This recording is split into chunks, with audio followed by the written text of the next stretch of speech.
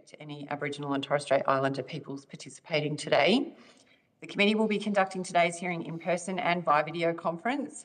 I'm Senator Darmanin, Acting Chair of the committee, and I'm joined by Senator McKenzie in the room in Canberra and Senator Anandaraja online.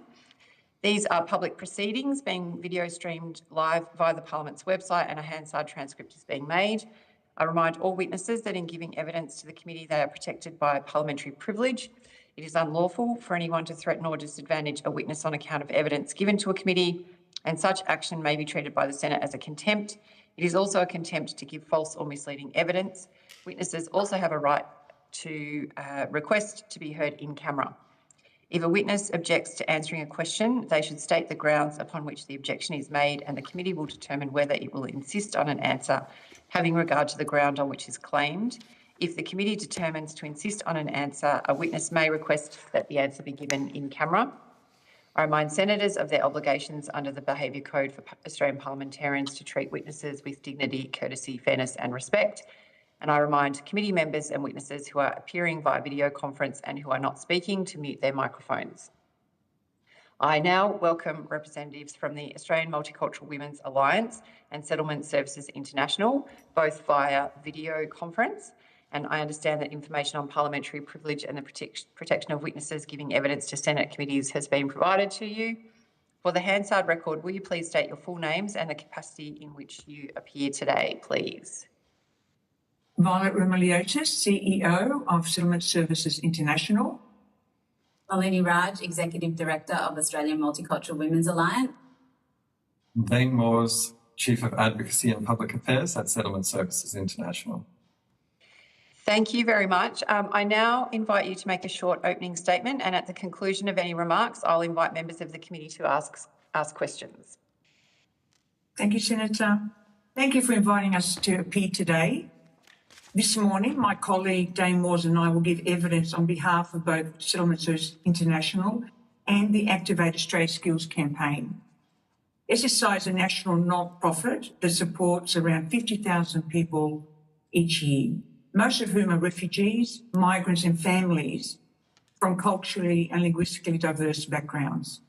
SSI convenes the Activate Australia Skills campaign, a coalition of over 130 organisations calling for urgent reform of Australia's skills recognition system.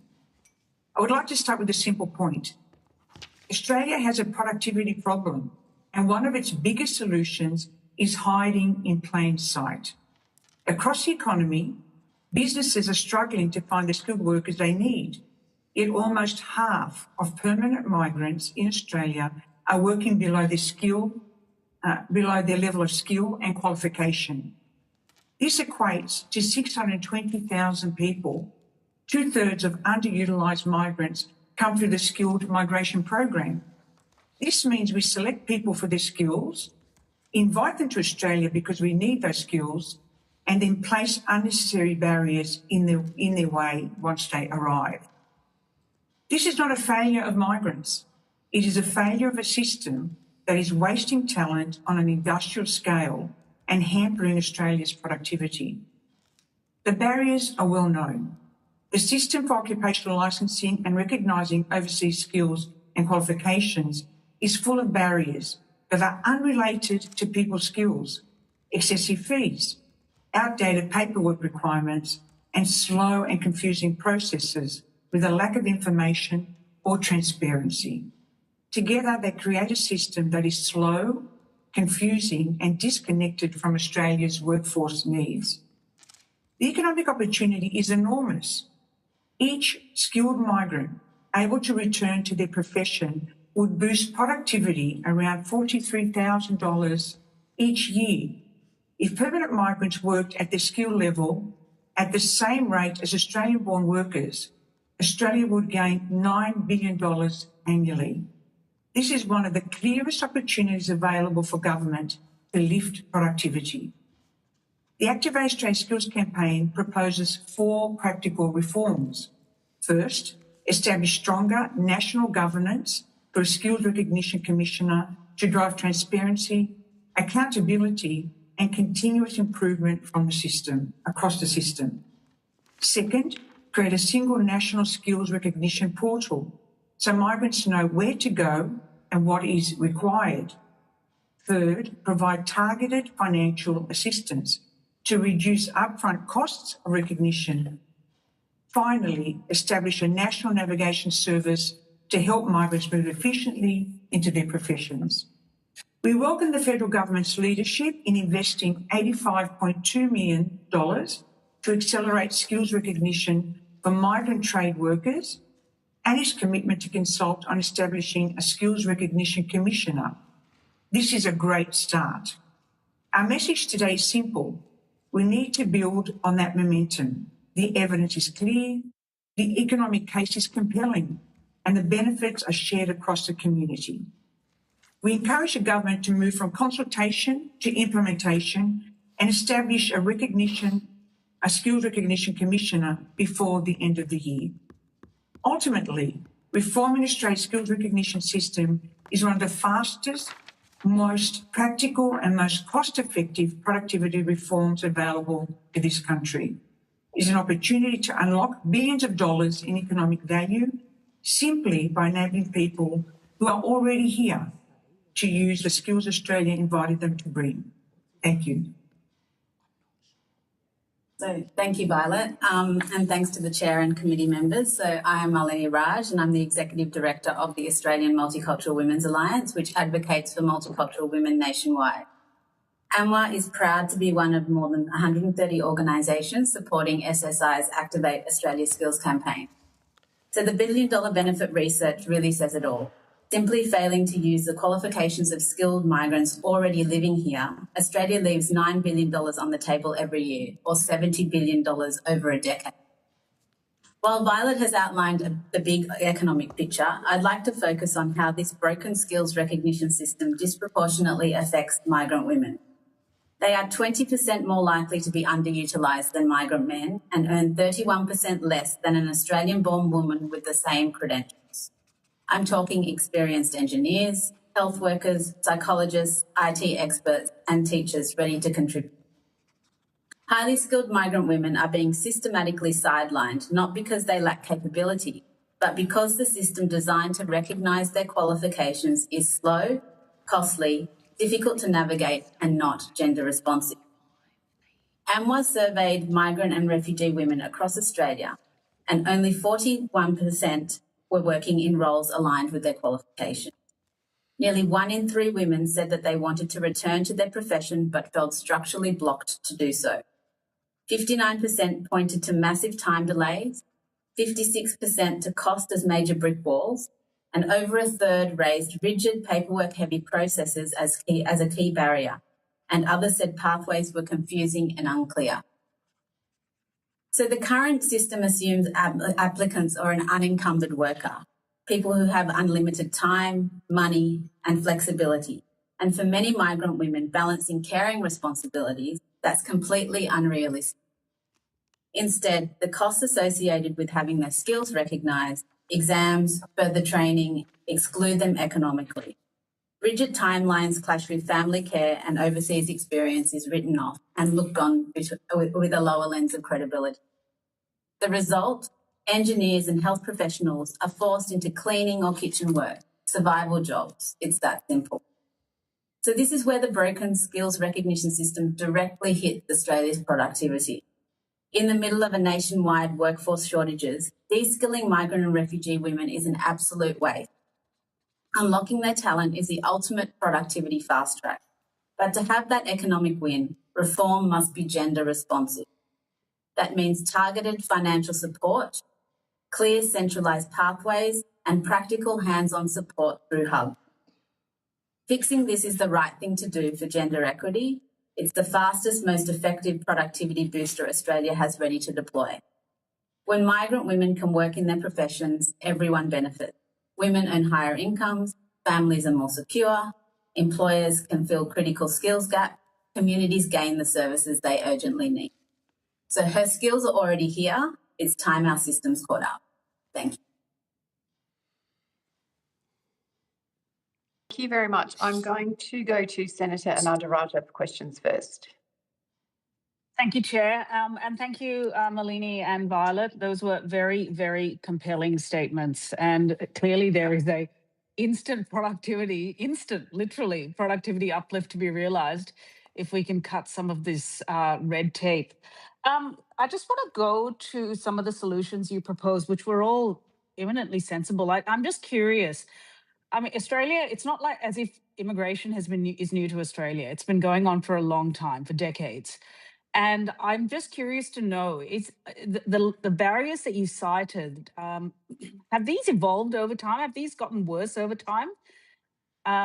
Or been about the same? Yeah, thank you, Senator, for the question. The barriers we're talking about, these excessive fees, the lack of information, using processes, they have been around for a long time. We know the system has been a drag on productivity for decades. And the challenge has been that because no body or entity is responsible for the system, no one's responsible for fixing it. And over time, that has gotten worse. We've seen, the costs really skyrocket because no one's brought that into check. We've seen workforce shortages really exacerbated because this system is not responsive to the needs of communities. So it has worsened over years. It's incredibly fragmented. We're talking about a system that when we're designed this way, it's sort of evolved in many different ways over years, to the extent that now we have over 70 or so bodies responsible, over 450 occupations, and yet there's not a single source of information for migrants or any professional on how to get licensed in their profession. So it is a system that has become more complex, more convoluted over time. But we really think now is a prime opportunity to reform it and fix it in an environment where we have critical skills shortages across the economy and a very clear economic dividend by making the system faster, fairer, and more affordable. Absolutely. Yes, go on, Violet. Thanks, Senator. I'll give the example of my parents who arrived in the 1950s, and I was speaking with Senator and Ali, and it was the same story with her parents. Her father was an engineer and he worked driving buses, and her mum, a nurse, but worked in aged care. And that in the 1950s, and we're now in the 2020s, and it's the same issue. And I think what propelled this campaign, Why Now, is because after the Prime Minister's Job Skills Summit, 3 years ago probably now, we saw that there was a cross-sector of people represented at that skills summit, but the voices of community, particularly migrant communities, were missing in many ways. And when SSI, being a provider, resettling refugees and supporting migrants and newcomers, the stories are compelling of people in their 70s and 80s saying, I was trained to do this, but I never worked in my profession. And then younger families come in saying they were giving up on aspirations for themselves, and they were in their 30s and 40s, and focusing on their children. So we felt that now is the time to try and elevate the issue. And of course, what was timely was that there is such a tremendous skill shortage at the moment that we really got the attention of unions and employers, for example, and we looked at that area of interest, which was how do we change this? No, yeah, absolutely. No argument from me. With regards to the proposed skills migration commissioner, how would this commissioner improve the system? And what sort of powers and scope would they require, do you think? Yeah, so the commissioner would be a game changer if it had the right powers and scope, as you point to. Really, the intent of having a commissioner is that we would have someone to oversee this skills recognition system and inject the right incentives into the system to make sure it operates as efficiently and effectively as possible. So recognition bodies not only uphold the high standards, that's really important, but they also then have a role in supplying adequate talent to help address the workforce shortages that Australia is facing. So a commissioner really would do 4 key things. Firstly, it would shine a light on the system and its performance. Right now, the bodies involved in occupational licensing and recognition are not held accountable. There's no oversight of them at the moment, so they don't have an incentive to improve the way they do things, to make their processes more straightforward, to share more information, to guide migrants through the process, to make it more affordable. There's not incentives to do that right now, and a commissioner would change that. A commissioner, we see, would also have powers in collecting national data on these processes, on how much it costs, on what recognition rates are, because right now we don't even know. The data we've shared about cost is all anecdotal. It's from migrants we're speaking to who are telling us it costs $50,000 to become a GP, $8,000 to become a dentist. But if we could get a system-wide view, that would be incredibly helpful. The second power we recommend for the commissioner is that would look at unnecessary barriers in the system and work with recognition bodies to remove them, because many of the barriers we're talking about have nothing to do with skills. To give some examples, there's arbitrary barriers like having to only do your physiotherapy exam in one city in the whole of Australia, and any migrant who's not in Melbourne has to travel there for this exam once or twice a year. There's arbitrary requirements like that, which just make the whole system inaccessible. So the commissioner would be responsible for looking at where these barriers and blockages are and helping address them. Thirdly, it would drive coordination across governments and regulators, and we really think this could be valuable in helping harmonise requirements across jurisdictions, which we know is a key barrier to labour mobility for all Australians. And finally, the commissioner would have the authority, as we envisage it, to recommend reforms to continuously improve the system. And that means being able to, require information from recognition bodies, publicly report on that performance, and advise governments on where policy and regulatory change is needed. So it's really a mechanism for continual improvement. And this recommendation comes from Canada, where at the provincial level, they have fairness commissioners or labour mobility commissioners to oversee recognition bodies. And as a result of having that accountability and oversight, recognition rates in some jurisdictions have doubled. So it really shows the importance of getting the right incentives into the system. Just one on this point of these various entities that are responsible for occupational licensing. If we could on notice get a list of those, that would be helpful. Just to make this more concrete rather than sort of abstract. But I can envisage that there's going to be resistance, significant resistance from some of these entities. Various colleges, particularly in healthcare, they're not going to change their requirements just because we ask them to. So how would this actually work practically? What you're saying makes sense, but we're going to be dealing with vested interests here. Yeah, and Canada really shows what's possible. So they also had these vested interests. They also had a voluntary mechanism for professional registration for the medical colleges who are left to do their own thing. And we did speak to the fairness commissioners in Canada, and they spoke about this moment where they renegotiated the social contract. So yes, the social compact, I think you called it. So yes, recognition bodies were left largely to their own devices to regulate their own professions. They knew the requirements best. But over time, it became clear that these bodies did not have the right incentives to make the process accessible and affordable. And so in Canada, they set up these fairness commissioners with powers over the vested interests that you refer to, and are now actively participating and being held accountable in the system. So I know it's difficult and complex, but Canada does show us that reform is possible. We even have spoken to many of, not necessarily the medical colleges, but many of the other bodies involved in occupational licensing, like Engineers Australia, the Australian Computer Society, and they are supportive of the reforms. They can see the need for national oversight and coordination and improving the system overall because it's so fragmented. Yeah, absolutely. I might hand the call over at that point, Chair. Thank you. Senator McKenzie? Thank you, Chair. Great questioning. Those colleges are a law unto themselves as a former rural health minister.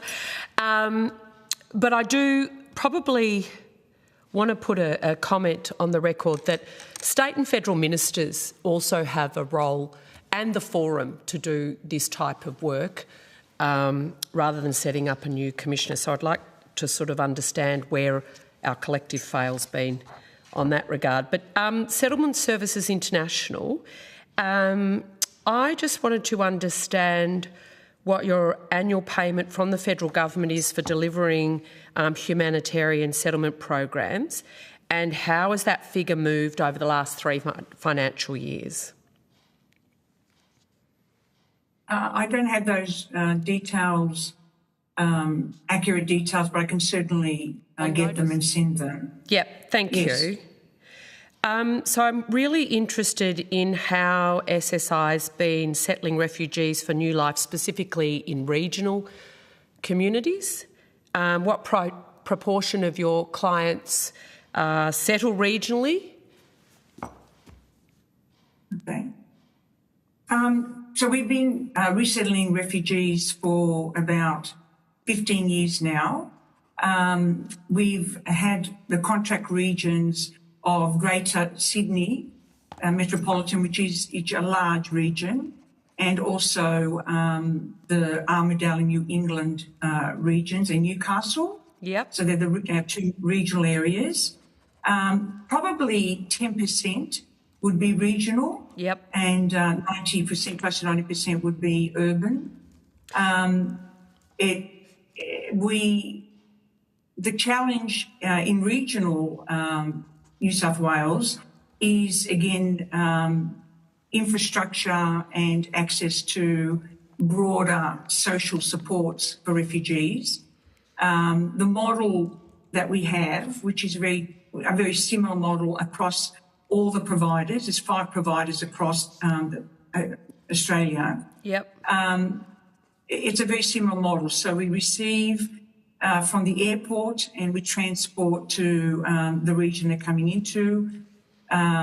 Indeed, the key areas for us are Armidale, Coffs Harbour and Newcastle. The biggest challenge, of course, is housing. Yep. In trying to access housing for people, because most will go into private rental.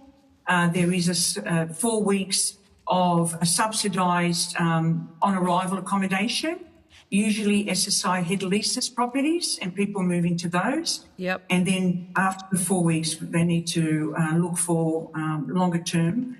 So a lot of time and effort goes into that. And then, of course, registering them with Medicare and opening up a bank account, all of those sort of essentials, assisting children in enrolling at school, medical checks, all of that. So that's, they're usually in our care for 12 to 18 months. Okay, thank you. And so what proportion of that 10% still remain regional 5 years later? Oh, that's a good question. Well, for example, the Yazidi in Armidale, yep. A high number have successful. Stayed there. Yeah, really successful. Yeah, very much so. And so that's a good pattern. In Newcastle, there is a strong, people do stay. I think it's because of also the nature of that region. There's a lot of opportunities, universities, where people get have aspirations for their children. So it has all of those sort of supports, and local government plays a critical role, and service clubs, cultural institutions, all of those. And there's a lot of diaspora groups. So there isn't so much challenge. I think Coffs Harbour is the hardest because of expense. But yeah, a great majority just stay. But you do get secondary movements, Senator, into so if I areas. Could, maybe on notice, that gives a good snapshot, but the actual data I'd really appreciate. Absolutely. When I sort of was wanting to understand what policy changes would make that regional settlement aspect easier, so obviously housing, caseworker capacity, English language programs, all of that are available in the communities you service in the regions? Partnerships with sporting and faith groups? Of investing into that social infrastructure and the building the capacity of those local communities. And as you noted in Armidale, it shows that communities invest and then they build that cohesion and the requirements for people to want to stay in that community and give back, which is a really good example of the Yazidi. Yeah, there's some great examples, the Yazidis, the Karen in a place like Nil. That's right. Yeah. So my understanding is the HSP is meant to build practical skills and understanding of Australian civic life, including what's described in public debate as Australian values.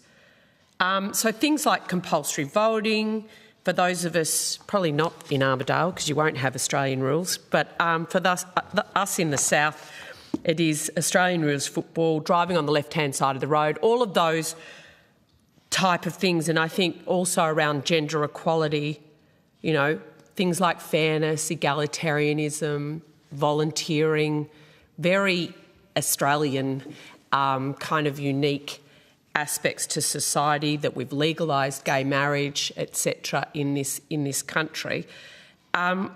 What is taught about these concepts to new arrivals through the programs you run?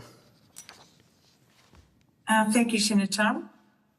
Prior to arriving, all refugees go through an OSCO training. And so they're given, it's a 2-week snapshot of what to expect in the country that they're arriving in. The new model, the new business model for refugee resettlement, which should be starting in the next few months, it hasn't been finalised as yet, actually allows engagement prior to people arriving, which we haven't had up to now, which providers have really supported because it does allow engaging and connecting with the individuals and the families prior to coming. So you can actually test what skills and qualifications they have and aspirations, but also talk to them about, and this is bilingual, bicultural workers predominantly. So sorry, can I just ask, when you say bilingual, bicultural, so are these courses taught in English? They're taught, IOM coordinates them and runs them, and they're in the language, that they will understand. Some communities come and they speak English well, others not. So that really is organised there. But with let's say SSI, we have workers who speak the language of those who are arriving, if they don't speak English, and they can actually engage with them and communicate effectively. So are they, just to my question, sorry to interrupt. I want to understand at a curriculum level, I guess, what's actually being taught and spoken about in these courses and settlement programs. I want to get to the nitty-gritty, not what I can... Sure. Yeah. So... All right. Yeah, we're in a language that the refugee can understand. I want to know what concepts are they learning about our laws, our cultural approach, our egalitarianism, our gender equality, that we do have same-sex marriage, that it is compulsory voting, that women don't have to vote the same way as their husbands in Australia. All of those things which make us a successful democracy. That's sort of what I'm wanting to understand. Yeah. What is being taught? The answer, in short, is yes. They learn all of that. I was just sort of giving a picture of before they come, they get some basics so they know where they're coming and what to expect in their language. But once they arrive in Australia, we do have bilingual, bicultural staff, but we have a very comprehensive orientation program. There is a curriculum, and we can certainly send that. Oh, that would be great. Thank you. And it covers all of that, the laws in Australia, rights and responsibilities around tenancy, around voting, about education, the importance of education, about employment. So very much about sport, about the history, First Nations, about Australia's values, very importantly. Yep. And a lot of the training is in classroom. It's also online, but it's also lived. So they might walk through streets and go into a hospital and understand this is a hospital. You only use emergency for these reasons. So it's sort of very practical skills as well. And there's very different approach for young people who come, who go to school. They go to intensive English for a while and then they go into mainstream classes very quickly. Yep. There's gender-specific classes for women where you do give an opportunity to say, in a safe environment for them to disclose if there's anything, but also to talk about these are the things that you are entitled to in this country. And that is made very clear, and they get referrals when required. That's excellent. So we're very cognizant of that. Yeah. Thank you. And I just wanted to understand, some of these refugees are coming from, you know, they may be in a refugee camp for a decade or more. How is the program adjusted depending on people's past? Or is it the same program, obviously with the differences you outlined then, around regardless of background? Oh, no, it's tailored. It's tailored, great. Senator, because you might, you know, the Bosnians that came many years ago, but they were, you know, very sophisticated and they spoke English, they were highly qualified, they integrated very quickly, and the focus was very much about information, access, how they can actually, their aspirations, how they can meet them. Yep. Yazidi, for an example, you know, very challenged. When we would check in and say, how are you going? They were saying, we're very happy. I remember this one comment, we are very happy because we have electricity every day. That's right. So that was the basic for them.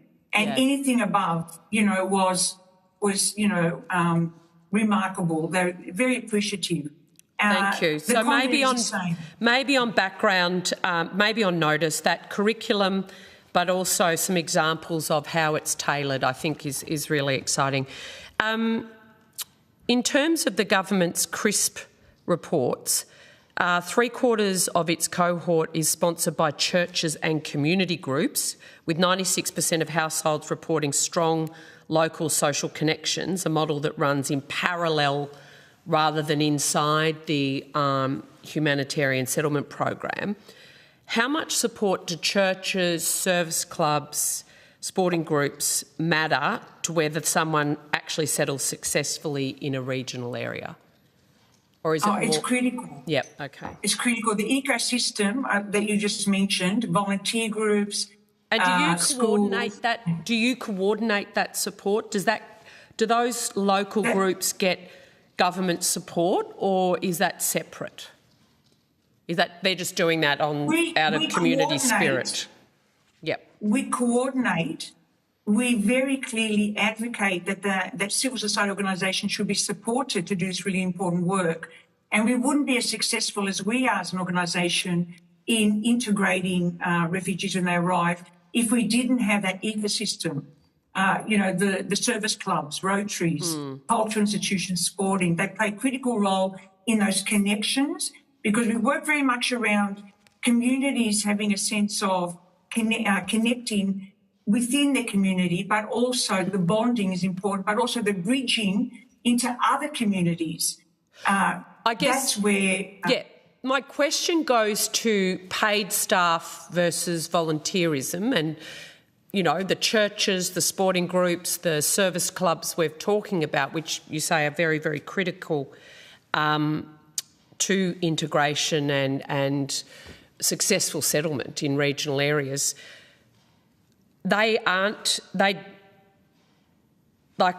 trying to understand where the money goes, whether the money is going out of the HSP to paid support people, paid staff somewhere else, but the actual heavy lifting that's being done in the successful settlement is by volunteers on the ground in the communities.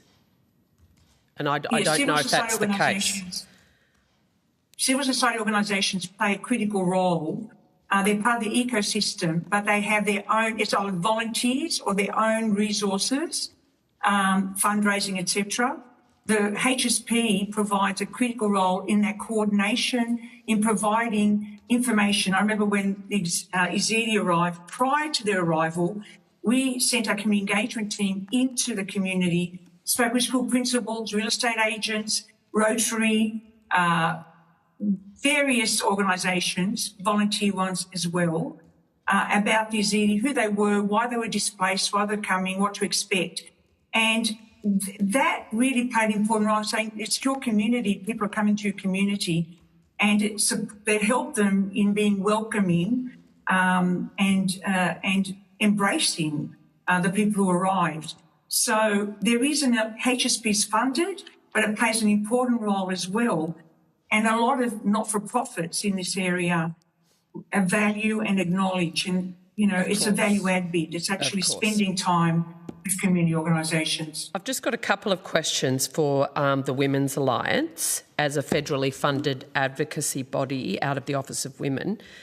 Senator, we're running short of time, so if you could be as efficient as possible. I'm happy to put them on notice. No, keep going. I'm happy to put them on notice. One. It's okay, go for it. Are you sure? Yeah. Okay. Thank you. I just off the back of the previous conversation that you had with Senator Mackenzie about, I think, the importance in the role of community organisations, and you earlier mentioned local government, etc., in supporting the community. I just you've talked about very well, I think, articulated your views around recognising skills and the barriers around getting employment. I just wondered if you could talk a bit about whether or not racism in employment is an issue, either in the metropolitan areas or regional, or if there is a difference in terms of whether there's a factor of racism that plays a role in being able to gain employment. Did you want to? Yeah, so in terms of the women's migrant skills recognition for women, we do find that the women are looked on with a lower lens of credibility in terms of their skills recognition. So whether their skills are recognised from a particular country is looked on differently versus from a Western country. So, and then there have been elements of racism in terms of barriers to progression. And sorry, in terms of lower levels of credibility, how do you what do you mean, and then how does that play out as an example? So I think that even if their skills were recognised and it was from a country who was, like Bangladesh, or there was an example that someone's skills were recognised from Bangladesh, they were looked on differently to someone who had from, Canada or, a Western country or the UK. So that there's an element of, okay, well, this qualification is not as lucrative or not as, complex as something from the Western country. So I think that plays into, is there an element of race? Yeah, okay. So having that kind of system of skills recognition that is agnostic to where the qualification comes from is something that could really fix that. Definitely. And I think that, yes, I think that employers also, there's an element of, while the skills recognition piece is really important, the employer side of, looking at them and how they can, the incentives for them or incentives to be able to employ these. Yeah. Sorry, and I think Mr. Moores, you've been trying to say something. Sorry. Yes, I was just going to add a couple of points that definitely racism is a key barrier to harnessing the huge economic potential we're talking about that refugees and migrants could provide. We know from blind resume testing that despite identical resumes, if the name on the resume is from a non-Anglo background, they're 57% less likely to be considered for leadership positions in Australia. We know, racism and labour market discrimination is a huge issue. It costs the economy, which is something we don't talk about enough. Costs the economy, multiple percentages of GDP, billions of dollars a year. But we do have a roadmap in the National Anti-Racism Framework for how to tackle the structural drivers of racism across the economy, including in workplaces. And there is a key recommendation in that framework, which is for a positive duty, to introduce a positive duty in the Racial Discrimination Act, so employers actually have a responsibility to prevent racism in workplaces, not just respond to it. Because right now, employers don't have that duty or responsibility, and that could go a long way towards reducing unconscious bias or conscious bias in workplaces.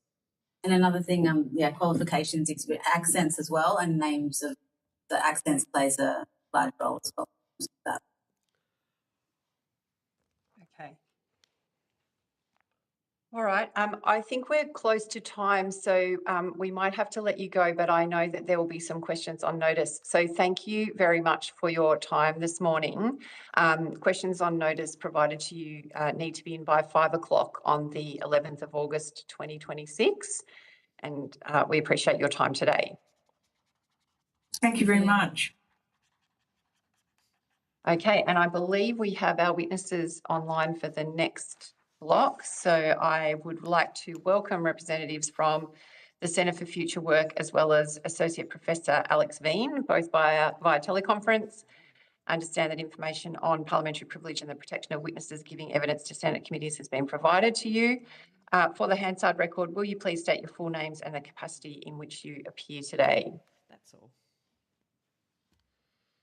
Hello, I'm David Peets, and I'm one of two people who will be appearing for the Centre of Future Work.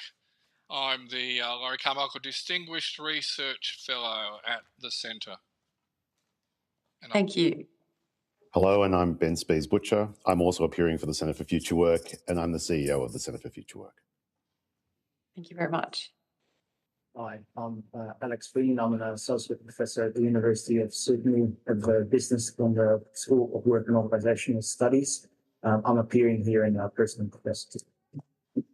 Thank you very much. I believe you both have an opening statement, so I'd invite one of you to go first in providing that to us, and then we will proceed to ask you some questions.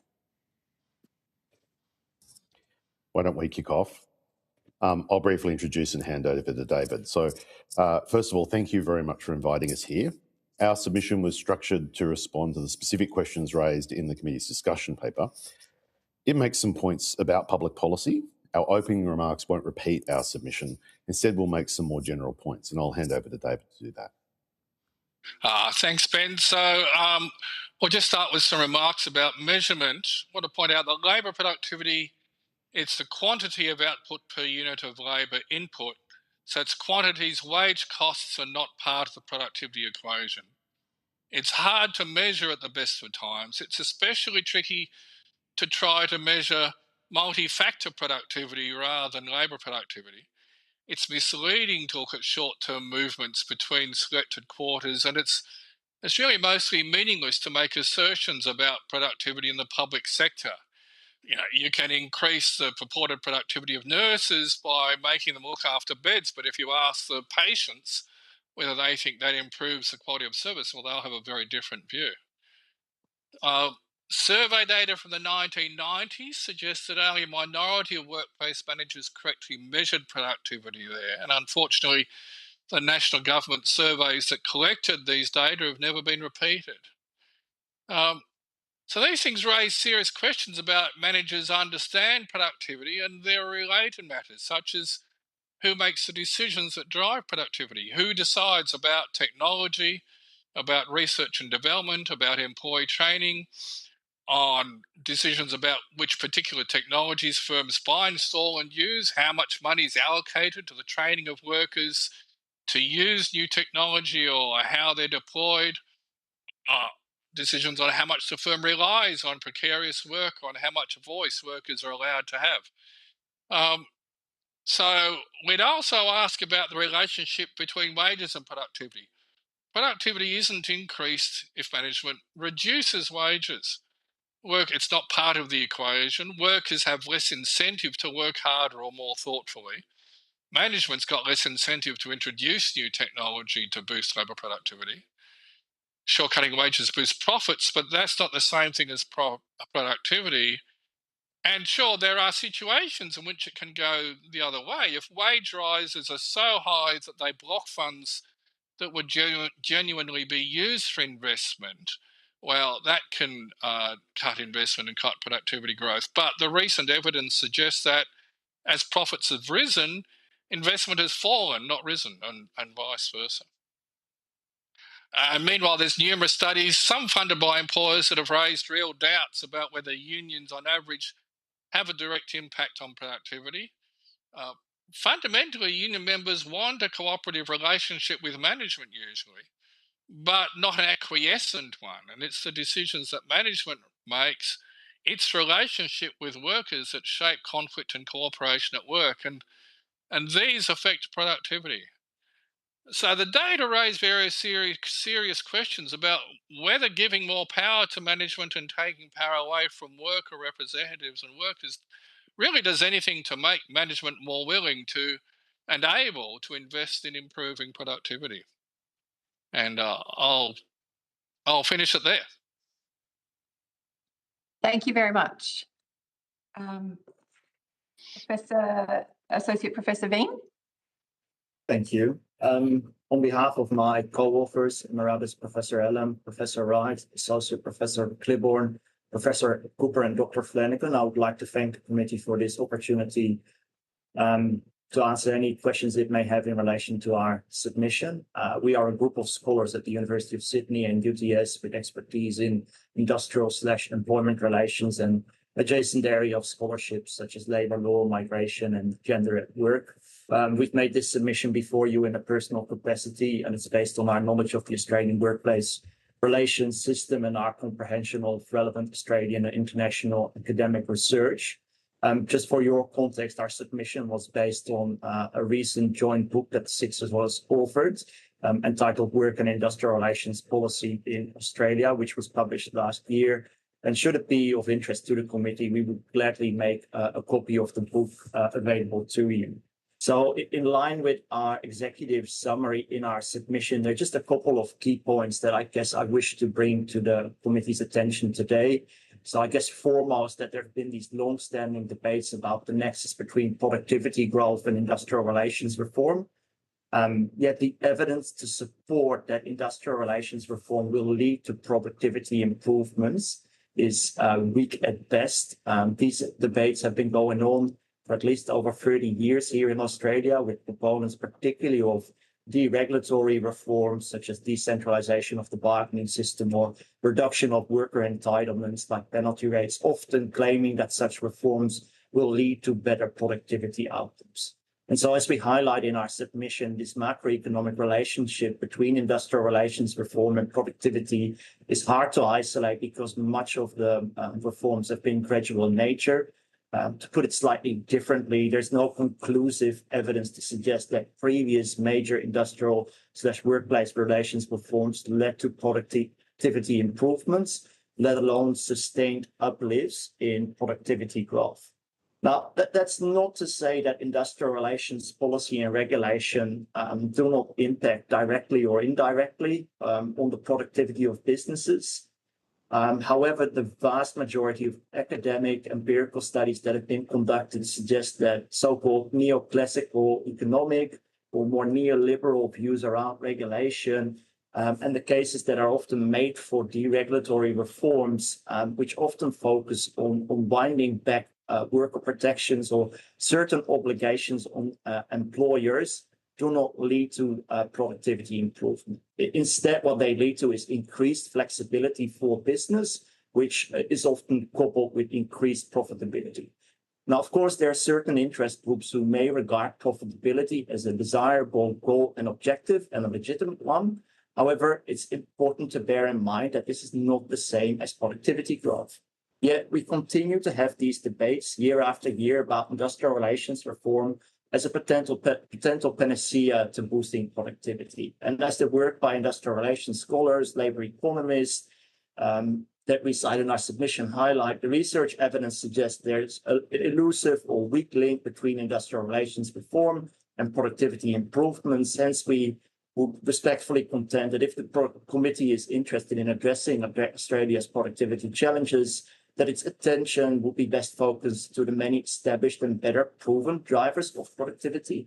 And as the submissions by many of our colleagues to this committee highlight, there is a wide range of contributing factors to productivity, such as skill investment and utilization, innovation, management quality, organizational practices, rather than the often somewhat evidence-free rhetoric that some proponents of industrial relations reform put forward, which will often advocate for policies which would lead to a weakening of labor protections, which, as we highlight, may in effect actually undermine productivity. We further note and appreciate there are various problems associated with measuring productivity itself, as Professor Peets just emphasized as well. If, however, there's a view that there's merit in considering industrial relations reform as a potential driver of productivity growth, we would like to point to the committee the most fruitful areas of reform, which would be more around flexibility for rather than flexibility by workers and employees. Think about matters such as work from home, flexible work arrangements and the likes, which can be important for employee retention and motivation. In addition, in line with emerging OECD evidence, there would also be a timely opportunity to consider whether existing and/or expanded multi-employer arrangements could provide a potential vehicle to lift Australia's productivity.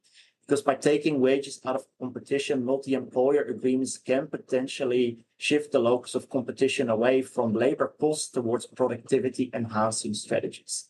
We appreciate, however, that it's still relatively early days in terms of the multi-employer agreement making under the Fair Work Act, and that more research in the Australian context is required to ascertain whether the system's current settings and opportunities for multi-employer agreements are having this potential hypothetical effect. Thank you. Thank you. I might go first this time, and I'll start. Associate Professor Veen. What in your submission, you also said that recent evidence in Australia doesn't support the premise that gains in productivity will automatically equate to real wage increases. Yes. And you've talked just then about industrial relations as a forum that might address this, and you've cited some examples, particularly around flexibility, work from home, and maybe multi-employer bargaining. Are these the main factors that you think are more likely than productivity to lead to real wage increases for workers? And what is the nexus between productivity and wage increases, I guess? It's a great question, as Professor Peets in his opening statement highlighted as well. There is a relationship there between how much of the wages go to employees and at a certain point where it may start to affect productivity. I guess what we're pointing out and what other academic studies and evidence show as well is that particularly collective bargaining can have a positive effect on having more equal wages, having a more equal opportunity for people to participate in the labor market. So countries with relatively strong collective bargaining systems tend to have better unemployment outcomes. And so really the question is, what is the desired goal of any industrial relations reform?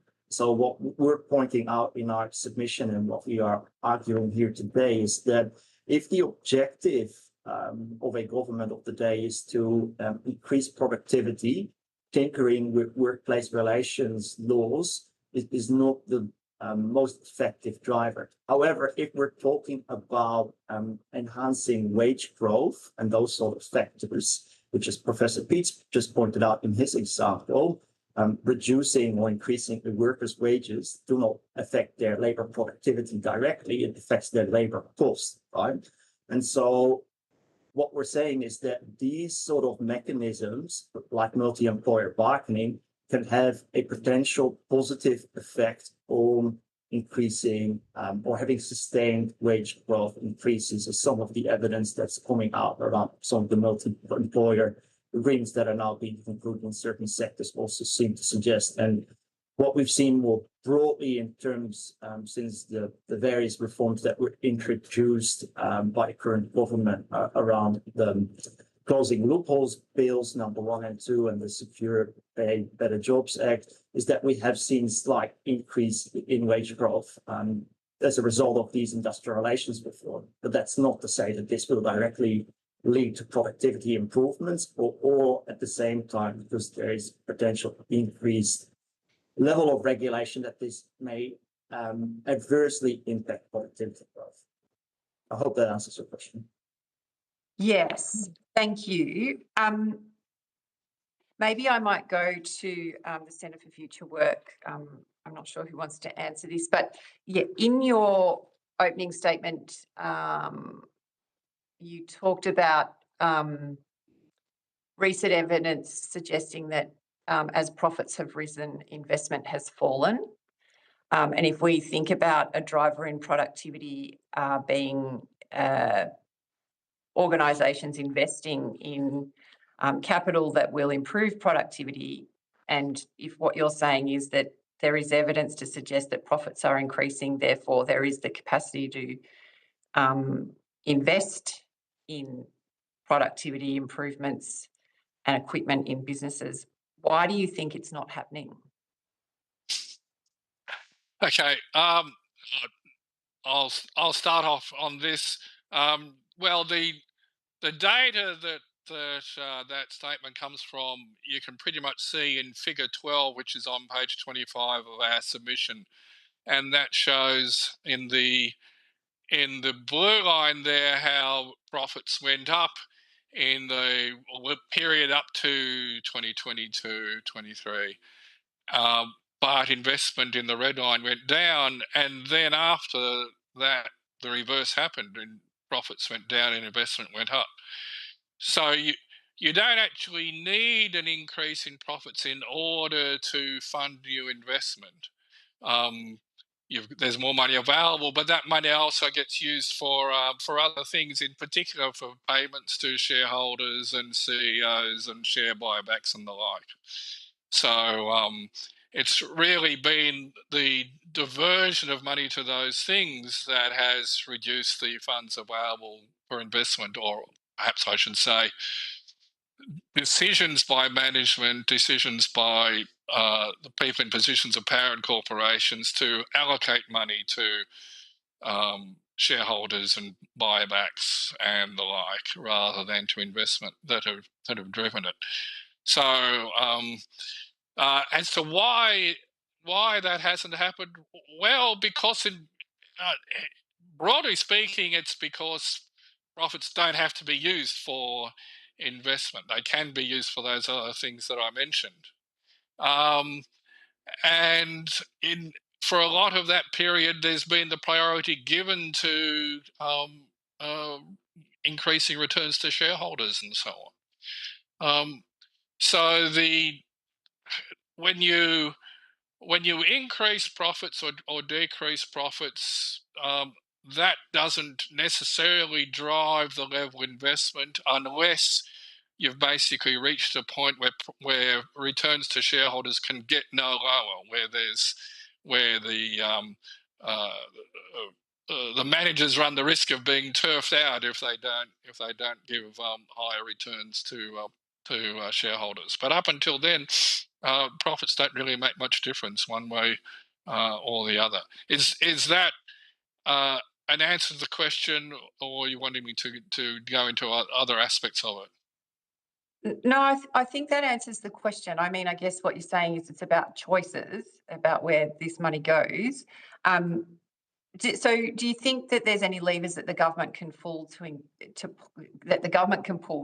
encourage reinvestment of profits instead of those other choices? Well, there's a few matters that are raised in the submission, and I think Ben can go into them better than I can. But broadly speaking, if policy is aimed at targeting particular things rather than reductions to the company tax rate or whatever,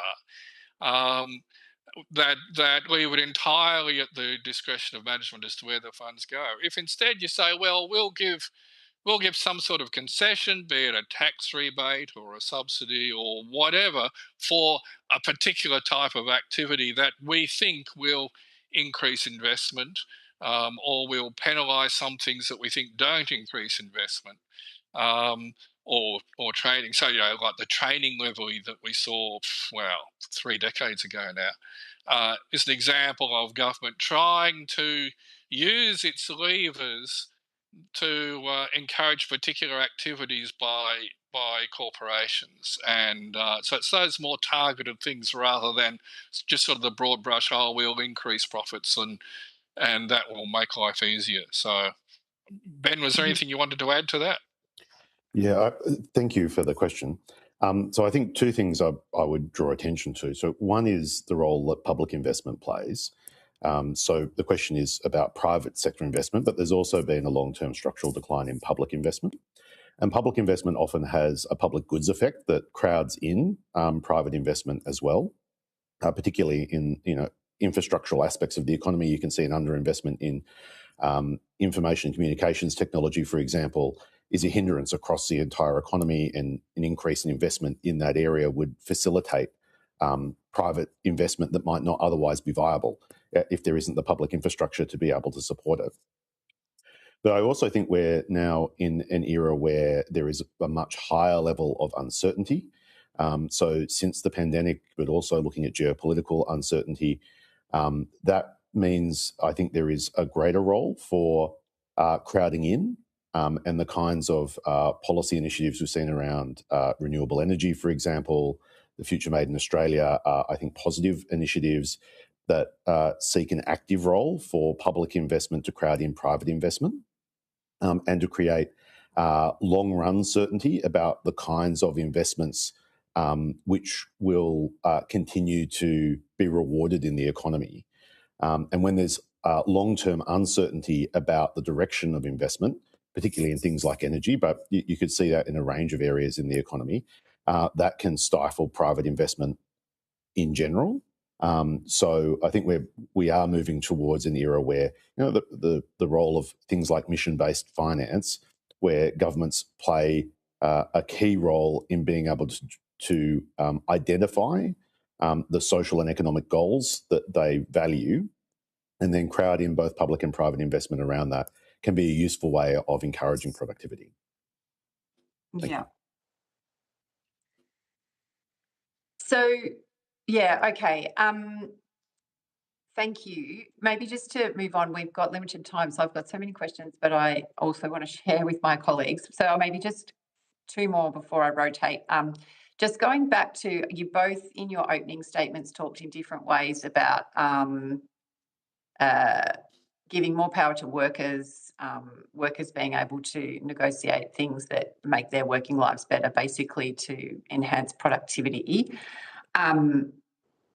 Particularly, I think, Associate Professor Veen, you talked about working from home. We've seen in the pandemic, how we could move quickly to that. I just wondered if either of you wanted to speak a bit more about workplace flexibility or other measures that, we are starting to see that you think could make a real difference, reduction in working hours. How, there is a narrative that's quite opposite to that I think is the prevailing view in our economy generally. So just, make the arguments for us as to why it should go in the other direction. Alex, do you want to go first? I'm happy to go after you, David, if you want to go. I think one of the things that came out of COVID was really the unexpected improvements to productivity that arose from the shift from working to home. A colleague of ours, Sue Williamson, who's at the University of New South Wales in Canberra, did some research looking at the impacts in the public sector, and a lot of public service managers were pretty sceptical about having to manage staff without being able to supervise them 24/7 because they're at home. But they basically came round to the idea that, yeah, actually the productivity of the workers had improved. And that's something that that Sue has published some stuff on and continues to do research in. That managers are reluctant to let go too much, and the prospect of people working from home is like a terrible fear that managers often faced. But in reality, because people had more say in how they were able to organise their time, their productivity on average improved. Not always, but in the majority of cases, on average, people were reporting improvements in productivity. Now, I think, like, if there's one area of industrial relations where reform is likely to boost productivity, and flexibility is really part of this, it's about giving workers more say. And that's something that, in the end, it's mostly really down to what managers decide as to how much they're going to allow workers to decide. And the idea of people being able to work from home and so on it's part of giving workers more say. Generally speaking, workers, they want their firm to succeed because they're living in a capitalist society, and if their firm doesn't succeed, then it'll go broke. If it succeeds and they motor along really well, they'll get higher wages, their jobs will be secure. And so there's actually evidence that despite all the fears about workers resisting technological change and so on, actually they're in favour of it, because in their workplace, as long as they're not actually losing their jobs, but if they're able to use technology to produce a better product, a more competitive product, yeah, they're all for it. And so it's often the case that if managers engage employees, they'll not only benefit from the greater knowledge that the workers themselves have as to what makes something work, but they'll get more support when they want to introduce changes, things like introducing new technology and so on. And ability to work from home, greater flexibility for workers rather than by workers, as Alex said, it's part of that idea of giving workers a bit more say. Mm-hmm. So that's but generally speaking, most industrial relations reforms aren't about that one way or the other. They're normally about raising people's pay or reducing their benefits or whatever, and that has pretty limited effects on productivity. It doesn't have direct effects at all. It just has effects upon the incentives that people face to work hard or to introduce new technology and so on. So that's probably enough from me. I'll hand over to Ben or Alex. If I can add to what Professor Beetz has already said, I think if we aggregate it, it's around skills utilization, right? Because there's often an inherently gender dimension to this as well, particularly when we think about family and caring responsibilities. And so what we've seen in particular is that for women and carers, the opportunities for working from home have actually meant that it actually has allowed them to better and fully utilize their skills, but where employers are not offering those sort of opportunities, or at the moment we see a lot of initiatives with employers issuing back to the office directives, where those sort of opportunities are being taken away, and women are having to make these decisions often between either their family and caring responsibilities or fully utilizing the skills and knowledge that they have. So as a society, we are better off, and it's in our interest when we're thinking about boosting and maximizing our workforce's productivity, to have optimal skills utilization. And so what we also need to consider is that where we're actually putting considerable restrictions around flexible work or working from home, is that what often this means in practice for the lived reality of many of our workers, particularly in the large metropolitan areas where there can be significant commutes, is that they incur long periods of unproductive time throughout the day. Think about just sitting in traffic. You're not able to work on your laptop, be productive, do something. If your train's overcrowded and you can't open and work from your laptop, that's unproductive time. So despite the fact that there is often this notion that employees are more productive in the workplace, what it's actually creating is a culture of what in the literature is often referred to as presenteeism.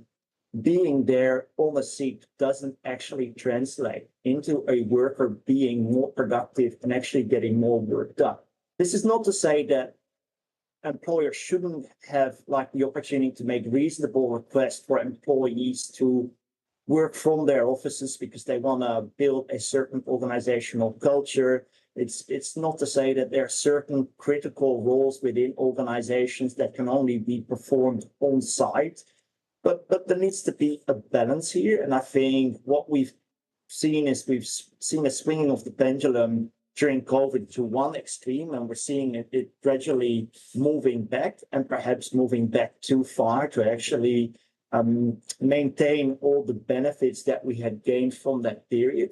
The other issue I wanted to raise, and David spoke about it a little bit more indirectly, is the issue of workers having a meaningful voice and say at work. And so when we're thinking about other countries, particularly like the European Union, there are far more channels for workers to actually have a meaningful say at work that is not just a procedural consultative requirement, right? So I appreciate that here in Australia, under our modern awards and our enterprise agreements, there are certain consultation requirements, but that actually can be treated fairly procedural by organizations. But what we actually need to have is mechanisms and ways for which workers can express genuine voice in their workplaces. Now, the vehicles for which this can be realized can differ. So what we see in the European context often is the use of, for instance, works councils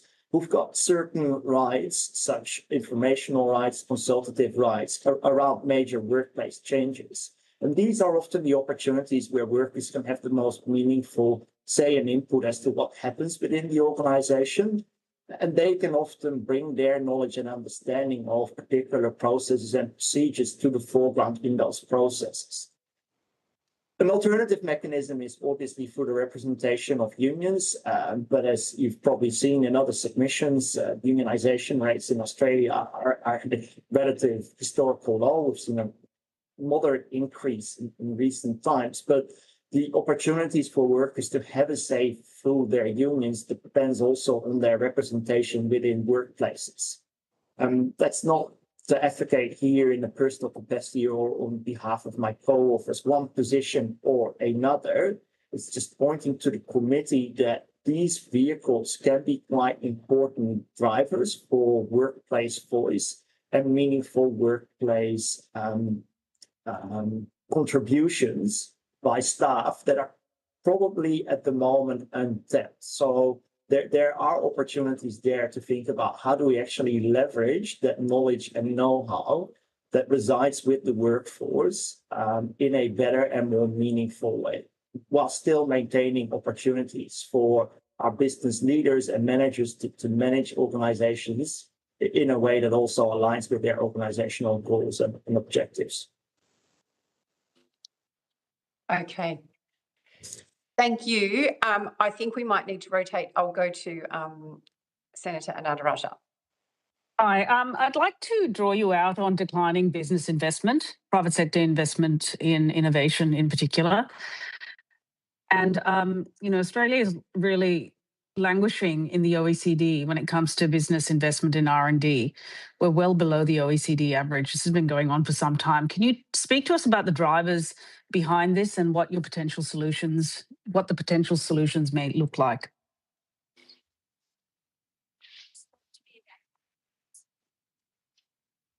Ben, do you want to speak to that?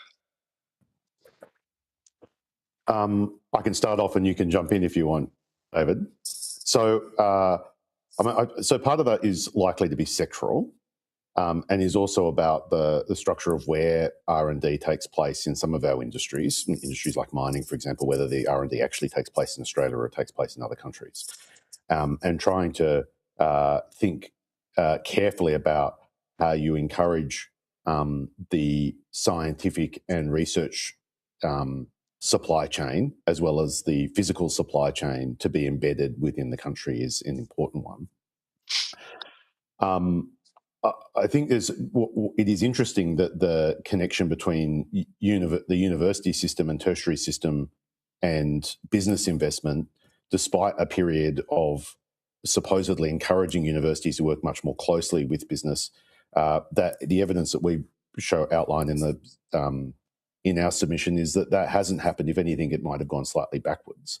And I think that partly goes to the time horizons under which research and development and productivity take place, which are quite long and require reasonably stable settings and long-term relationships to be able to be effective.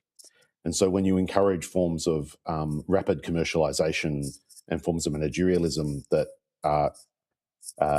bear fruits very rapidly or are seen to bear fruits very rapidly, you tend to get the outcome that Professor Peets was talking about before, which is that you prioritise payments to shareholders rather than reinvestments, which will bear fruit often in a time horizon of a decade or more to be fully effective. The policy instability, you might say, in Australia over the last 10 to 15 years, I think is also one of those primary drivers in terms of being able to encourage an environment of research and development that translates into productivity on the ground. You need to be able to have relatively stable investment horizons so that private sector companies can be confident the investments they're making are likely to bear fruit, and that the policy settings will still be supportive of them in the future. But I will also go back, and I'll finish on this, that there is a really important role for public investment in crowding in and providing public goods features to private investment, that many of the sort of the basic building blocks of productivity across the economy are really provided by public investment because their benefits do spill over across the economy. And obviously, if the benefits of investment spill over, they aren't captured by the firm, and therefore they'll be systematically underinvested by private firms. And so we need to think very carefully about the way that public investment is used to facilitate and support and crowd in private sector investment. Mr. Peets, you're on mute.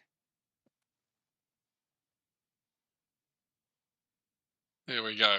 The incentives that managers have faced haven't. Australia's never really been a dynamic economy. It's never really been forced to be a dynamic economy. In the post-war period, 50s, 60s, early 70s, we really had a wall of tariffs. One of my university lecturers in the 70s referred to Australia as a branch plant economy, where all the R&D and research was done in the headquarters of multinationals in other countries. And the tariff walls have come down, and that was intended to make the country more dynamic, amongst other things. But going against that, we've had a gradual weakening of labour, which has reduced wage pressure on employers. And so there hasn't been the incentive, there hasn't been the need to invest in labour productivity increasing investment, because the wages haven't been going up by enough to force that. And we've had a resource-based economy of resources being exported unprocessed. There were some brief attempts in the 80s to try to develop a more high tech processing of products in Australia, but that there wasn't really enough done there, I suspect, because we really ended up just with unprocessed mineral exports. So there's just not been that pressure for dynamism in the absence of high wages, and in the absence of and in the presence of an economy where we're happy to have unprocessed resources, mineral and agricultural, dominating our exports. It's just not been there. So we've been less dynamic than a lot of other OECD economies, I'm afraid. But our businesses are profitable, so that it's not as if they don't have the funds to invest in R&D if they wanted to. So what's holding them back, and what can we do to nudge them along in the right direction?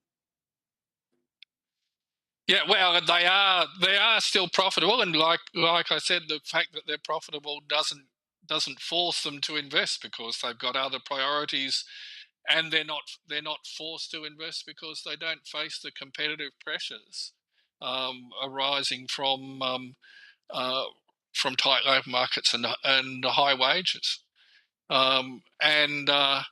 So what can we do to force it along? Well, it's the sorts of thing that Ben's been talking about, and that we talk about in our submission, about boosting public investment, to crowd private investment to target government,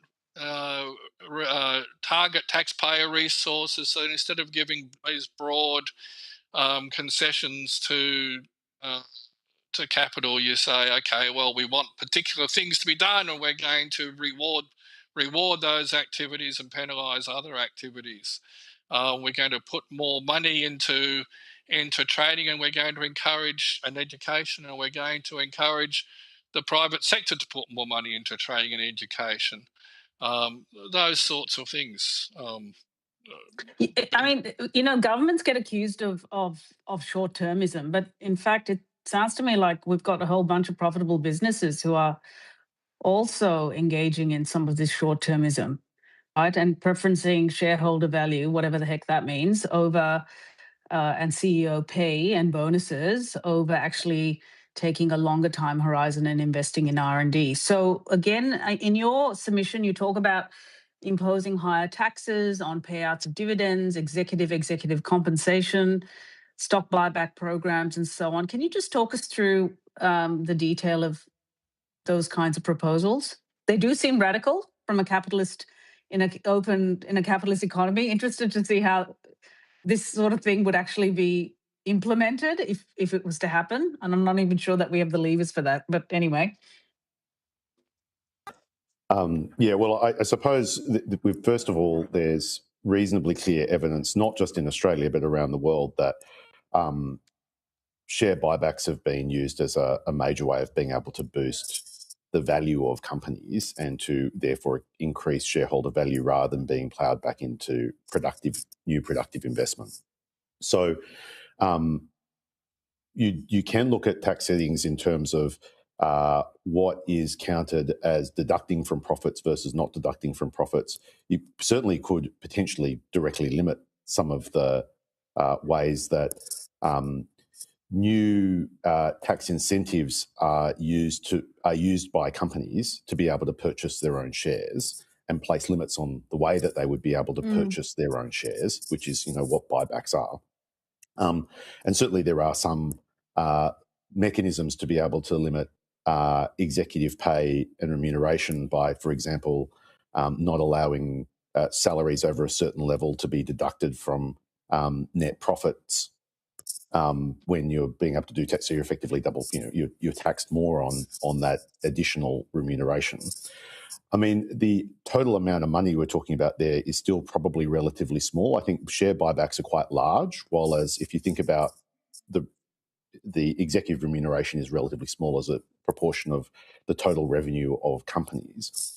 But both of those things, I think, point to the fact that there isn't a lot of pressure on the one hand to invest in long-term productive investment, and on the other hand, that they're not seeing necessarily a benefit from it. So I talked a little bit about the second bit, which is how you can crowd it in by opening up opportunities and making it clear that they'll get a return on investment.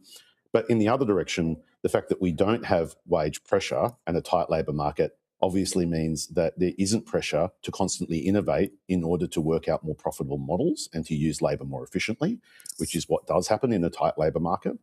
And likewise, I think the lack of competition in the economy generally has meant that strategies which are about achieving market power rather than about increasing productivity become more profitable. So it's more profitable for a company to go, oh, this is a way that we can increase our leverage within the market and increase our profit rates through that mechanism rather than increasing productivity. And having a very oligopolistic economy that we do, and I think particularly in the context of supply shocks, where when you have market power in the context of a supply shock, you potentially are able to increase profit margins more easily across the economy, that strategies that are designed for doing that rather than productivity can become a more effective way of increasing profits. I've often wondered why we don't publish, business R&D intensity next, in their annual reports, for example. Why is this for publicly listed companies? Why is this metric not published by them? I mean, we see all kinds of other rubbish that they publish, but why not this particular one? Is it difficult to assess or not?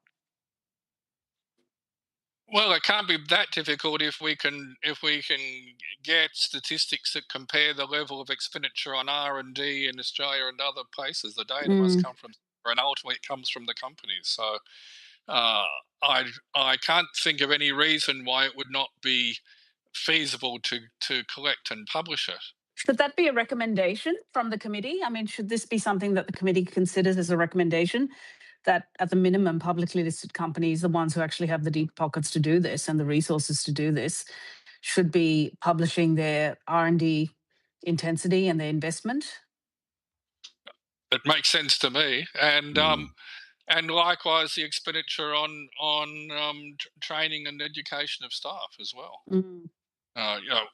Again, that's clearly something that's able to be counted. We had that training levy a few decades ago that I mentioned that could not have been done if it wasn't possible to collect the data. You can clearly collect the data. So there's certainly information available, and one of the advantages of those things, although it's not forcing companies to invest, but norms really do matter quite a bit. So, like when you had these great splurges in CEO pay in the late 90s and so on, a lot of that was associated with the absence of any norms against the notion that CEOs should be getting as much money as possible. It's not like the market for CEO pay or that of senior executives follows purely follows the laws of supply and demand and nothing else. A lot of it is shaped by norms and sense of status by organisations. How much do they benefit from being able to say we've got really high paid people here? We've got the best talent. They must be the best talent because they're the highest paid. Norms will matter in those areas. They'll matter in areas like R&D and training and so on as well, I'd say. And why is R&D, just a simple question, but really for people watching, why is R&D important to productivity? Well, if you don't undertake the research and then develop the research into new advances in technology, then you're not going to have the raw materials, for want of a better word there, to implement new technology. It's the starting point of technological change, is doing the R&D. Ultimately, it's technological change, the implementation of technological change, that derives productivity improvements. But that technological change in turn has arisen from research and development into new ways of doing things. So given business are not really undertaking in-house R&D, this is coming from essentially our universities.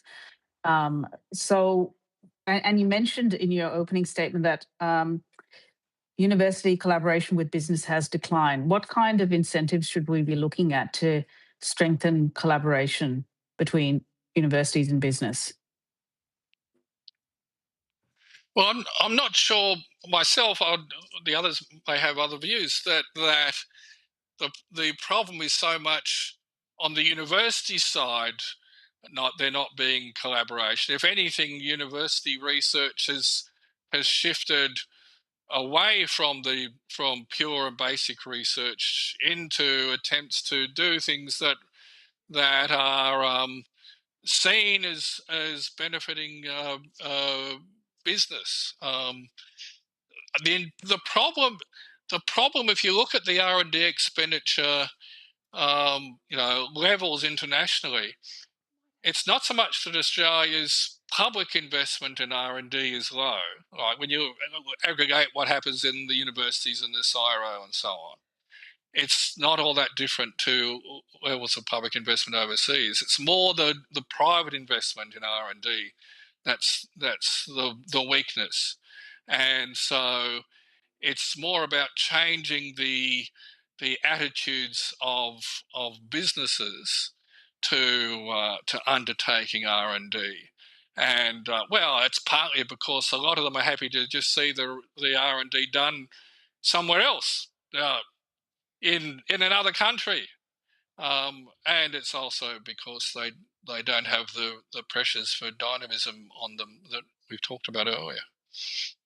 Yeah, I might leave it there. I agree with you, Mr. Peets, Dr. Peets, that this is very much a cultural issue, and I think it's peculiar to Australia. And I'm not sure how we reverse that, but it's going to take time. Thank you. Thank you. I've just got one more quick question and then we will go to a break, I think. You do have a question? Okay. Just Senator one. Mackenzie, over to you. Oh, thank you, Chair. Thanks, gents, for your evidence. My question is, given we've got productivity flatlining over a long period of time here in Australia, I'm just wondering on your perspective of putting productivity clauses within enterprise bargaining agreements. I'm happy to jump on that first. I mean, as I pointed out in my opening submission, industrial relations reforms, such as requiring certain clauses within enterprise agreements, are not the proven mechanism to actually increasing productivity. At least that's not what the ongoing evidence within Australia, but also internationally suggests. What I may add as well is that we're not the only developed market economy who's finding itself in position of trying to address flatlining productivity. So it's a challenge that many other countries are grappling with as well, where industrial relations reforms could be beneficial. We spoke about that earlier around certain areas. I don't want you to repeat. I don't want you to have to repeat. Sorry, I don't want you to have to repeat evidence you've already given. I'm not repeating myself. I'm just answering your question. Well, if you've already given the evidence, then you don't need to repeat it. That would be unproductive. Sorry, you want me to ask the question? Could I maybe just finish my answer, or? I'd add to that productivity clauses were introduced into enterprise bargaining agreements when the system moved to enterprise bargaining from the award system in 1991. The October 1991 decision of the Australian Industrial Relations Commission basically required improvements in wages through enterprise bargaining to be set off against productivity improvements. And that in turn sort of reflected to some extent the mindset around the two-tier wage system and award restructuring. That inclusion of productivity clauses within enterprise agreements only lasted couple of years, there was a lot of opposition from the employers as well as from the unions to it, because it was seen as really slowing down the extent of enterprise bargaining. It was slowing down the shift to a more decentralised wage system, because the Commission was having to go through each agreement and try to work out, well, is the increase in wages here justified by reference to the productivity gain inside it? So the law was changed to basically take away that power from the Commission to require productivity clauses, and I haven't seen much evidence since then of employers wanting to return to that requirement for productivity increases in enterprise agreements. It would involve a lot more paperwork. It would slow down the process of bargaining. And now that nearly half of enterprise agreements by number, not in terms of coverage of employees, but nearly half by number are non-union agreements, then it would be quite tricky for the parties to agreements to work out, okay, how could we do this in our enterprise agreement? So I think probably the moment has passed for that sort of thing. I can't see us going back to it myself. Thank you. But what if there is a situation where employer and employees can see some opportunity for productivity gains, we shouldn't be ruling that out, should we? Oh, no, and I don't think either the employer or the employees would rule it out. Like they would, like I said, employees like to be in firms that are secure, that have got high wages. They're not going to knock back any productivity improvements that they see as being in their interests, and they see higher wages and they see keeping their jobs as in their interest. Absolutely. So in a sense, it's also not really necessary to have those productivity clauses there in enterprise agreements, because the logic of a bargaining system encourages that sort of thing. It encourages people to see, okay, well, we can get higher wages by doing this, and the company will say, oh yeah, we can get higher productivity from that. So yeah, win-win. That's right. Thank you, Chair.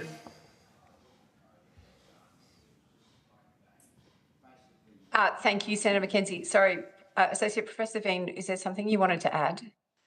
I just wanted to add that if anything, we want to encourage that kind of behaviour within the workplace relations system that will actually help to address some of the challenges we're facing, including the discussions around skill development.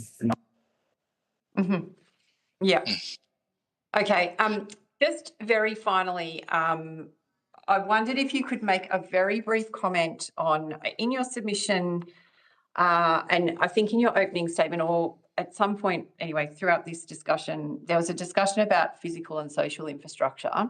I think, if not spoken about then in your submission, but just in terms of if you wanted to make a brief comment about how we measure productivity in the non-market sector, and measurement of value around investing in things outside of, what is within this kind of broad discussion we're having about labour versus, labour input and then a measurable output. And I think, Mr. Peets, in your opening statement, you talked about, reducing time for nursing, for example. What would the patients think about that?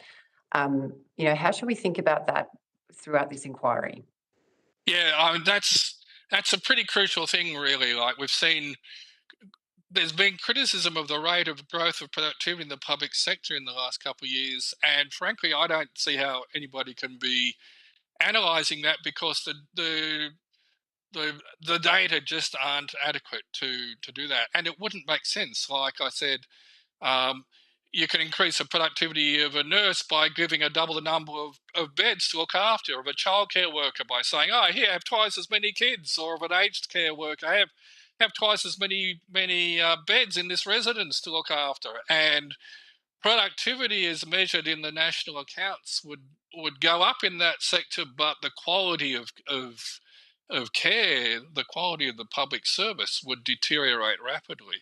So the way our system is set up to measure productivity in the public sector, in the non-market sector, it really doesn't make sense to look at those productivity indicators because they just don't make sense.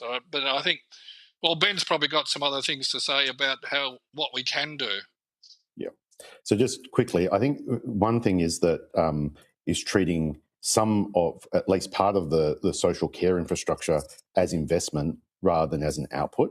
So in the same way that you wouldn't necessarily measure the productivity of R&D is an input into productivity. So that's very similar with early education and care and healthcare. They clearly do raise productivity. They raise measured productivity, but the measures of productivity don't tell you what's causing them to happen. And so we know that having an educated workforce does raise productivity. We've got very good evidence from the OECD that early education and care increases the quality of labour. We know that good health systems decrease absenteeism and increase the ability of workers to work effectively. So we know that those systems are already increasing productivity. One of the problems is the attribution of increases in productivity to those forms of social infrastructure. And being able to do that, I think, is a very important component. It also goes partly to the fact that productivity is designed as a measure of an industrial economy. So it's designed to measure increases in output, physical outputs for units of physical input in relatively standardized commodities. And so it's not very good at capturing quality changes. And that's one of the reasons why wellbeing frameworks have been used, in that one of the outputs of the care economy is to increase well-being in a way that is not necessarily, it doesn't necessarily overlap directly with productivity. So I think being able to improve those measures, some of those have started to be developed by the Australian Treasury now, obviously, in the wellbeing budget. But part of them does require having a clear idea of what it is that you define as well-being, what are the social and economic goals of the government, in order to be able to measure them effectively. Otherwise, you just have heaps and heaps and heaps of individual measures and no one really knows what to do with them. So I think there are most of the work, I think, that I've seen that you could equate to this is effectively cost-benefit analysis of social and economic costs that treasuries do when they're evaluating budget bids, and where you do see what are the inputs of social care type inputs are evaluated. We've got measures to be able to do that. There's some other work that we're doing around justice reinvestment, for example. We know that there are some tools being developed by treasuries that would allow forward estimates to be able to calculate improvements in fiscal outcomes that come from some of these, keeping people out of prisons, or in fact, in the opposite direction, more punitive policies, putting people into prisons, which have direct fiscal costs as well as other economic and social costs. But those time horizons are very short. And I think that's the same thing for productivity in general. Obviously, improving early education and care is not going to boost productivity of the children as opposed to of potentially of their parents, but of the children. It's not going to increase that in the next 4 years. So you need to be able to have budgeting tools that are longer range in order to be able to pick up those impacts and be able to trace them. And we need to, I think, have forms of attribution that don't require this person did this action and it led to this outcome. We're talking about macro level complicated causation effects, and we need to be a bit more comfortable with that and have macro tools that are designed to trace that at the aggregate level. Yeah. Thank you. Okay. Thanks so much. I think we are at time now, so I will let you go. Thanks for joining us, and we will now suspend for a short break, and we will be back at 10:30. Thank you. Thank you. Thank you very much.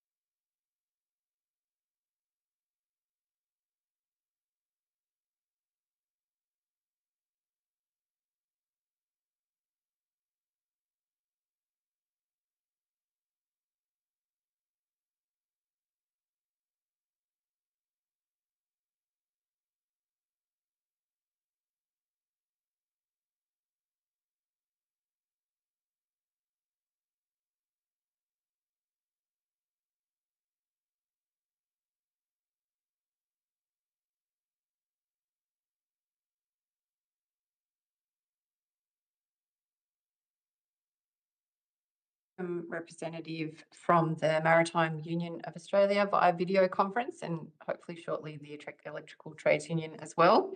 I understand that information on parliamentary privilege and the protection of witnesses giving evidence to Senate committees has been provided to you. For the Hansard record, will you please state your full name and the capacity in which you appear today?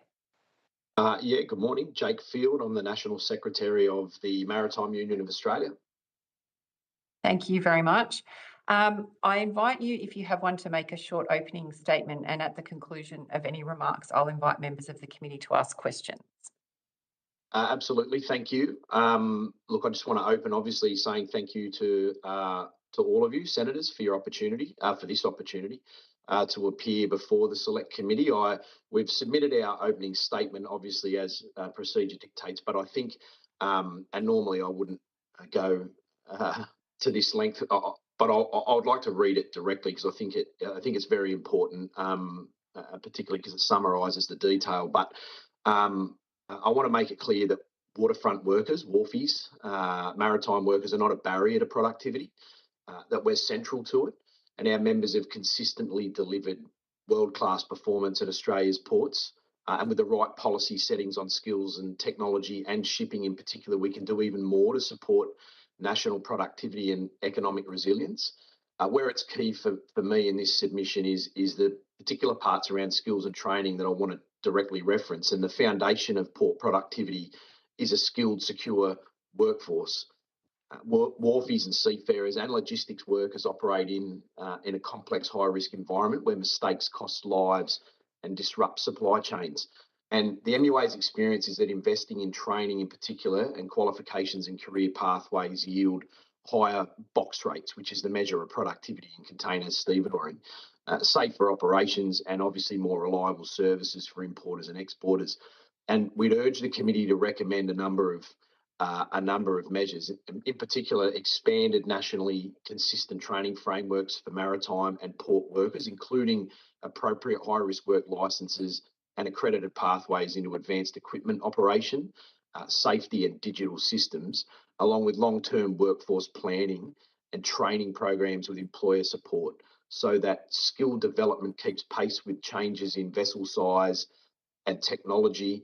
We already have 4-year enterprise agreements that provide industrial stability with good working conditions. And as a result, and a direct result of that, we don't experience labour shortages like other areas of transport, in particular postal and warehousing.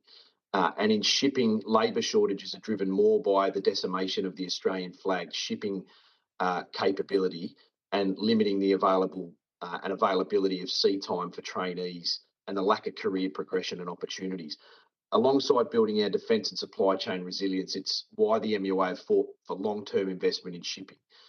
In particular, the area around port productivity and Australia's container terminals, which are among the most scrutinised sectors in our economy, with detailed annual monitoring by regulators such as the ACCC through their container stevedoring monitoring reports.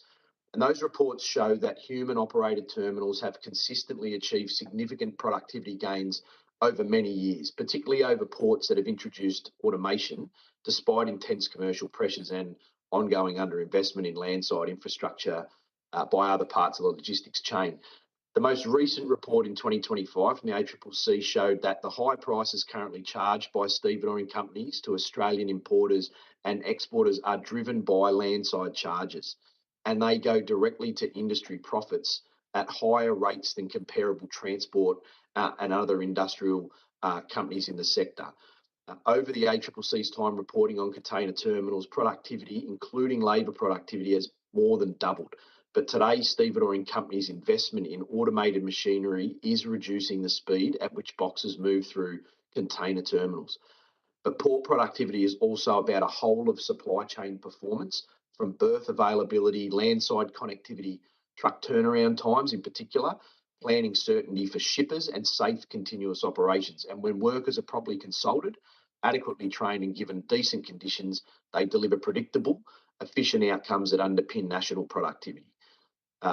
Automation and technology is an increasing feature across Australia's waterfront and globally, and the MUA is certainly not opposed to technology. In fact, our members welcome it.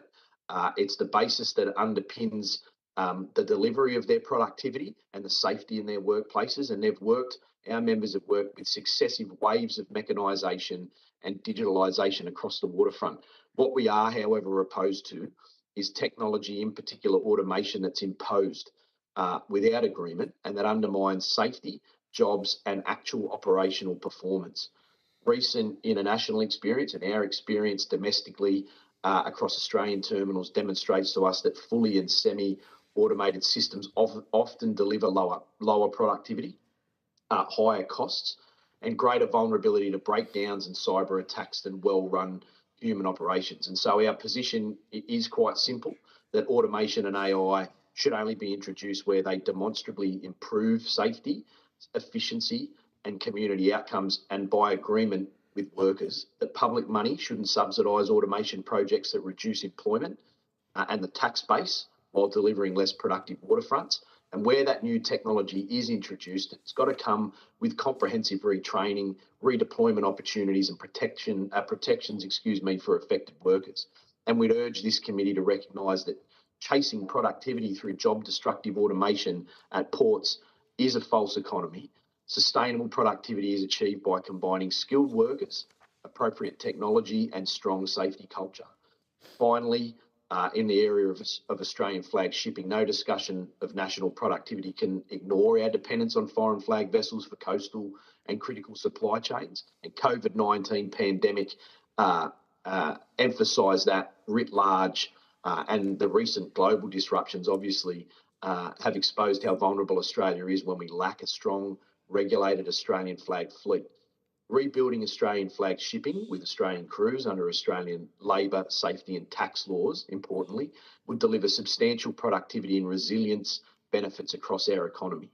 It would improve reliability and security of domestic and regional trade, reduce risk and delay and costs for industry. It anchors high-skilled maritime jobs in Australia, supports a pipeline of trained seafarers who can also serve defence and emergency needs, and ensure that value is created in our coastal trade and it contributes to our tax base, our communities, rather than being siphoned to low regulation jurisdictions. We'd encourage this committee to recommend policy measures, including cabotage protections, targeted investment and training programs to build an Australian flag merchant fleet as a strategic productivity asset. Chair and Senators, the MUA stands ready to work with government, employers and the industry to lift productivity.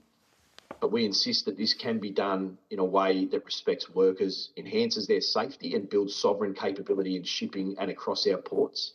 That's how we see a long-term, secure, inclusive productivity gains for Australia.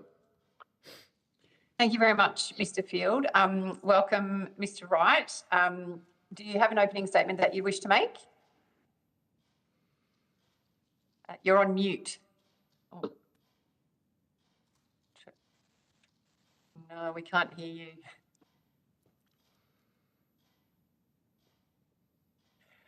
Okay, why don't we see if we can start with some questions of the MUA, and then maybe you can try and sort out your sound in the background. Okay.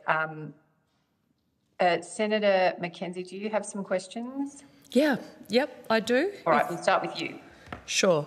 Thanks, gents. Hopefully we get the ETU on shortly.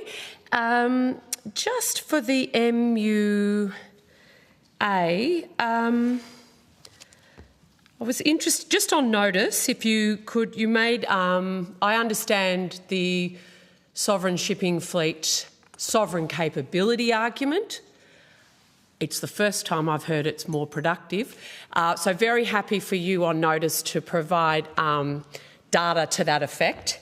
But I guess for the MUA, I'm just wanting to understand, you've publicly stated that your priority in the current AI and automation negotiations with DP World for a 28-hour working week with no loss of pay. I'm just wanting to understand how the union believes this bargaining priority will actually move Australian ports up the ranking. You mentioned the ACCC reporting, but the World Bank says we've got the least productive our ports aren't as productive as other ports globally, and I just wanted to understand your perspective there, appreciating the challenges for your workforce in coming years with automation. Yeah, no, thanks, Senator McKenzie. Appreciate that question. And taking the first part of your question on notice, I'll come back to you as soon as I can. Thank you. Or back to this committee with those answers from our perspective. In terms of DP World specifically, that is again representative of a port infrastructure and terminal equipment infrastructure investment strategy that has, in our minds, been lacking severely for generations. And when we compare Australian terminals and Australian ports and their productivity and operations to global port productivity, what we see in Australia in particular is a real and fundamental lack of investment in capable technology.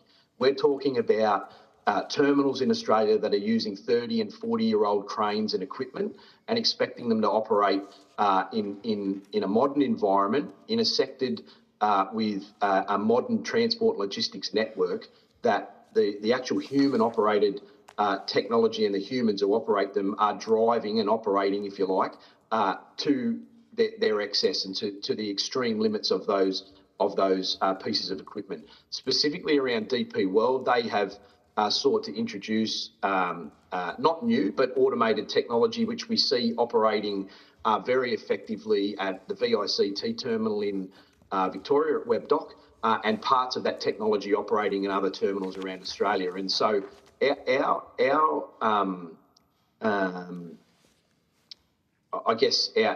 impetus behind our push for changed working hours and rosters in particular was to encompass the current workforce and the current high level of skill that DP World employ and be able to incorporate them into the new world, if you like, of automated terminals. We currently have a 35-hour week in terminal stevedoring, which was achieved back in the late 60s, early 70s out of containerisation, and has stood as the working hours framework for decades since. And part of the automation implementation at DP World removes the human-operated element from the large majority of its labour-intense mode of operation, which is the automated, the horizontal transfer. And so in order to try and involve and continue to retain the skills that DP World will need and have identified to us that they will need to operate the terminal, the cranes, the other automated equipment and the landside features along with the clerical work, we have reached the position in our minds with DP World where they understand that to incorporate all of those workers that they don't. So sorry to interrupt. Rather than go to the granular detail of EBA negotiations with DP World, my question was, how does these changes that you're putting forward lift our ranking as with respect to the World Bank kind of saying our productivity at ports leaves a little bit to be desired?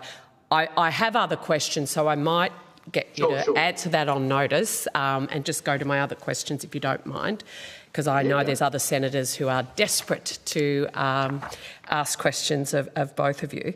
I just wanted to go to diversity, equity and inclusion policies. Does the MUA have DEI policies? Absolutely. And you, sorry? Yeah, you go. No, and they are, well publicised and I guess demonstrated through, in particular, terminal operations, although not at the level that the MUA would hope for, with about 5% of participation being female participation across or employment across terminal stevedoring in Australia. But that has been a feature and a strong feature of the MUA's direction, along with our bargaining feature as well, to try and lift the participation. And workers, the CALD community, workers from diverse backgrounds. What percentage of your workforce is from communities who, you know, English wouldn't be their second language at home. I'd have to take that on notice, That's Senator. fine.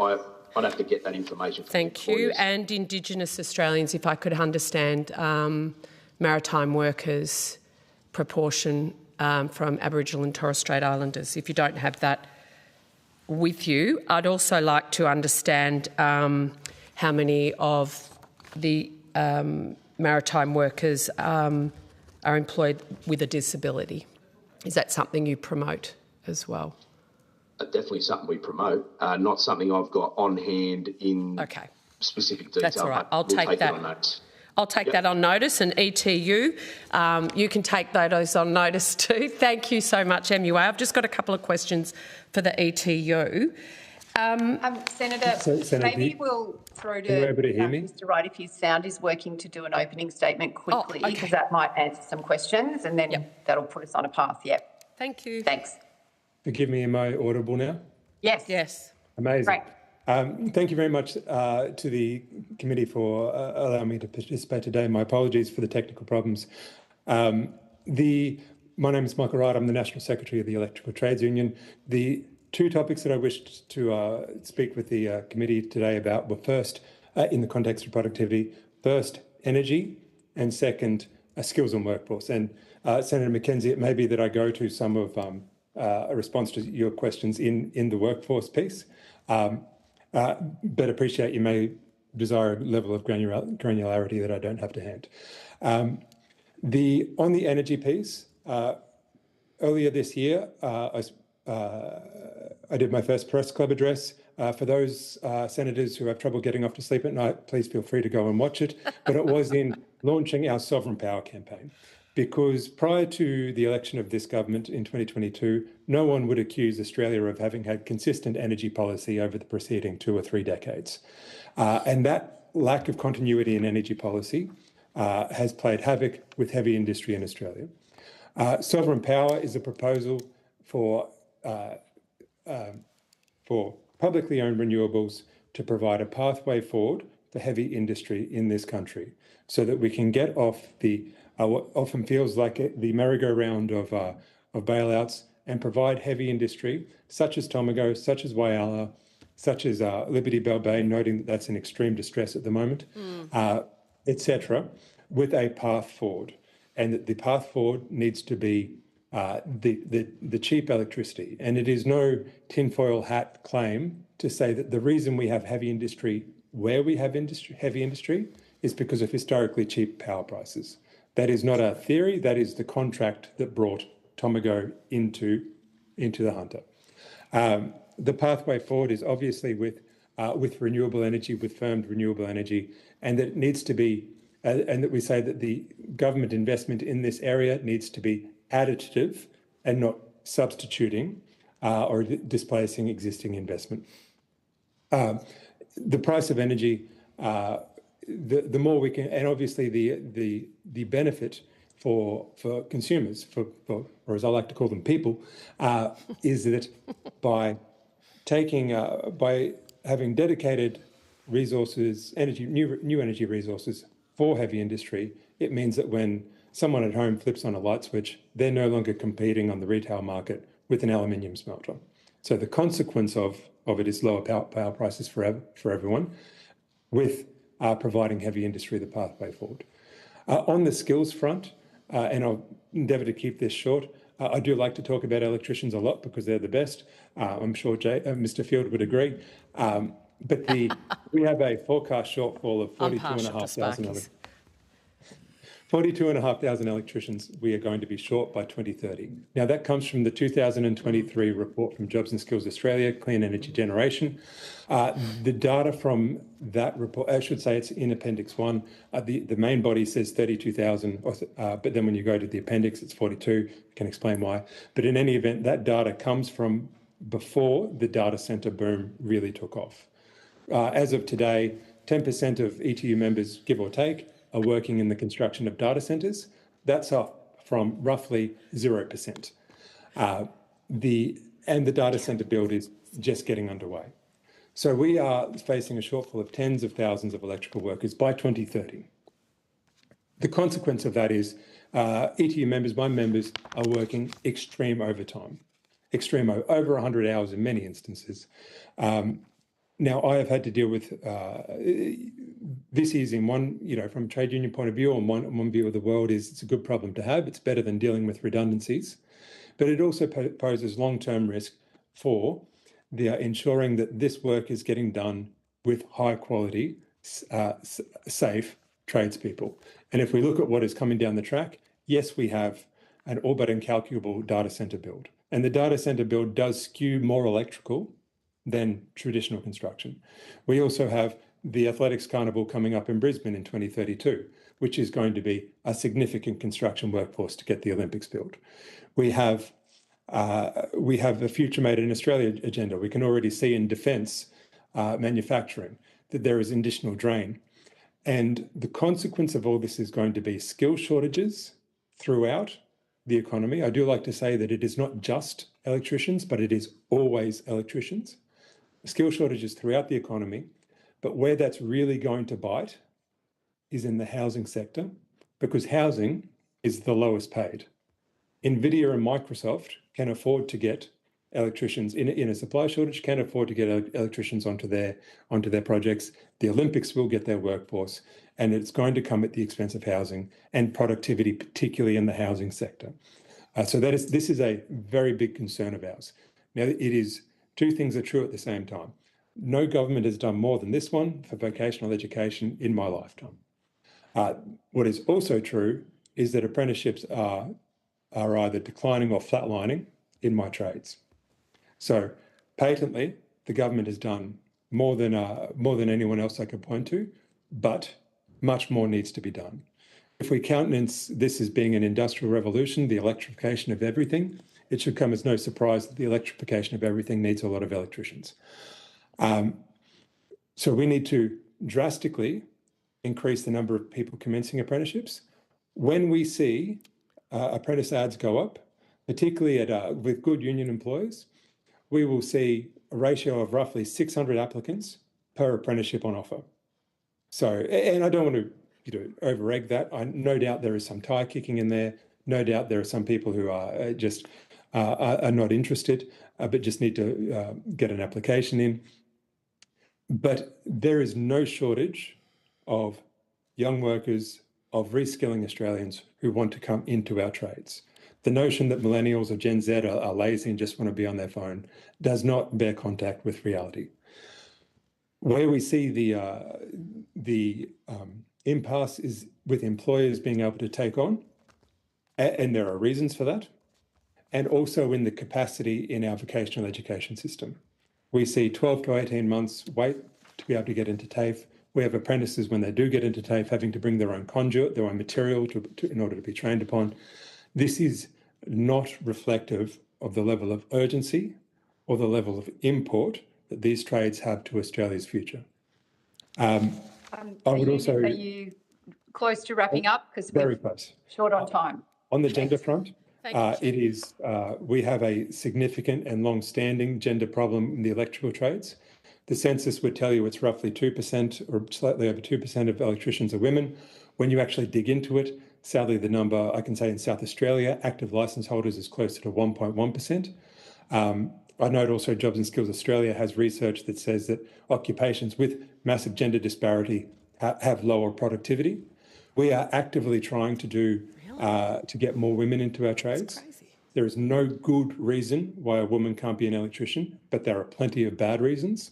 We have active programs funded by the federal government in South Australia and Western Australia in partnership with our employer partners, NECA and ECAWA in particular, to address this. But it is a central challenge that we have had a temporary shortage of electricians since 1981, and yet we have a spare gender that we are not drawing upon to solve the challenge.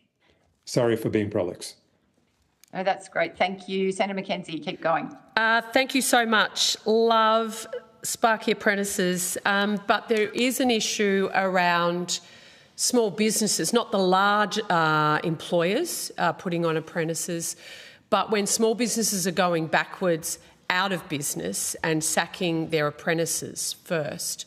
I think that can be a huge challenge. This morning we heard from organisations assisting with migrant intakes.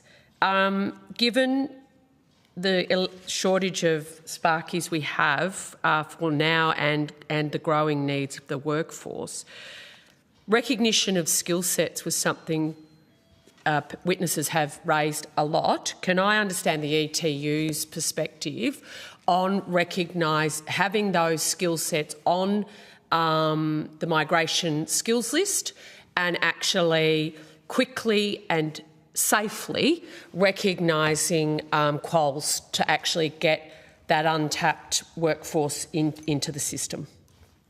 Thank you, Senator. If I could just flag on the small business front as well, a significant issue is with large employers coming through and poaching third and fourth year apprentices because they are more productive, and that then kills the SME's desire to actually continue training, and that is a live issue that we are trying to deal with. It creates a sort of secondary market in apprentices, which is no good.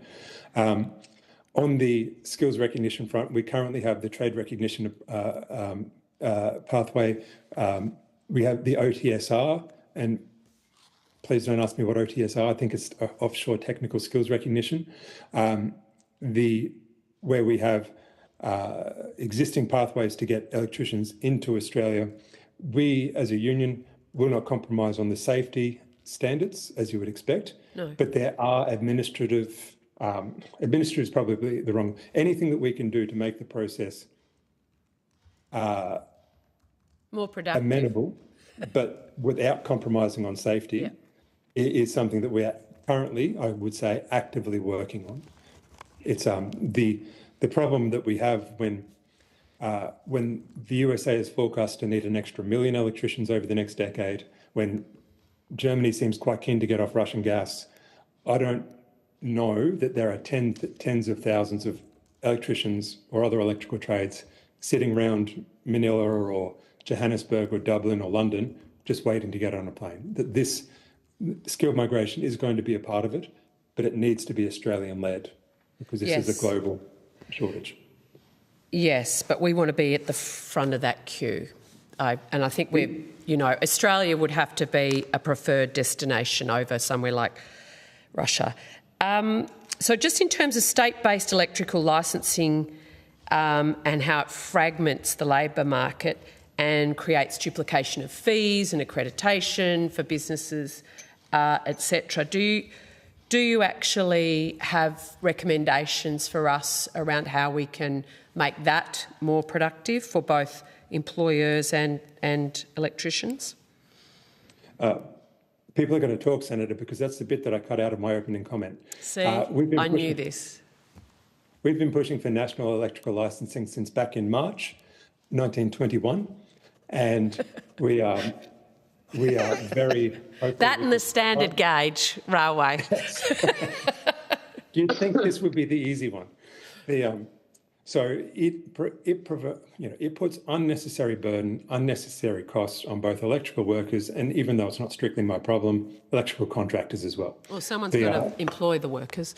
The Ohm's law is the same, whether or not you're north or south of the Tweed. That's right. It's so we take a lot of heart that the day after the last election, the Federal Treasurer went on to Insiders and said that when he was doing his productivity bullet points, national electrical licensing was number one. We've been involved in a number of reviews since then, but it's we need this to happen. It is just, it is, I mean, if it was easy, it would have already been done. But that's the great privilege of government. Come on, Jim. You're the Treasurer. Get it sorted.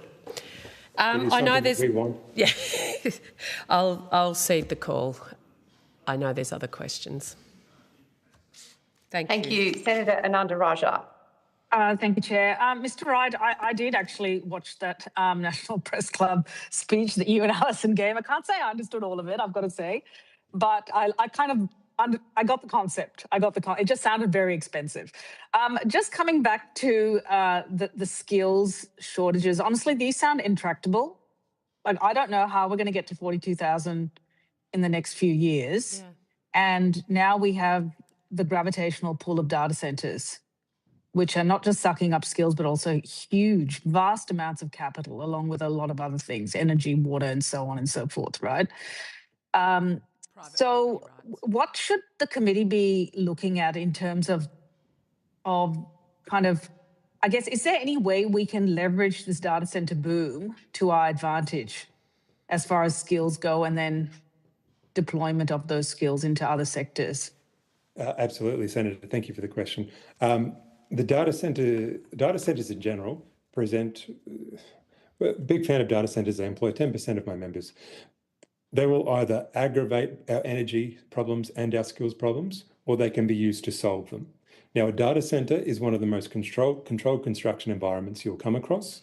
It is the perfect opportunity to be getting thousands of first and second year apprentices on, the ones who are harder to place with other employers, to get them onto and get the base skills that you learn in your first and second years.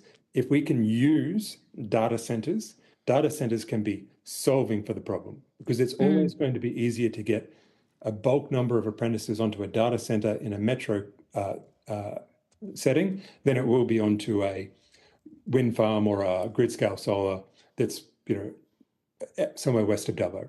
That's statement of fact. Not to say that the renewable sector doesn't need to pull their weight, they do, but it is easier to get it, easier to solve for with data centers. So I think data centers present a massive opportunity. I'd also note that our completion rates in our trade are some of the highest, I believe the highest of any trade, but they are still 30% of apprentices drop out. The easiest way and the cheapest way of solving this crisis is by focusing on that non-complete rate at industry centres. And cards on table, we partner with our employers on some industry centres, but even on the ones that we don't, even where it's employer only, they get completion rates, we get completion rates that are above 88, 90%. Having that mentoring, the role of the Apprentice Connect Australia provider system, the ACAPs, in supporting and mentoring apprentices through, that I think is the secret sauce and the low-hanging fruit. It doesn't get us to 42,500, but it gets us, if we can close that 30% non-complete rate down to a 10% non-complete rate, that is thousands upon thousands of extra electricians. It's also thousands and thousands of extra apprentices who have a better time. No one's quitting because they're having too much fun. So that's where. Yeah. Sorry, I could talk too much. I'm sorry. You really love this, don't you? I get it. With the mentors, I'm guessing that there's a retired workforce as well of Sparkies. Could any of them be brought back in to at least mentor, rather than doing this sort of hands-on stuff which they would have to be re-credentialed for? This is something that we're working on increasing, the Senator, at the sort of enterprise level, is that there are many electricians who hit 55, 60 and working the 6 days a week is a bit much. However, all the data we see, early retirement might be good for the bank balance, but it's not good for a person's mental health well-being. No. So we're increasingly trying to connect our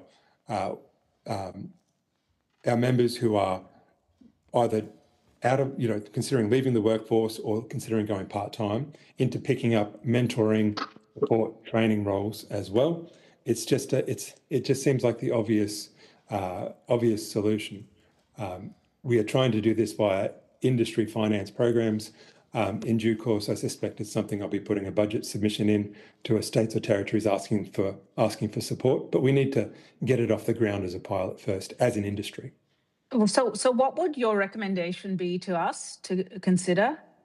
So review of the overhaul of the support services available to apprentices, and investment in the industry and TAFE via the National Skills Agreement, which is shortly going to be renegotiated.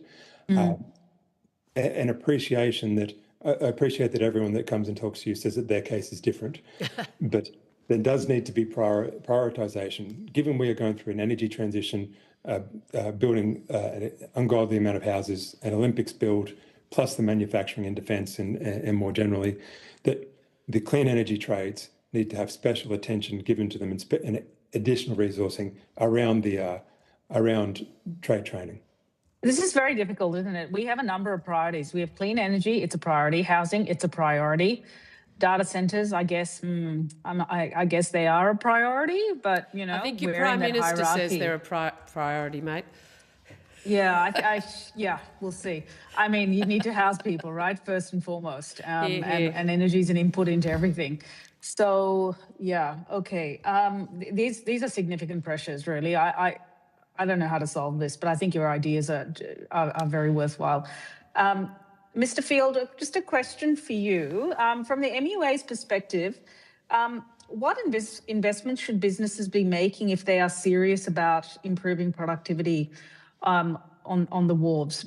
We heard earlier about how, from the other session, how business investment in Australia has been declining for a long time. They're profitable businesses, but for whatever reason, they're not investing in R&D, for example. And I'm just interested to know, with your workforce lens, what you think these businesses should be investing in. Thanks, Senator. Yeah, look, there's a specific need, I think, for investment in infrastructure around sort of more efficient landside connections, rail, road, intermodal hubs. They're some of the major constraints on port productivity, often greater than the stevedoring performance itself. I mean, our people can move 35 boxes an hour across 4 cranes, 24 hours a day. But if there's no way of getting them out of the terminal or into the terminal, or placing them somewhere, or storing them somewhere, or connecting them to where they need to go, through the road transport network, it makes it very difficult, obviously, to then represent the productivity of a terminal, because at some point the bottleneck prevents those 35 boxes, or 32 or 30, whatever they may be, depending on the geography or the geographical location of the terminal, from actually going anywhere. So at some point it stops. And so for us, I think our key recommendation or point of review would be around those interconnected parts that actually facilitate the terminal delivering what it is effectively, structured and located to do. Which is probably why, in our view, that the productivity, of a terminal or across the waterfront should be measured sort of more across the whole of the supply chain, not just crane moves per hour. And that, there really has been an underinvestment in rail, road, and particularly regional terminals that limit national productivity gains from ports. Do the major ports do they all have a rail link? Like the ones in Melbourne, for example? They don't. They don't. Yeah, not every port has a rail siding. You see it through Sydney in particular that do, but not all of them do. And so they rely on those. They rely on the interconnectivity of road transport to get those containers out of the gate to where they need to go and back in again. And so that, again, is a critical area of underinvestment, and it needs to be strategically reviewed, obviously, to enable, because that's what all of this is about. I mean, the terminal can only do, and the workers in those terminals, and even look, automated equipment in those terminals can only do so much until they're prevented from distribution or the movement of those containers by the bottlenecks and the that are created in the other parts of the transport network. Has there been a push this from might anyone, need to be your last MUA question. or my last question, MUA or anyone else, to look at a rail link for these major ports like the one in Melbourne, for example, like a feasibility study, or these things come and gone, or are they just regarded as too expensive and too hard? You could ask Jacinta Allen. Yes, Mr. Field. I don't know that I could speak intelligently on the strategic priorities or any reviews that have been done by state governments into greater investment and support for the movement of containers in and out of terminals. I could make some assumptions, but they haven't been delivered. So I would then, be forced to make further assumptions that they're not a strategic priority. Otherwise, they would exist. So, we can manifest nuclear submarines, but not rail interconnectivity that moves the containers that we're so obsessed with. That would be my, anecdotal. No, you're the expert. We're Probably here to not listen. helpful. So that sounds like that could be perhaps a recommendation we'll look at. Okay. Thank you very much, Mr. Field. Thank you, Mr. Wright. Thank you.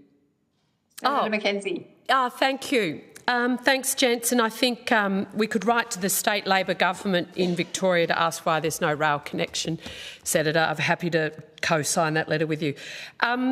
I just wanted to ask, I guess there's an obsession in our country around university graduates and what both the MUA and the ETU are doing to get kids excited about trades. And particularly, I guess, with the ETU, the role of mathematics and competency in mathematics in the early years, in primary school and early high school, to really be ready to rock and roll into an apprenticeship pathway. What more can we be doing about getting young Australians excited about being a tradie prior to turning 15?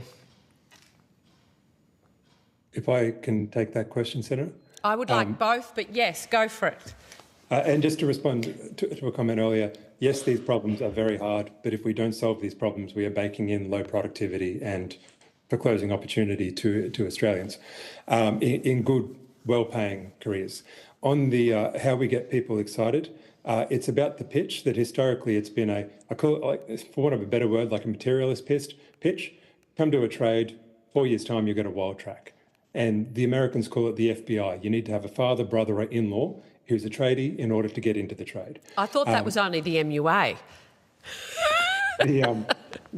Sorry, you're on mute, Senator.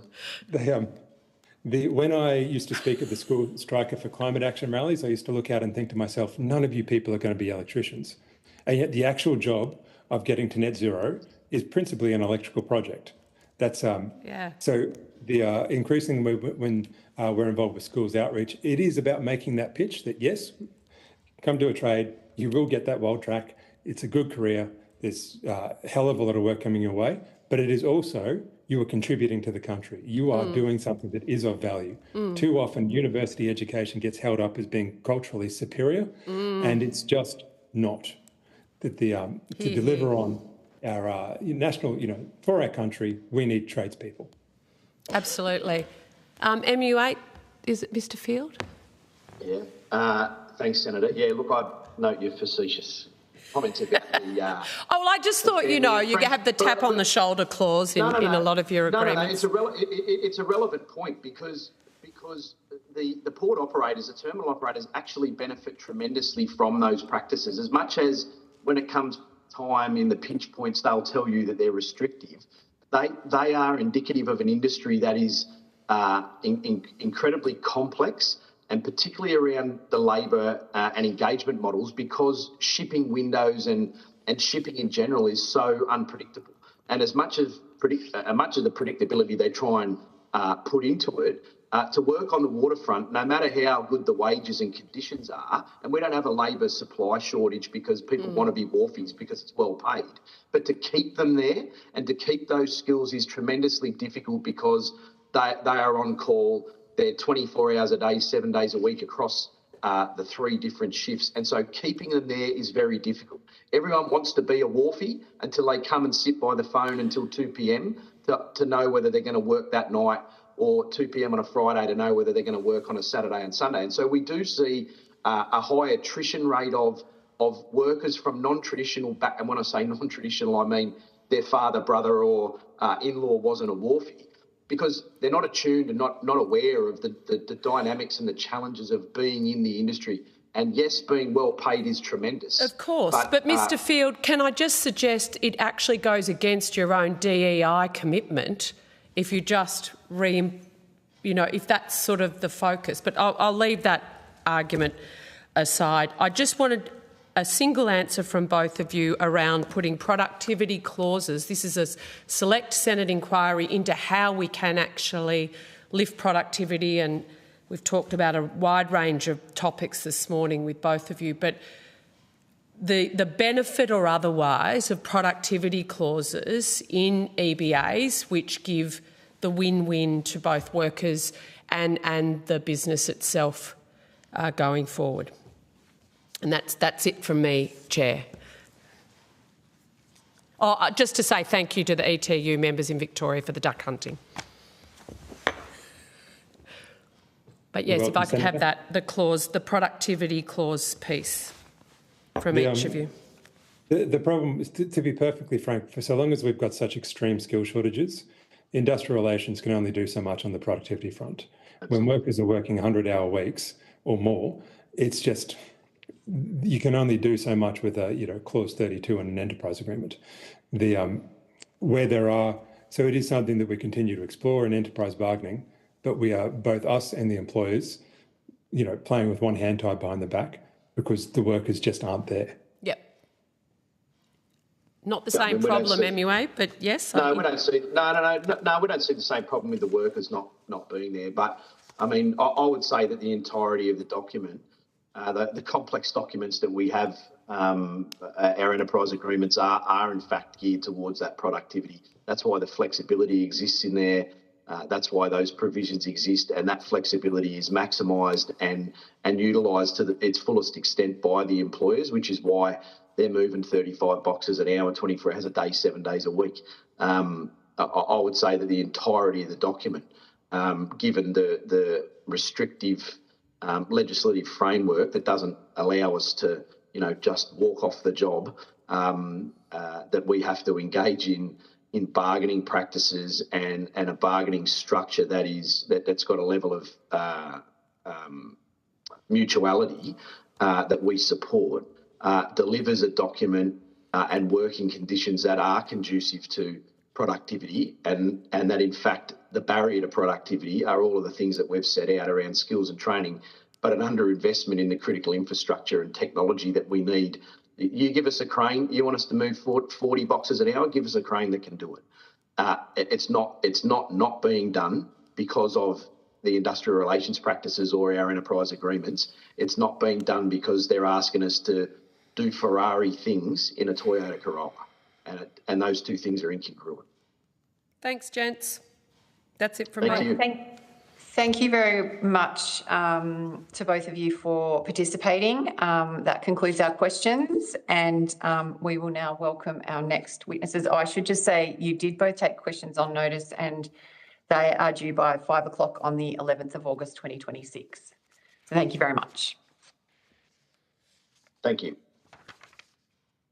I now welcome representatives from the Olga Tennyson Autism Research Centre and the Workplace Gender Equality Agency, both via video conference. I understand that information on parliamentary privilege and the protection of witnesses giving evidence to Senate committees has been provided to you. For the Hansard record, will you please state your full names and the capacity in which you appear today? In any order you like.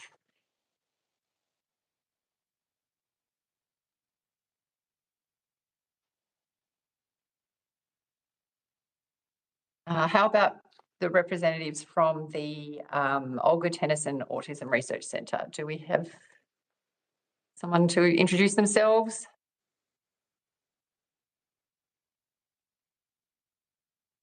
No? Okay. WGEA? Good morning, Chair. Christine Castley, CEO, WGEA. Thank you very much, Ms Castley. So have we moved? Yes, can you hear me? Yes. Can you see? There is, okay, I think you guys are having some sound issues. What about Ms Spohr? Are you there? Can you hear us? Okay, perhaps the representatives from the Autism Research Centre can't hear us, so perhaps I'll ask the Secretariat to perhaps follow that up while we invite the WGEA to make a short opening statement, if you have one. Yes. Thank you, Chair and members of the committee, for the invitation to appear today. The Workplace Gender Equality Agency is the Australian Government statutory agency established by the Workplace Gender Equality Act 2012. Each year, around 10,500 employers representing over 5 million employees report workplace gender equality data to us. We analyse and publish this data to provide employers, peak industry groups, government and researchers with evidence to improve workplace performance. We recognise that reporting requirements impose obligations on employers. Our approach is to ensure that the value generated from the data outweighs the reporting effort. We operate as a digital by default regulator, provide guidance and engage with employers to seek feedback annually, and look for opportunities to streamline requirements and improve employer experience on our reporting platform. Through continuous system improvement and responsive support, WGEA aims to enable employers to minimise the time spent lodging their reports and maximise the value employers derive from their annual results. Australia's ability to effectively utilise its available workforce is critical to lifting productivity. Today, less than 1 in 4 Australian employees work in gender-balanced occupations, and women make up the majority of Australia's part-time workforce. These patterns can contribute to underutilisation of skills, constrain labour supply, and limit access to talent. WGEA's data helps employers see where those barriers exist within their own organisations and make better workforce decisions. This is consistent with a long-standing object of the Workplace Gender Equality Act to improve the productivity and competitiveness of Australian business through the advancement of gender equality in the workplace. There is also early evidence that greater transparency is prompting action.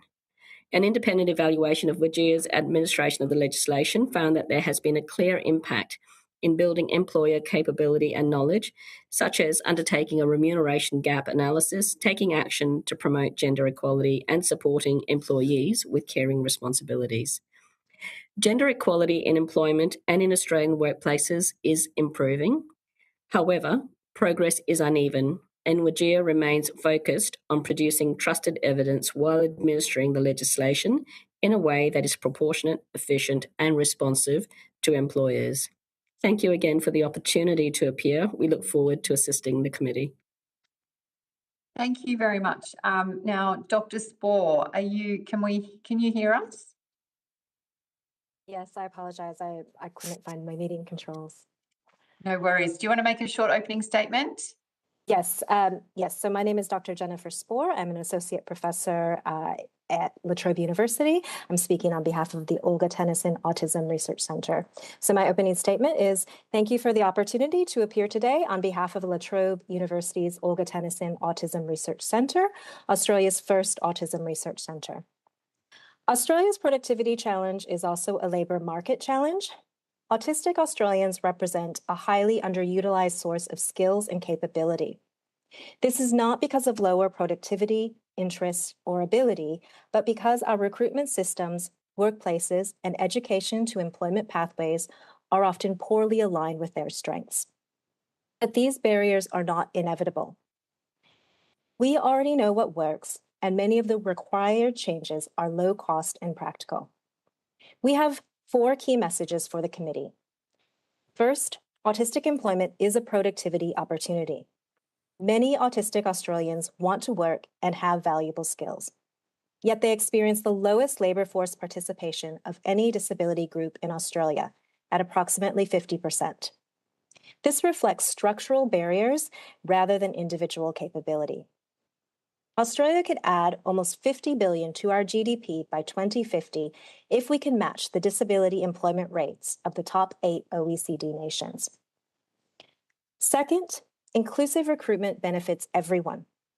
Clearer, skills-focused, and flexible recruitment processes will remove unnecessary barriers for autistic candidates and improve job matching more broadly. Third, autism-informed supports and pathways work. Evidence-based approaches, such as structured job matching and programs like the DXC Dandelion program, improve employment outcomes, help employers to fill skill shortages, improve retention, and deliver positive returns to government. In fact, our cost-benefit analysis of the Dandelion program estimates a net gain per autistic participant of more than $400,000 over 20 years. Finally, better longitudinal data on autism and employment would allow governments to evaluate which policies are working and invest in approaches that deliver the greatest productivity gains. Unlocking the skills and capability of autistic Australians is both good public policy and good productivity policy. Thank you for the opportunity to contribute today, and we welcome your questions. Thank you very much. First, I will go to Wajir, if I can. You talked about, I guess you've been building up a good bank of data over the years that you've been operating now. I wondered if you could talk about, if you give us a sense of what does the data tell us about where the biggest issues are in your view when it comes to women's participation in driving productivity? Yeah. And maybe like broadly, and then breaking it down if it's kind of sectoral or whatever, that would be helpful, I think. Yes, very happy to answer that question. Certainly what the data is telling us is that Australia, in terms of uplifting its productivity, certainly has a lot of opportunities in terms of better use of our existing human capital in a productivity sense. If I was to break that down into what that means, it really is about how we can better utilize available skills, how we kind of improve our job matching, which is basically about using our talent where to its best kind of available piece. It's about reducing turnover. So there's a retention piece here, and supporting women and men with caring responsibilities. And certainly we see some significant opportunities there in the uptake of paid parental leave, but also part-time and flexible working arrangements to actually ensure that employees who are both women and men can take up the opportunities they want in terms of achieving the right balance between both work time and family time, which then contributes to a piece in terms of availability, participate in the workforce, retention in terms of ongoing employment, and participation in terms of matching talent and skills with need. And this becomes incredibly important, I think, in the context of what's currently happening in the economy around significant skills and workforce shortages. The other piece around our data, I think, is the point I made around the extent to which a substantial number of occupations in Australia are gender segregated, and we do see a definite connection between productivity performance in those occupations which are more gender segregated.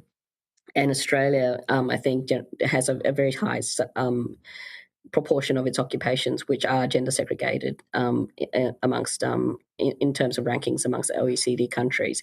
So our data tells us these stories, which then become really useful information, I think, for sectors, industries and workplaces to actually take into consideration what is happening in their workplaces and how they might then design strategies and action plans to actually try to tackle those challenges, lift up workforce participation, and in that way then lift up productivity performance.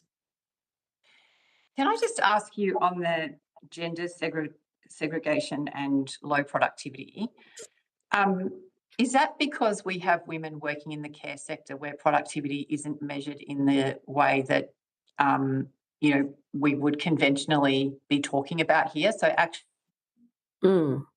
that would be one dimension of the problem, I think. If we look at basically, if we think about the breakup of our workforce as a 40-40-20 kind of piece, so in terms of 40 male-dominated, 40 female-dominated, 20 maybe a bit more gender balance, there's certainly an issue there around those which are female-dominated do tend to be have significant levels of lower remuneration. And I think that reflects, as you say, I think a reality that we haven't yet worked out the best way to measure productivity for those occupations. But we also do see in terms of the male-gendered occupations that those are the ones that are experiencing the highest levels of workforce shortages as well, which is then impacting productivity.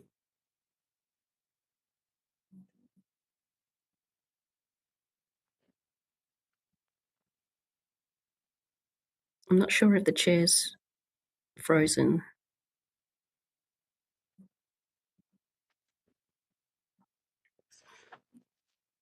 Is it?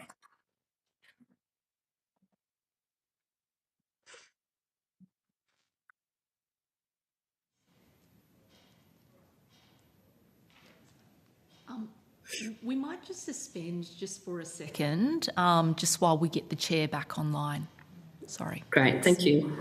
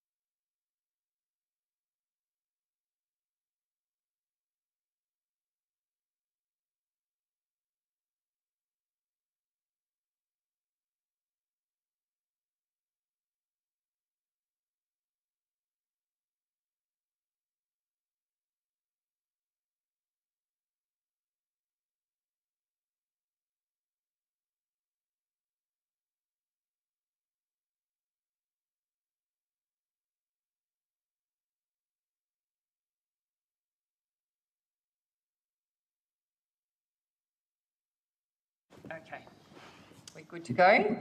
Yes. All right, I was just asking, in terms, I might just go on a different train because I've lost my train of thought now. You talked about I think the area, I mean, apart from gender segregation and caring responsibilities, etc., I think, those areas are well ventilated and, we kind of have an idea about what we need to do about those. But I was interested in the other two things that you talked about, so job matching and skills utilisation. I think there's been some discussion this morning already about skills utilisation, particularly in our migrant communities. But I guess for both skills utilisation and job matching, what would you say are the sort of key things that you're seeing there? And what are the kind of policy suggestions that you would make to try and address some of those challenges? Yep. So again, if I could go to the types of initiatives that our data is telling us will actually work, but also mention like some specific issues. So for example, addressing workplace culture is going to be a significant issue. And even within that, specific issues, say, for example, around tackling sexual harassment is a particular area of focus. And in workplaces to ensure that you actually do create a workplace where inclusion and participation becomes a much more level and equal playing field. So those fundamentals are important in terms of tackling the issues. And I think need to be kept front of mind in terms of being a very important building block to ensure that that can happen. The issue about trying to find workplace balance, I think also within occupations and in workplaces is an important piece, just again in terms of tackling that culture. So the data that we collect actually allows each employer at that work individual organisation level to understand what is going on within each of the tiers of their organisation, and then take action to try and tackle those bits where they see blockages in the pipeline through the organisation. There's a particular piece here around leadership. So we actually do see, significant kind of diminishing levels of female participation as we get up to the higher leadership levels and board levels. And again, having organisations understand that in a data and evidence-based sense, I think creates a real impetus for them to take action and to try to actually tackle the issues and the barriers that are getting in the way of addressing those issues. There's another piece as well around looking where there's pressure within the pipeline. So those issues around retention. So what we're seeing, for example, from our data is that Women entering into first-time management roles probably is at about a 50-50, but then the dropout rate post-entry into those management roles is quite significant. And that raises significant questions around what is actually happening in that environment post-entry into those management levels, which says something needs to change in terms of ways of working within organisations and across industries that need to be tackled. And then obviously there is a question around pay gap. So we talk about the gender pay gap that happens within workplaces, which is a very real thing. And I imagine, Chair, you would understand the difference between equal pay and equal work. That's a common misconception around how that's quite a different piece from when you actually look at the levels at which women in general are remunerated as an average kind of figure compared to men. We continue to see a gender pay gap, which tells us a story that there continues to be entrenched inequality in workplaces. And that, again, having that data going from the workplace level through to organised occupation and sector and then up to the national level where we consistently see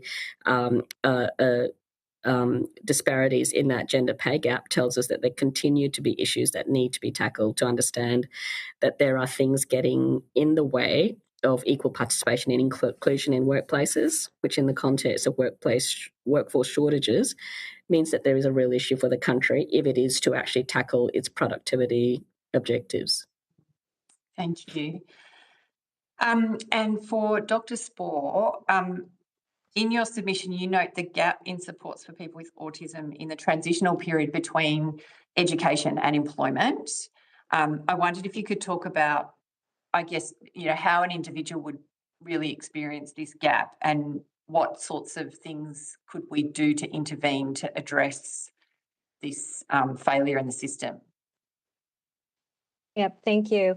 So yeah, we see the transition from employment to productivity as transition from education into employment as a productivity issue and an education issue.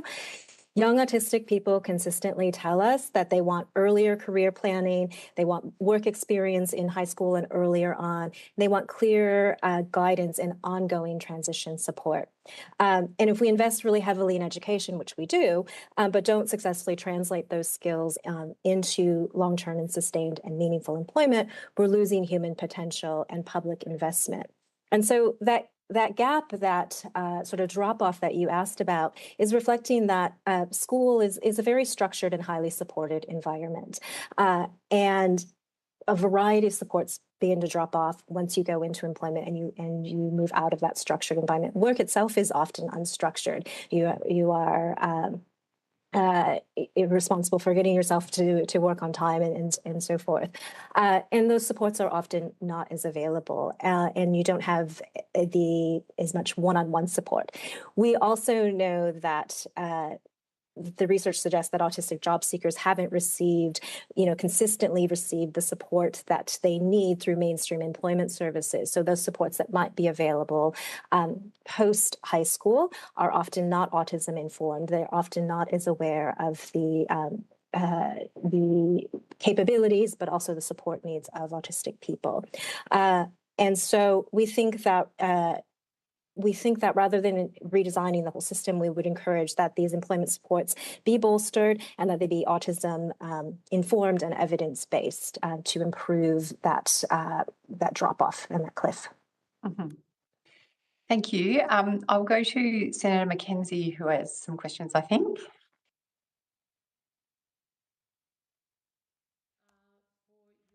Evidence. This is an inquiry into increasing productivity. I'm just wondering, particularly for the Workplace Equality Agency, what is the role of DEI policies on increasing productivity? Thank you, Senator. I suppose we would view DEI as fitting within the broader context of inclusion, participation. Yeah, no, intention. I agree. So that would be my sense too. It's about other goals, shall we say. My question, though, was specifically around productivity. There's been some kind of loose comments made throughout our inquiry around catch-all phrases about what increases and doesn't increase productivity, and I'd like to be really specific, despite them having other goals that you've stated, specifically to productivity, how do DEI policies contribute to increasing productivity? Yeah, thank you, Senator. So if I could follow through to what I was then going to say, which was that each of those, I suppose, objectives relate to very specific operational issues in the workplace related to recruitment, retention of employees, which if you don't achieve within a workplace obviously has a cost in productivity. And it also links into performance, and certainly with the work that we have done with other researchers, with the data that we've shown, that there is a very real connection demonstrated in terms of economic performance of organisations when they do have a more gender balanced workforce. I guess where our role comes into understanding these issues is the data that we collect about workplaces then informing what is happening in the workplaces around those very real issues around the dynamics of what's happening with the workforce within an organisation or within a sector, which enables us to understand what is happening in terms of talent attraction, in terms of tackling barriers to workforce shortages, and also then those issues around the actual performance of the organisation, which ultimately then links into productivity for the country. So I suppose where we would lead, I think, is just that the data that we collect relates to how Australia makes best use of the human capital that is available to it to then feed into productivity goals. But you don't have specific metrics that would assist us to not qualitatively but quantitatively say what aspects of a DEI policy will actually lift productivity, or does it only lift it in certain sectors, not others, etc.? So I suppose if we could, if I could explain what we ask employers to report to us on, which would be on workforce data, yes, in all of those dimensions, in terms of a breakdown around gender, about remuneration, around a whole range of dimensions about what is happening in the workforce within a workplace, which then kind of leads up to then the sum total of what's happening. That helps us understand the dynamics of what is happening with the use of human capital within workplaces. Yes. And we then use that data to partner with other research agencies where I think we do quantitative research using that to then actually link that with economic performance of those organisations. So that has then led us to then produce several reports which that do show that the economic performance in quantitative terms is actually improved when you base that on data inputs, which is based on the data we collect, which is quantitative in terms of who is doing what and where you have your limitations. So when we speak about, for example, the high degree of gender segregated occupations in the Australian economy impacting on economic performance, what we would say we have is data and quantitative analysis that actually tells us that there is a direct correlation between participation across different cohorts and actual performance, which ultimately uplifts into the productivity performance of who we are as a country. So you're making macroeconomic claims, rather than I wouldn't say they were claims. I would say they were based on analysis, based on data. And WGEA's data I would describe as basically being a census of private and public sector employers. So it is a very substantial kind of data set, which actually gives you a real sense of the trends of what's happening in workplaces and how that then is affecting performance. So absolutely, yes, in terms of gender equality, there is a social imperative, but we would also have a strong view that the gender equality agenda links very clearly to an economic performance agenda, which is based on the data we collect, which then informs, which is then connected and correlated with economic performance data that we kind of working with our partners, kind of pull together to tell that story of what is useful for Australia in the things that it needs to do to lift its productivity. So, given the stagnant productivity growth over a long period of time, despite the increases of DEI and despite increases in women's, particularly women, but other diverse cohorts, participation in the workforce, that kind of goes counter to what you're saying. Well, part of what we look at in terms of data is that we say a very clear barrier to Australia lifting its productivity is that over 65% of occupations, high skills priority occupations in Australia, are gender segregated. And we need to do something to tackle those gender segregated occupations to see what's going on in those workplaces if we are to tackle the barriers to workforce participation in terms of harnessing talent, tapping into workforce capability and those sorts of things. So, so I suppose I would kind of take, in a sense, an opposite view in that we're not quite there. We haven't quite, while we have made progress, we haven't got far enough. And we can see from our data that where the barriers are and those, which is based on data, where the barriers are and what we might then think about in terms of the action to tackle those gender segregated workplaces, which are getting in the way of Australia realising its full productivity potential. So I guess on notice then I'd like to understand those data sets because it does seem that the macro claim goes against the actual data. If workforce participation's increasing, despite the challenges, the data is that more women are in the workforce for longer than they were 20 years ago, in a broader range of occupations. And, you know, there are more male nurses than there were 20 years ago, et cetera, not just, you know, in all gendered teachers, et cetera.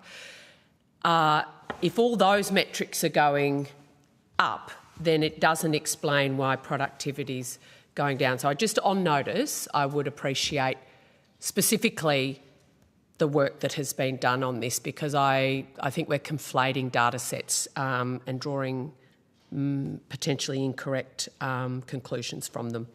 But that's it. And just on that, on the gender-heavy workplace, we heard from the ETU this morning that they've got between 1% and 2%,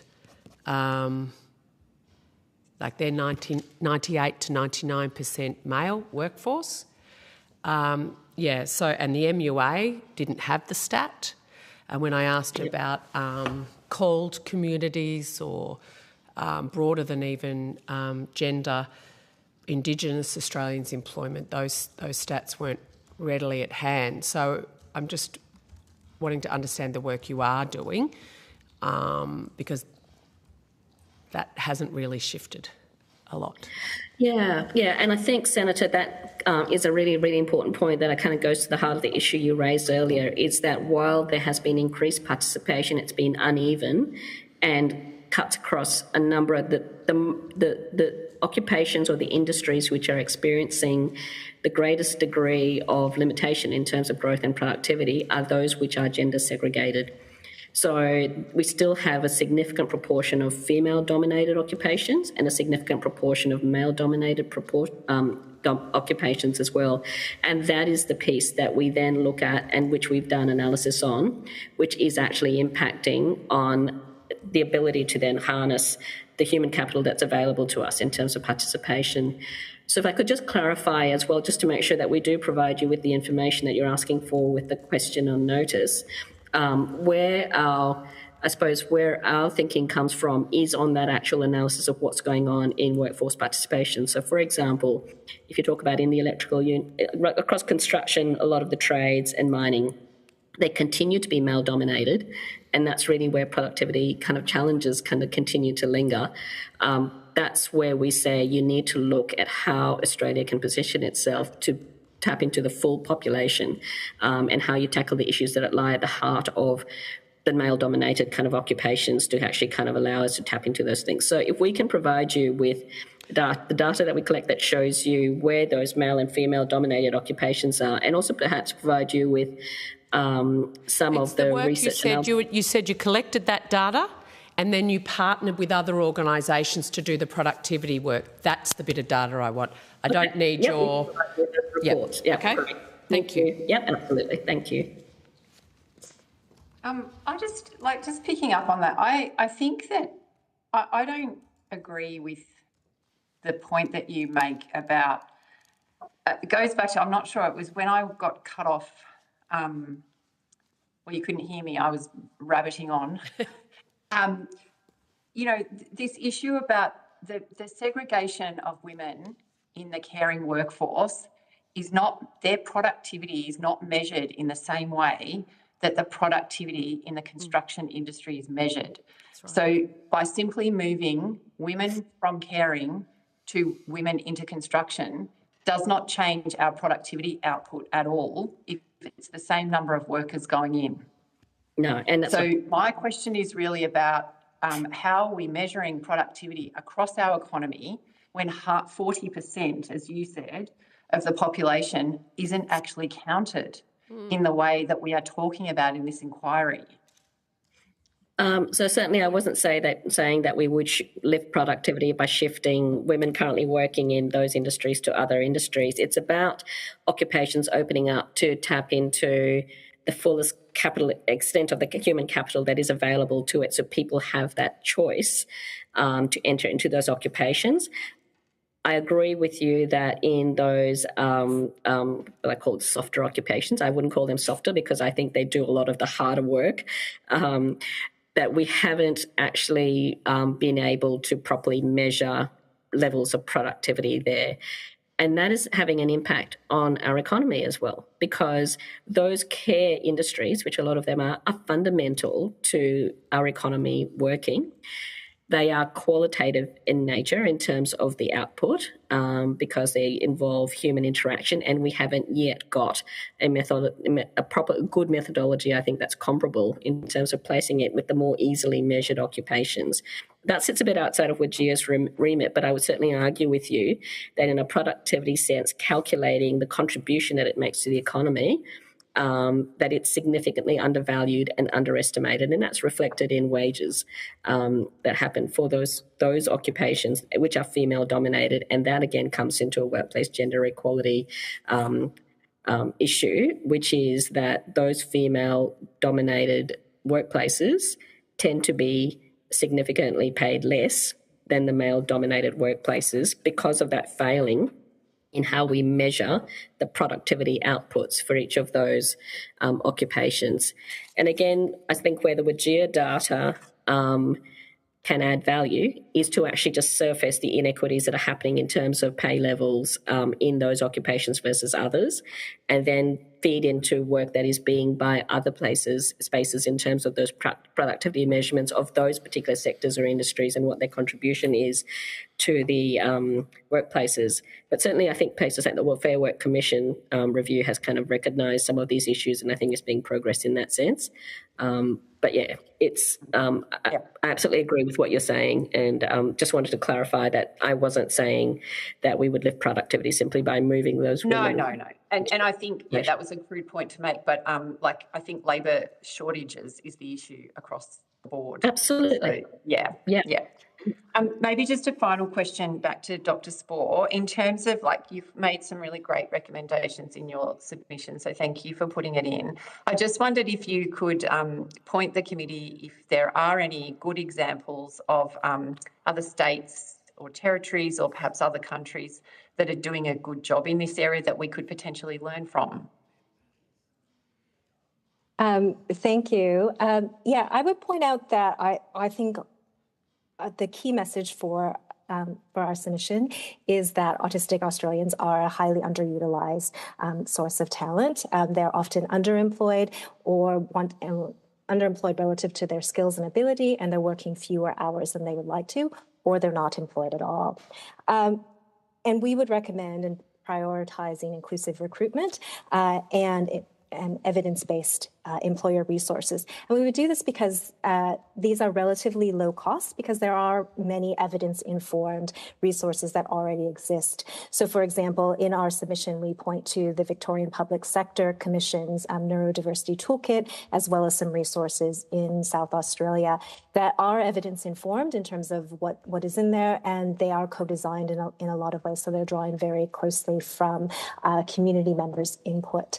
And so those, I think, are some really good examples, as well as programs like the DXC Dandelion program, which take a very different approach to recruitment, onboarding, job matching, and supports that are autism-informed once on the workplace.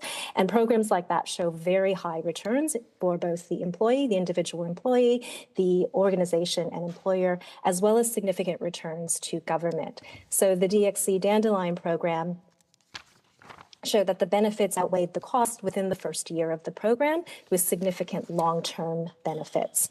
As well, adjustments and accommodations that employers can make are very low cost or no cost, and those also can reap significant benefits for the organization.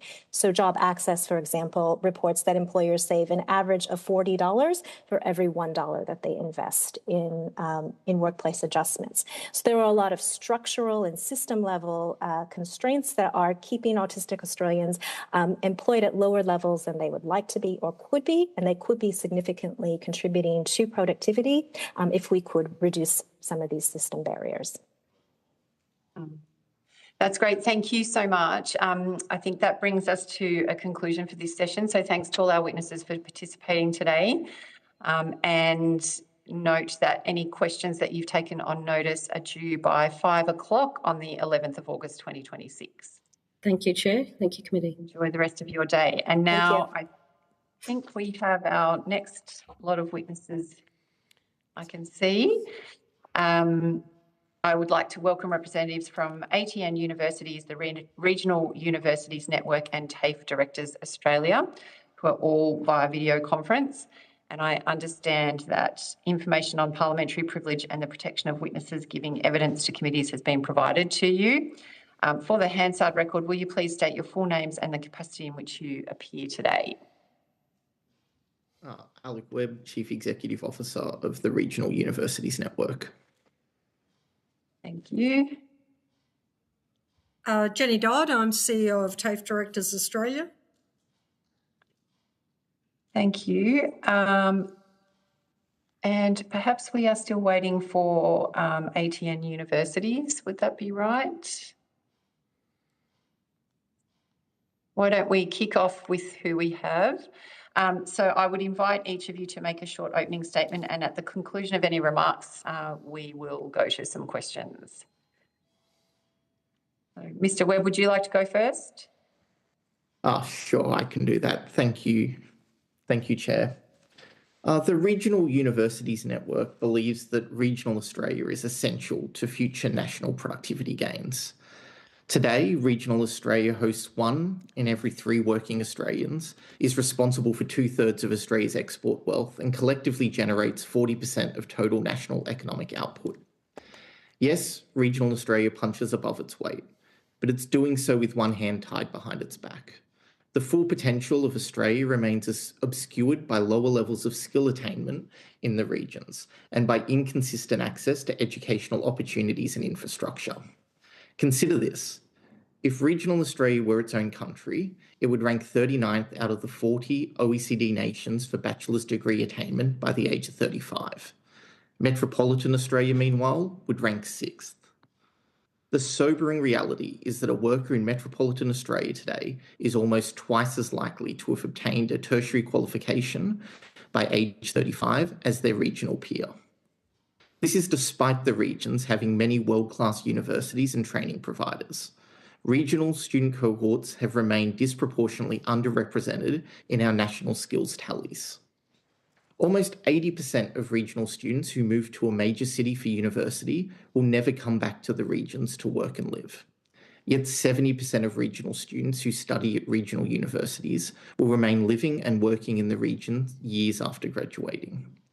That's where they'll be utilising their skills to transform their communities. This staggering chasm shows the have versus the have-not nature of skills distribution in Australia today. And it's a chasm that must be closed quickly. Because Australia's future is regional. The most pressing challenges and opportunities we face as a nation are primarily based within regional Australia. Think about food, soil and water security, natural disaster response and resilience, border and biosecurity capabilities, Australia's energy transition, mineral resource and energy security, and of course, revitalising national productivity. It is crucial, therefore, that more regional Australians can train in our regions and have access to strong regional universities. A strong regional university is one that offers an equitable standard of education, opportunities, facilities, and research offices and services as those that are afforded to metropolitan Australians. So as such, and in closing, we believe there are 5 core actions that would strengthen Australia's regional universities and increase the opportunities for growing Australia's productivity. First, we would want to reduce unnecessary regulation so that smaller, unscaled regional universities can devote more of their limited resources towards students rather than red tape. We would like to see a boost in regional skills attainment and retention so that our regions have the workforces that they need to grow and thrive. We would want to see greater activation of Australia's regions in national research and development activities so that our national R&D capabilities are better positioned to where they are most needed.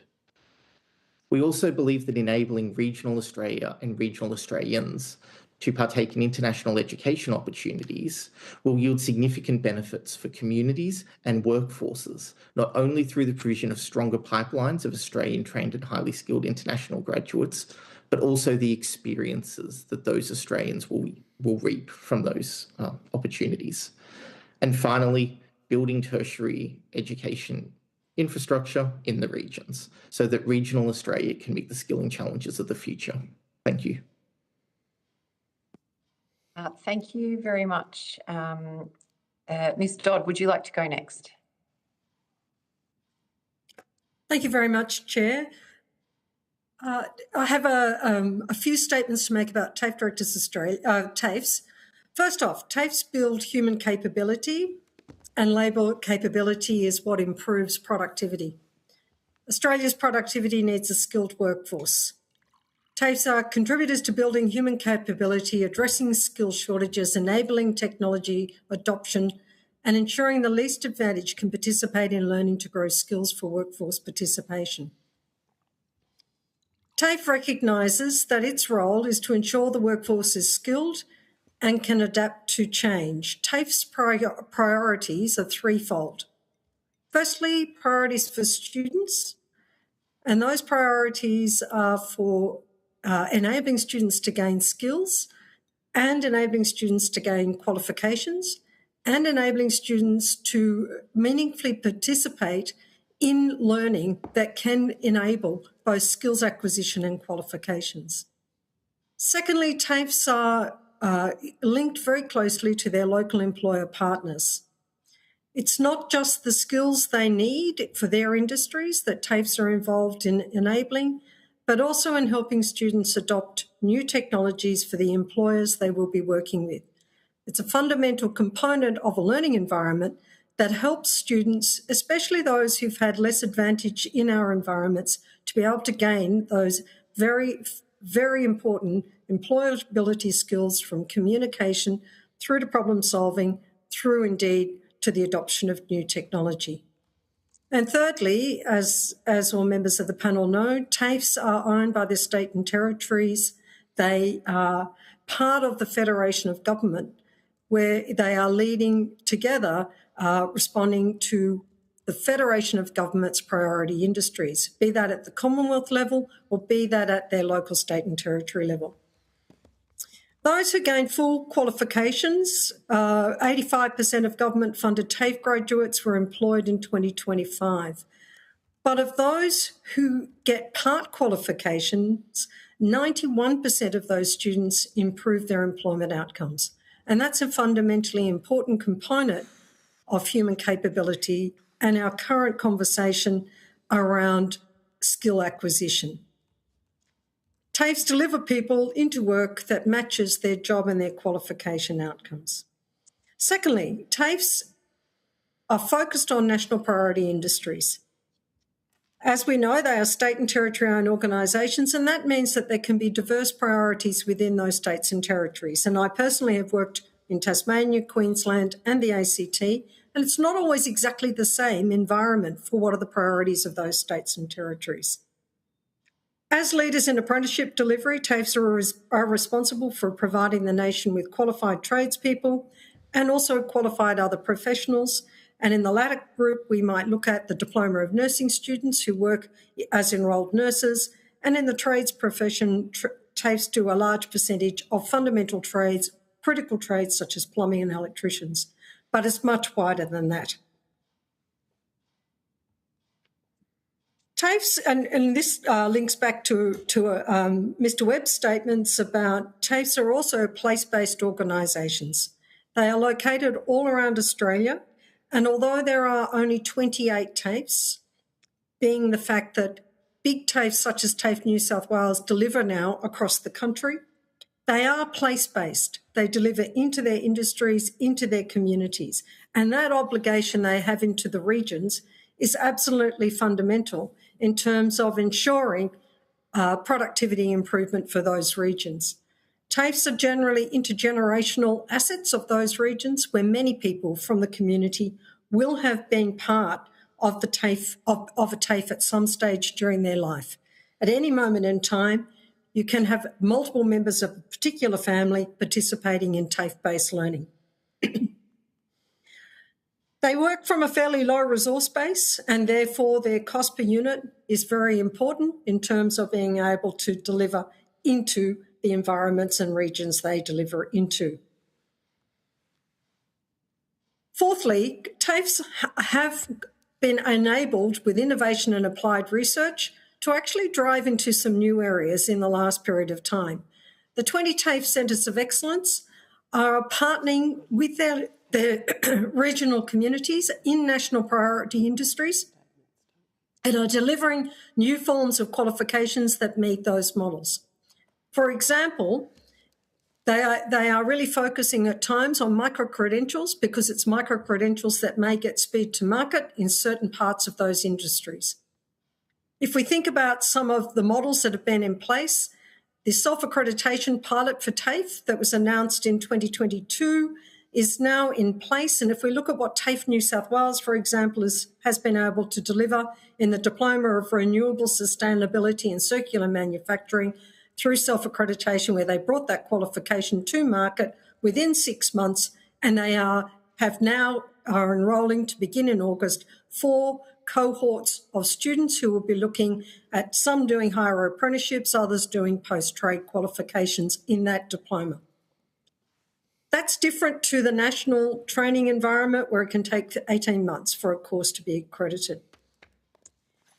And I guess in one way, one of the concerns for TAFE is the operational productivity choking that comes about through some of the other systems. So the self-accreditation has been a very important movement to get faster workforce skills. And lastly, I just want to draw out the National TAFE Network. The National TAFE Network... If you could do it quickly so that we have time for questions, that would be great. Thank you. The National TAFE Network's goal is to reduce duplication and work together. Thank you. Thank you. Thank you very much. And welcome, Dr. Marks. We missed you earlier, but as you can see, we're just doing opening statements. So if you've got a short one that you'd like to deliver, and then we can get into questions. I do, Senator. Thanks very much, and g'day everybody. Thanks for having me. I represent the Australian Technology Network of Unis. We're 5 unis: Newcastle, Curtin, Deakin, UTS and RMIT. We've got roughly about 250,000 students enrolled with us. We train about 1/3 of Australia's engineers. We train around about 1/4 of our IT workforce and roughly about 1/4 of our building and construction and architecture grads. So we're really at the very applied edge of the labour market and all of those productivity enhancing fields in particular. One of the things that we do as well, we generate over $1.6 billion in research partnerships, predominantly with industry. So as the technology unis, we are the ones that are doing stuff that's practically advancing productivity and developing the R&D ecosystem into the economy. We talk less about higher ed policy and more about economic policy and how we can help the regions, help industry and help Australia get ahead. So you won't hear us too much in the higher ed lane. We're very much practically focused. I think for us as well, one of the bonuses about the ATN is that of our international students, or the international students that study with Australian unis, we train 35% of those offshore. So we aren't the part of the problem with respect to really large numbers of internationals coming in to the country and aggravating some of those other issues around housing, for example. We are actually actively partnering and building supply chains, soft diplomacy, and networks that are great for Australia's sovereign capacity and resilience overseas, predominantly in Southeast Asia, but also throughout Europe and the rest of the world. So we want to have a sustainable balance in that space. And just to close off, we are one of the leading groups within the sector in dual sector education. So RMIT in Swinburne, who's an observer member with us, have roughly over 25,000 dual sector students enrolled with them. So we are quite advanced, for example, in some Victorian institutions, less so with respect to partnering with TAFE and vocational elsewhere across our membership base. Three things we'd like to see is we'd like to see work integrated learning made universal. So every student who does a university degree or a dual sector degree has a period in the workforce, so their skills are practical. Second thing, we want a truly joined up system. So all of the wonderful things that are happening in Victoria around connections with TAFE can happen at scale in New South Wales. They just don't happen because of the different jurisdictions. And the third thing that we would like to see is the government implement the recommendations of its own report, the Ambitious Australia report. It says all of the right things with respect to lifting productivity through increased R&D activity. Let's fire the starter gun and do it. That's it from me. Thanks, everyone. Thanks very much. We'll go to Senator Mackenzie. Yeah, very succinct. Thank you. So I'll start with you, ATN. And you did go to one of the areas in this inquiry I am looking at. So ATN's got 6 member universities, and from the figures I can assess from the Department of Education, RMIT and UTS are at the top with 24% international students as part of their cohorts, and the University of Newcastle at the other end at 11%. Could you just confirm those figures for me? I'd have to take that on notice, but I think they sound correct to me, Senator, officially. And given what you were saying then, that a lot of those are trained, international students are trained overseas, can I have that breakdown on notice of on-campus versus, well... Yeah. Do you differentiate off-campus domestic and off-campus offshore? We do. Yeah, we do. Great. So we can provide you with those figures on notice. Absolutely, Senator. Yeah, I'm really interested in housing and the role on what's going on in that sort of area. So what proportion of your combined student cohort are foreign fee-paying students? I think we have one of the lowest proportions in the sector. I'd have to come back to you with a specific figure, but as I mentioned, we train, of all of the Australian students that are enrolled offshore, international students, we have the largest share as a grouping. So we're not part of that problem, but certainly with respect to the figures you've cited, we'll come back to you and clarify. That'd be great if I could get it as an ATN group, but then also by institution. And I'd be really interested in the mix. I know historically we've had an overdependence, say, on China. Some universities have chosen to specialise into the subcontinent. So I'd really be interested in the mix of your students, particularly with your specialty area of being engineering, and amen to that. Can't build anything in this country without a lot of engineers. Can I understand what on-campus accommodation support you provide to your students, your international students? Yeah, absolutely, Senator. Every domestic onshore student within our membership base would have access to accommodation support through our member universities. And again, those that don't have found a spot within the private rental market or through other means. But certainly, as I mentioned, given the comparatively low share of onshore students that we have in terms of internationals, that's typically not an issue for us. I do accept your comments around some of those urban settings that, for example, UTS and RMIT operate in. There's a crunch in every urban centre in Australia, of course, around housing, but wherever possible, we assist them directly or indirectly with accommodation. And we don't feel, given the sustainable share and balance we have, that we're part of the problem. But we're No, I'm sure you're not, and you won't be alone in my questioning. Everyone will get, so Universities Australia and GO8, I will be asking the same questions of your members. So please don't feel you're being targeted. Separately, I've seen one national survey of over 5,000 international students who found that 26% of them were paid less than minimum wage in trying to keep their heads above water. And they are afraid to report that because of the visa consequences. Is that something your universities are aware of? I think the whole university sector, Senator, is aware of that, and quite frankly, I don't think that we've done enough in that space in ensuring that we help with those protections. Of course, we don't want to see that occurring, and wherever we can prevent that, much of it is around education too, around ensuring that those students are aware of their rights. We certainly do that across the membership, but any single person being underpaid in that position is intolerable. So we certainly want to address that. Just to the Run group, what advice do you provide international students in regional universities? Do you report every case that comes to you to the Fair Work Ombudsman? I would have to take that on notice, Senator. What I would say is that all of our universities have officers dedicated to supporting international students, making it clear what their rights are, what the various awards are, as well as through our employment officers that our universities have. I'm probably interested in, I know everyone has an international student officer. I'm actually interested in hard data.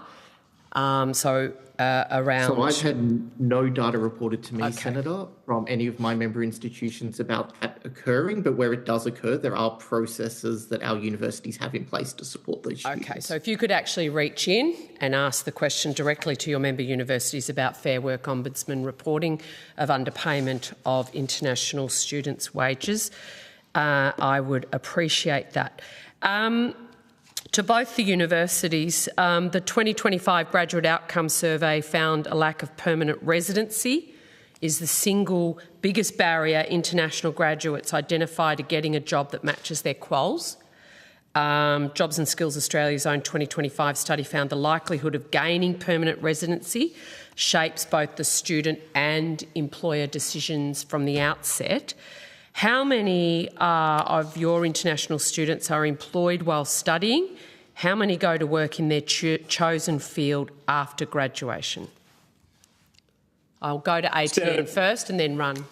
Thank you, Senator. I'll come back to you on notice with the exact breakdown, but I would say that we are concerned, particularly in fields of high demand, like nursing, for example, and midwifery, where those skills and that workforce capacity is desperately needed, that these challenges are preventing that from occurring. So certainly we work in that space very actively, and we initiated some great programs during the COVID period that still run today about getting people into those fields in a fast-track way.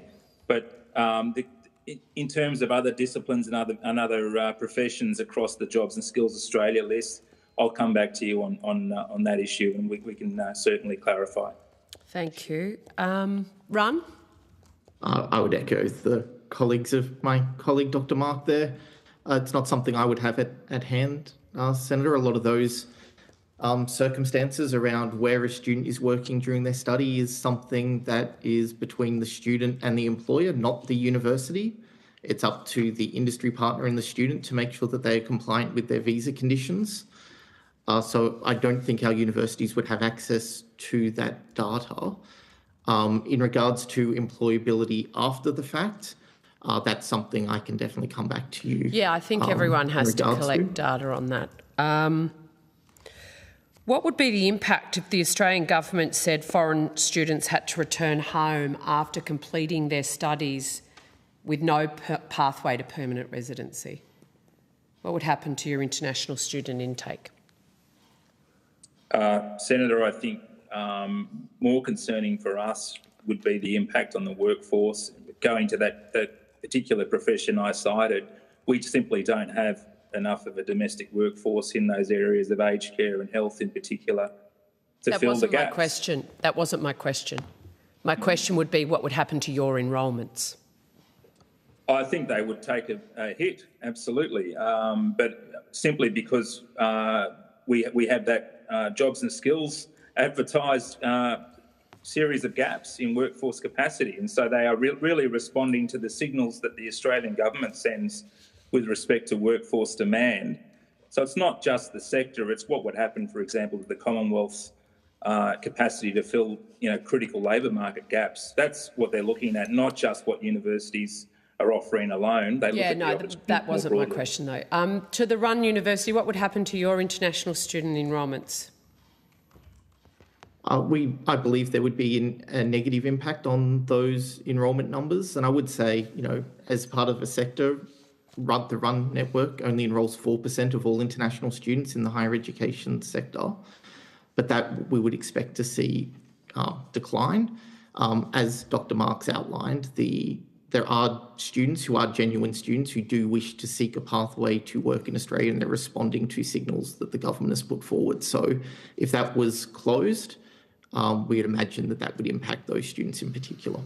So would it be fair to say that the Australian qualification is effectively acting as a gateway drug to permanent residency rather than an education qualification in and of itself? I would disagree with that. Okay. Yeah, I think it's to that point around those workforce opportunities, which again the Commonwealth government, is very forward about. I just had a question for Run specifically. We have Southern Cross share of international students. My understanding is that they're 26% international students, and Charles Sturt at 3%, the widest spread of any of the university groupings. Could you confirm those numbers? I would have to take that on notice for an individual provider level, Senator, but those numbers do sound accurate to my understanding. Yes, so if you could actually give me by institution member what proportion of their combined student cohort are foreign fee paying, to explain that gap, where the bulk of them come from by institution, and how accommodation is provided for these students in their regional settings. And if you have those studying, I know some of the regional universities have city campuses, which often are their most lucrative. Is that the case? Our members do have campuses in capital cities, but as do metropolitan universities as well. They have well, of campuses course, they're metropolitan universities. But for Run universities, my understanding was sometimes the most lucrative campus is that city campus, which then cross-subsidises, if you like, the work for the regions. Is that the case? Yes, they have metropolitan campuses that do provide revenue streams into the full range of regional university operations, which includes operating campuses in regional locations. Yeah, absolutely, which we're very thankful for. But I'm just probably in the breakdown of the question on notice for me, if you could also, where a university has that cross-subsidisation model, I'd like to know what proportion of that campus, the metropolitan campus, are the international students. So Southern Cross, for instance, I'm sure they're not all in Lismore, although they should be, because Byron Bay is just down the road and they could learn how to surf as well, while studying at one of our best soil universities. Anyway, I look forward to those questions on notice, gentlemen. Thank you. You concluded there, Senator Mackenzie? I did have a little one for TAFE, if I can keep going. Keep going. I'm just conscious of hogging the call. Okay, so just with respect, Ms Dodd, to TAFE's international student cohort, I would just like to understand whether TAFEs do have foreign fee-paying students, and if so, what proportion of enrolments they are. Yes, they do, Senator, and they are tiny. The TAFE proportion of international students in vocational education and training is very, very small. And, of course, many of our TAFEs are also higher education providers, and they have international students in one or two of their higher education courses. But, again, it's very, very small. The proportion is well under 5% of the total international students across the country. And so does that differ by state? Are some states more attractive to international students than others in the TAFE sector? It differs by state. It probably differs as well by states' desire to encourage international students as not just attractive. So if you look at Western Australia as an example, Western Australian TAFEs do not recruit their own international students at all. There is a body called TAFE International Western Australia who works within the department, who is the recruiting body for international students, who then positions those international students into one of the 5 TAFEs that they recruit for. That's a very different model than perhaps those on the eastern seaboard, where there are international students in Queensland, New South Wales, Victoria, and Tasmania, tiny.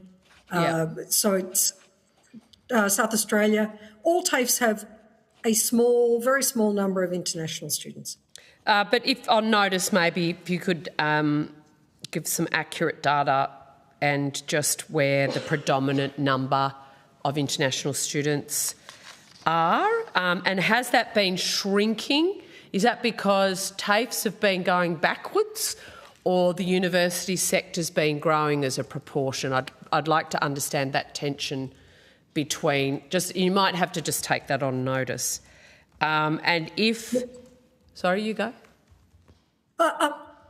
I suspect it's been fairly stable. Yeah, that's what I think. That when people are saying TAFE's proportion's shrinking, it's as a result of the proportionality, not the actual hard nominal numbers. International students have never been a big part of the TAFE student population. But I do know some of those joint providers, it could be kind of, it might be different if they're university and TAFE together. I think I also would like Run to provide me the data around the employment status and also the accommodation. So, yes, that's it for me. Thanks, Chair. I really appreciate it. No worries. Thank you very much, all of you, for appearing today. Maybe a question for Run first. In your submission, you talked about the challenges faced by regional universities in comparison to your urban counterparts, particularly around regulatory challenges. I just wondered if you could take us through, what are those things in particular, and how do they impact on this question of productivity? Yeah, thank you, Senator. And I'd start by saying the university sector, we all agree that we need good governance. What we're not asking for here is just less governance. We're asking for better governance and better regulation. And universities are primarily governed by the State and Territory Acts that enshrine universities in existence, but then we are regulated primarily by Commonwealth entities that sit over the top of this. So as you can imagine, that creates huge areas of duplication. And what we've seen, especially in the last decade, I saw a study that said they've estimated that there's about a 63% increase in compliance-related costs for university in the last decade. So what that means for universities is it means you need more people doing more things, which is detracting from spending the scarce public resource that we do have on teaching and research. And so regional universities are not like all the other universities. We operate multi-campus models, often in thin, scarcely populated markets. And that presents itself in a different operating model and different fiscal challenges that are associated with that. So then when we see additional regulation coming in, that requires a whole new person to do it, as opposed to simply going with a scaled up model for a university that operates a single campus model. Okay. And so is it like, is there duplication between state and Commonwealth, or it's different, or a combination of that? So it's a combination of duplication between state and Commonwealth, but it's also a duplication in Commonwealth and Commonwealth, where you have different bodies seeking very similar information multiple times, as opposed to what we would think should occur, which is a report once, use often approach to regulation. Can you give a practical example of that? So in regards to that, we see things like the request for data from TEXA, from the newly established ATEC, from the Department of Education. They'll often request very similar information from the universities. And then on top of that, the universities have to provide information to state governments as part of the state audit process, for instance. So if you would like additional examples, I'm happy to go in and provide them on notice, because they do get quite technical as I start reading out long bits of legislative names and provisions. But that's where we see this duplication occur. So you set up a gender-based violence regulator. They then seek additional information from university, which was already provided to TEXA, for instance. Yeah. And then when you have dual sector universities, they also have to provide information to ASQA, the regulator there. Yeah. Okay, and so your recommendation is that there's a review and then a kind of a streamlining of this report once, use often model, as you've called it. Who do you think is best placed to do that? I mean, so this was also recommended by the Australian Universities Accord. We believe the ATEC, as the system steward on the tertiary side, should be the body that instigates and takes carriage of this work in terms of doing the review to understand the regulatory environment.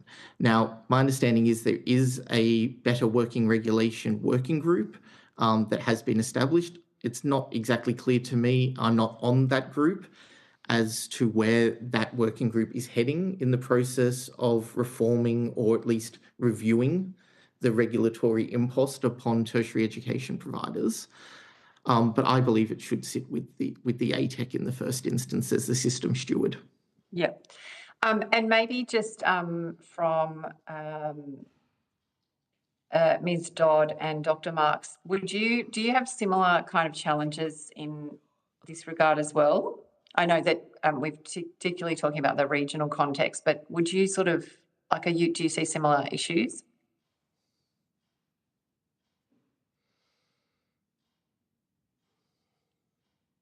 You're on mute, Ms. Dodd. Thought I'd taken it off. From a TAFE perspective, it is a bit different, but it's similar in some ways, in that there is a lot of reporting, because there's reporting through to state training authorities as well as to the national regulatory arm, if indeed the TAFEs are regulated by ASCOT. Remembering, of course, 2 states have their own regulator, Western Australia and Victoria. Then, of course, most TAFEs, the majority of our members, are actually higher education providers as well. So then there's the reporting to TEXA as well.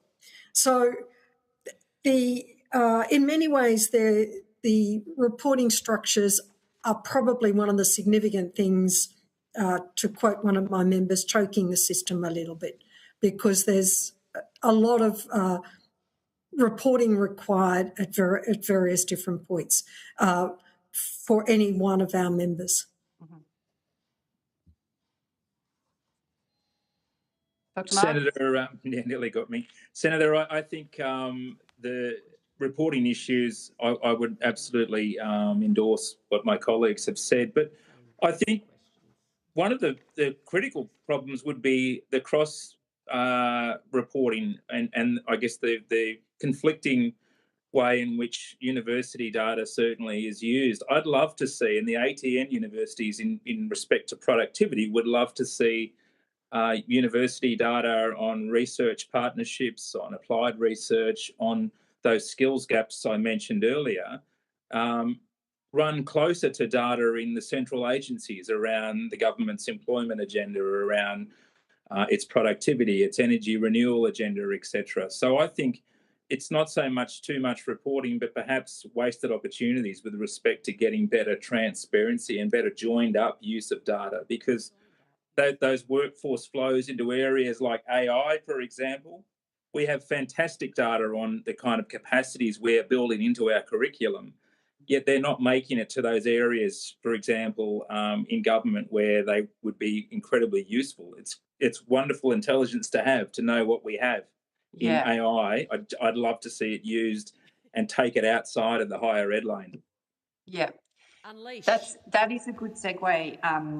Perhaps a question for all three of you. I mean, I think you've all talked in various ways about this, place-based situation that you have, and I think what you're all sort of saying in different ways is that there's the link between what you're training your students in whatever ways you do that, and the jobs. So my question really is around, how can, and it sounds like, particularly in terms of the work placements and the applied learning, working with communities, local employers, like that is really at the crux of, having this very direct pipeline to qualified and skilled people going into jobs.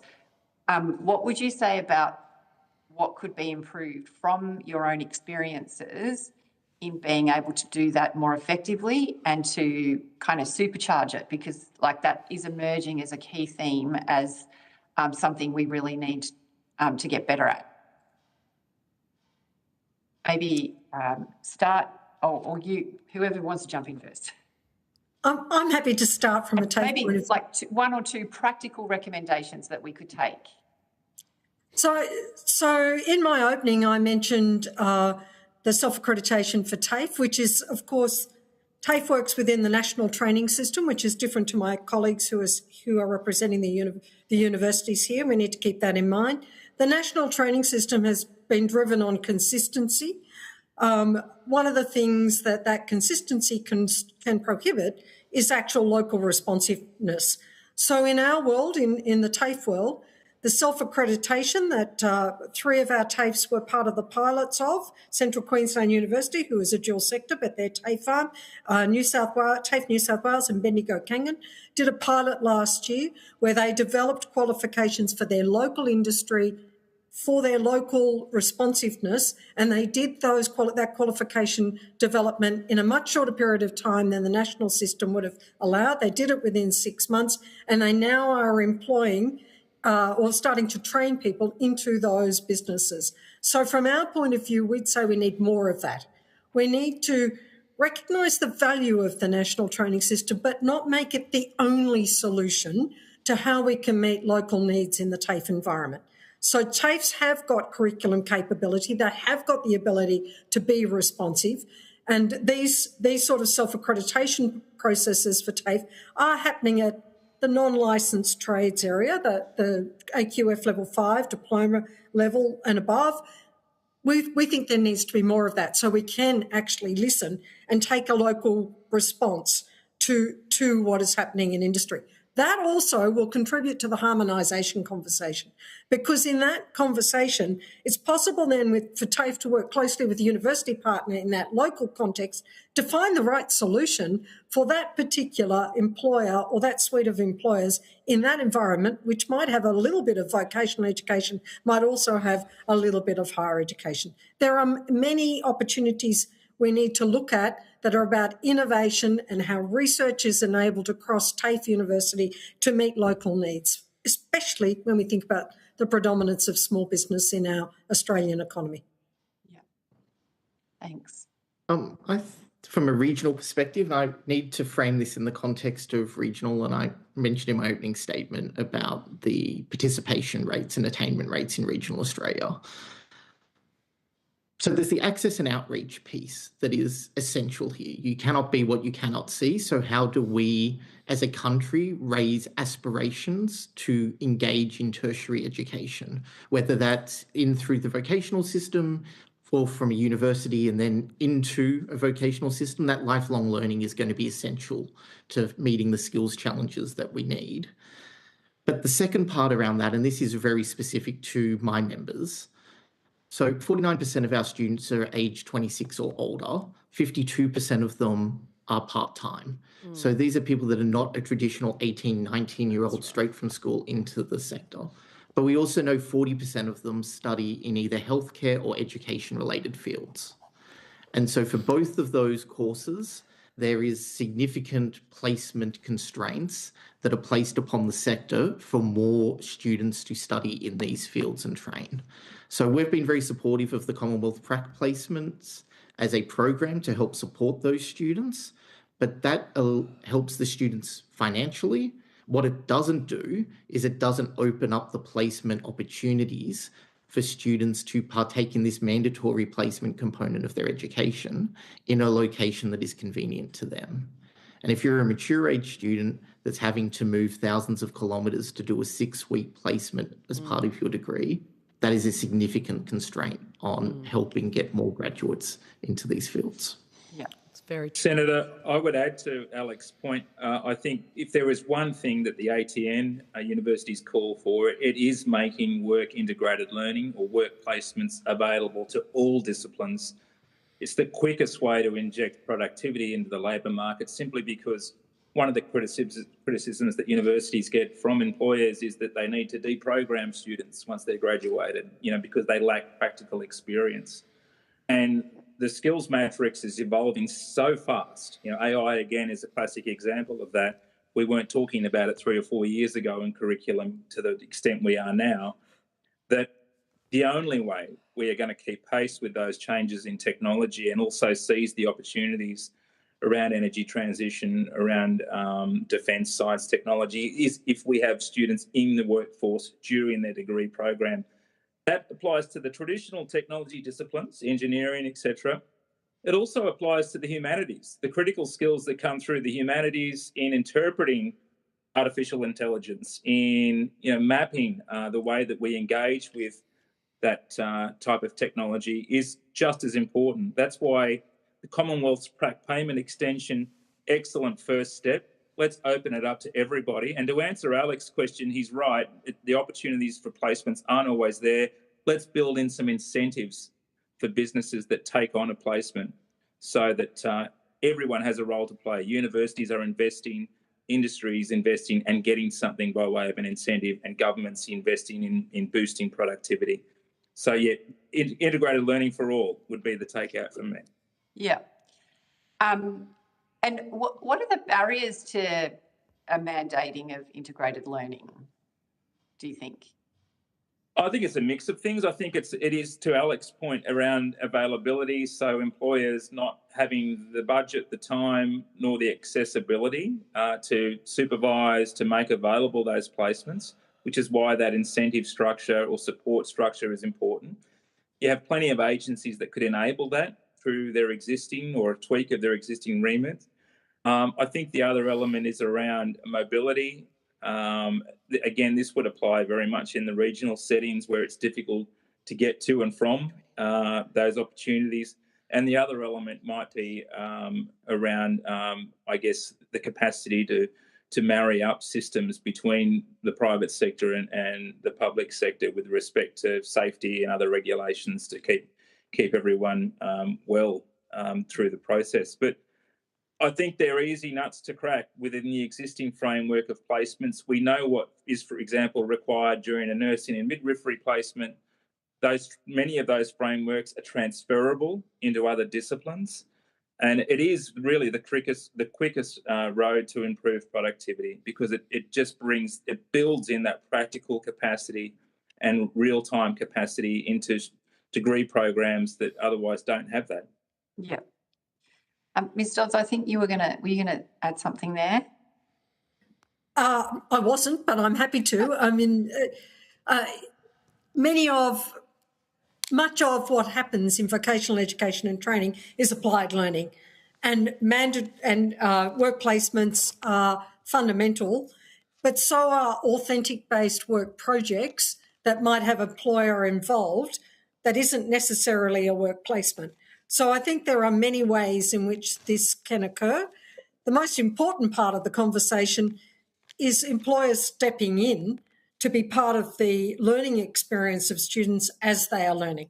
And I think that that's where, in our TAFE environment, we do try and work very hard with local employers to have that authentic experience. And of course, the courses in vocational education and training are actually focused that way, even recognising the relationship in such a thing as an apprenticeship between an employer, the training provider, and the student. Okay, thank you very much. Unless there's any other questions, I think we might conclude with this session a little bit early. So thank you very much to the witnesses who've attended. We really appreciate your time today. If you've taken questions on notice, they are due by 5 o'clock on the 11th of August 2026. So we are going to suspend now for a short break, and we will be back in 45 minutes. So that'll be 1:35. Thank you.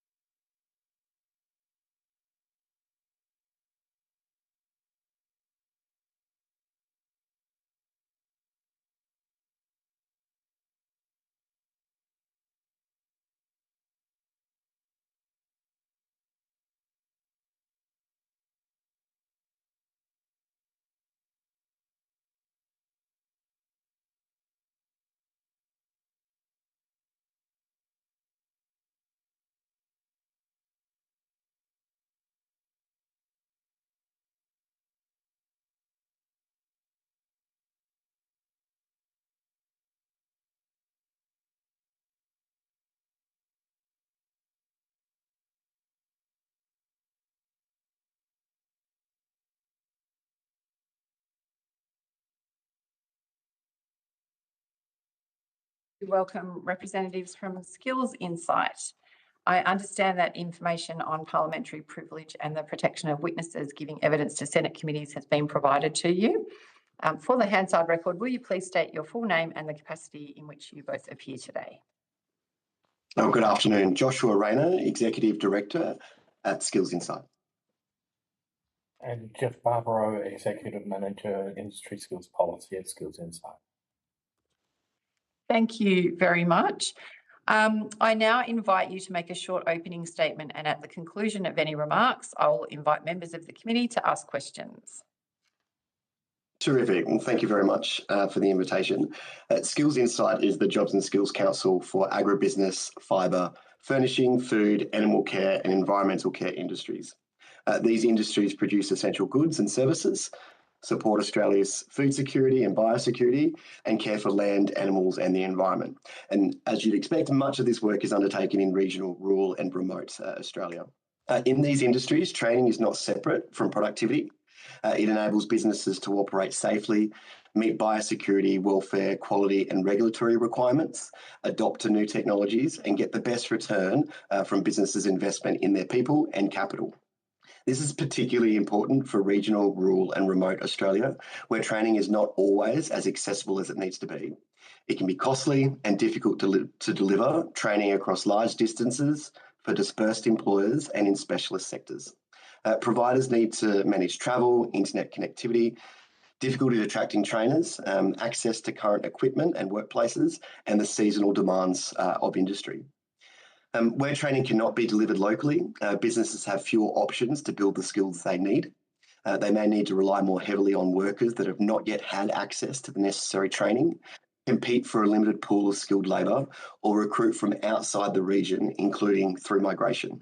That can delay the uptake of technology and make it harder to meet safety, biosecurity and compliance requirements and limit productivity. Industry is seeking practical and flexible pathways that work in Australian conditions. And this is why Skills Insight has proposed an Australian agricultural apprenticeship, which would support a broader range of skills, provide options that suit local circumstances and help employers attract, develop and retain workers in a safe, reliable employment. In our submission, we highlighted three key issues. First, that vocational education and training funding must better reflect the actual cost of delivery in regional, rural and remote Australia. Secondly, that productivity policy should help grow the overall skilled workforce rather than simply moving workers between industries or critically between locations. And third, there is always opportunity to improve nationally consistent skills verification, trade recognition and credit pathways using national training packages. Ultimately, improving access to quality training in regional, rural and remote Australia is a practical productivity issue. Thank you. Thank you very much. Do I have any senator who would like to jump in and go first with questions? Oh, Senator Ananda Raja. Thank you, Chair. I'm very interested in some of the thinking that's going on here with attracting more people from rural, regional communities into the sector. I think I'm interested in your selection criteria because motivated people from the regions tend to stay in the regions. And the parallel that I see here is in a medical school that was established, that we've helped establish in Shepparton in regional Victoria, which is a partnership between Melbourne Uni, La Trobe, and it's embedded in the community. But they have an incredibly selective process of recruiting people, and they base it on very much their community links. It's less about marks and it's much, much more about community links. And I'm just interested to know what your thinking is, because the end result, I graduated the first class, and these young people are much more likely to remain in these communities because they have such deep connections to the footy team, to businesses, to family, to multiple generations of family. And so I'm interested in selection here because obviously we want this to work. Thank you, Senator. It's a really great observation that you make in terms of the unique nature of some of our regional, rural and remote communities. Although I can't speak too much to the selection criteria that individual businesses might make, what I can say is twofold. One, there is our sectors in particular in regional and rural settings have a very, very diverse range of practices when they do look to recruitment.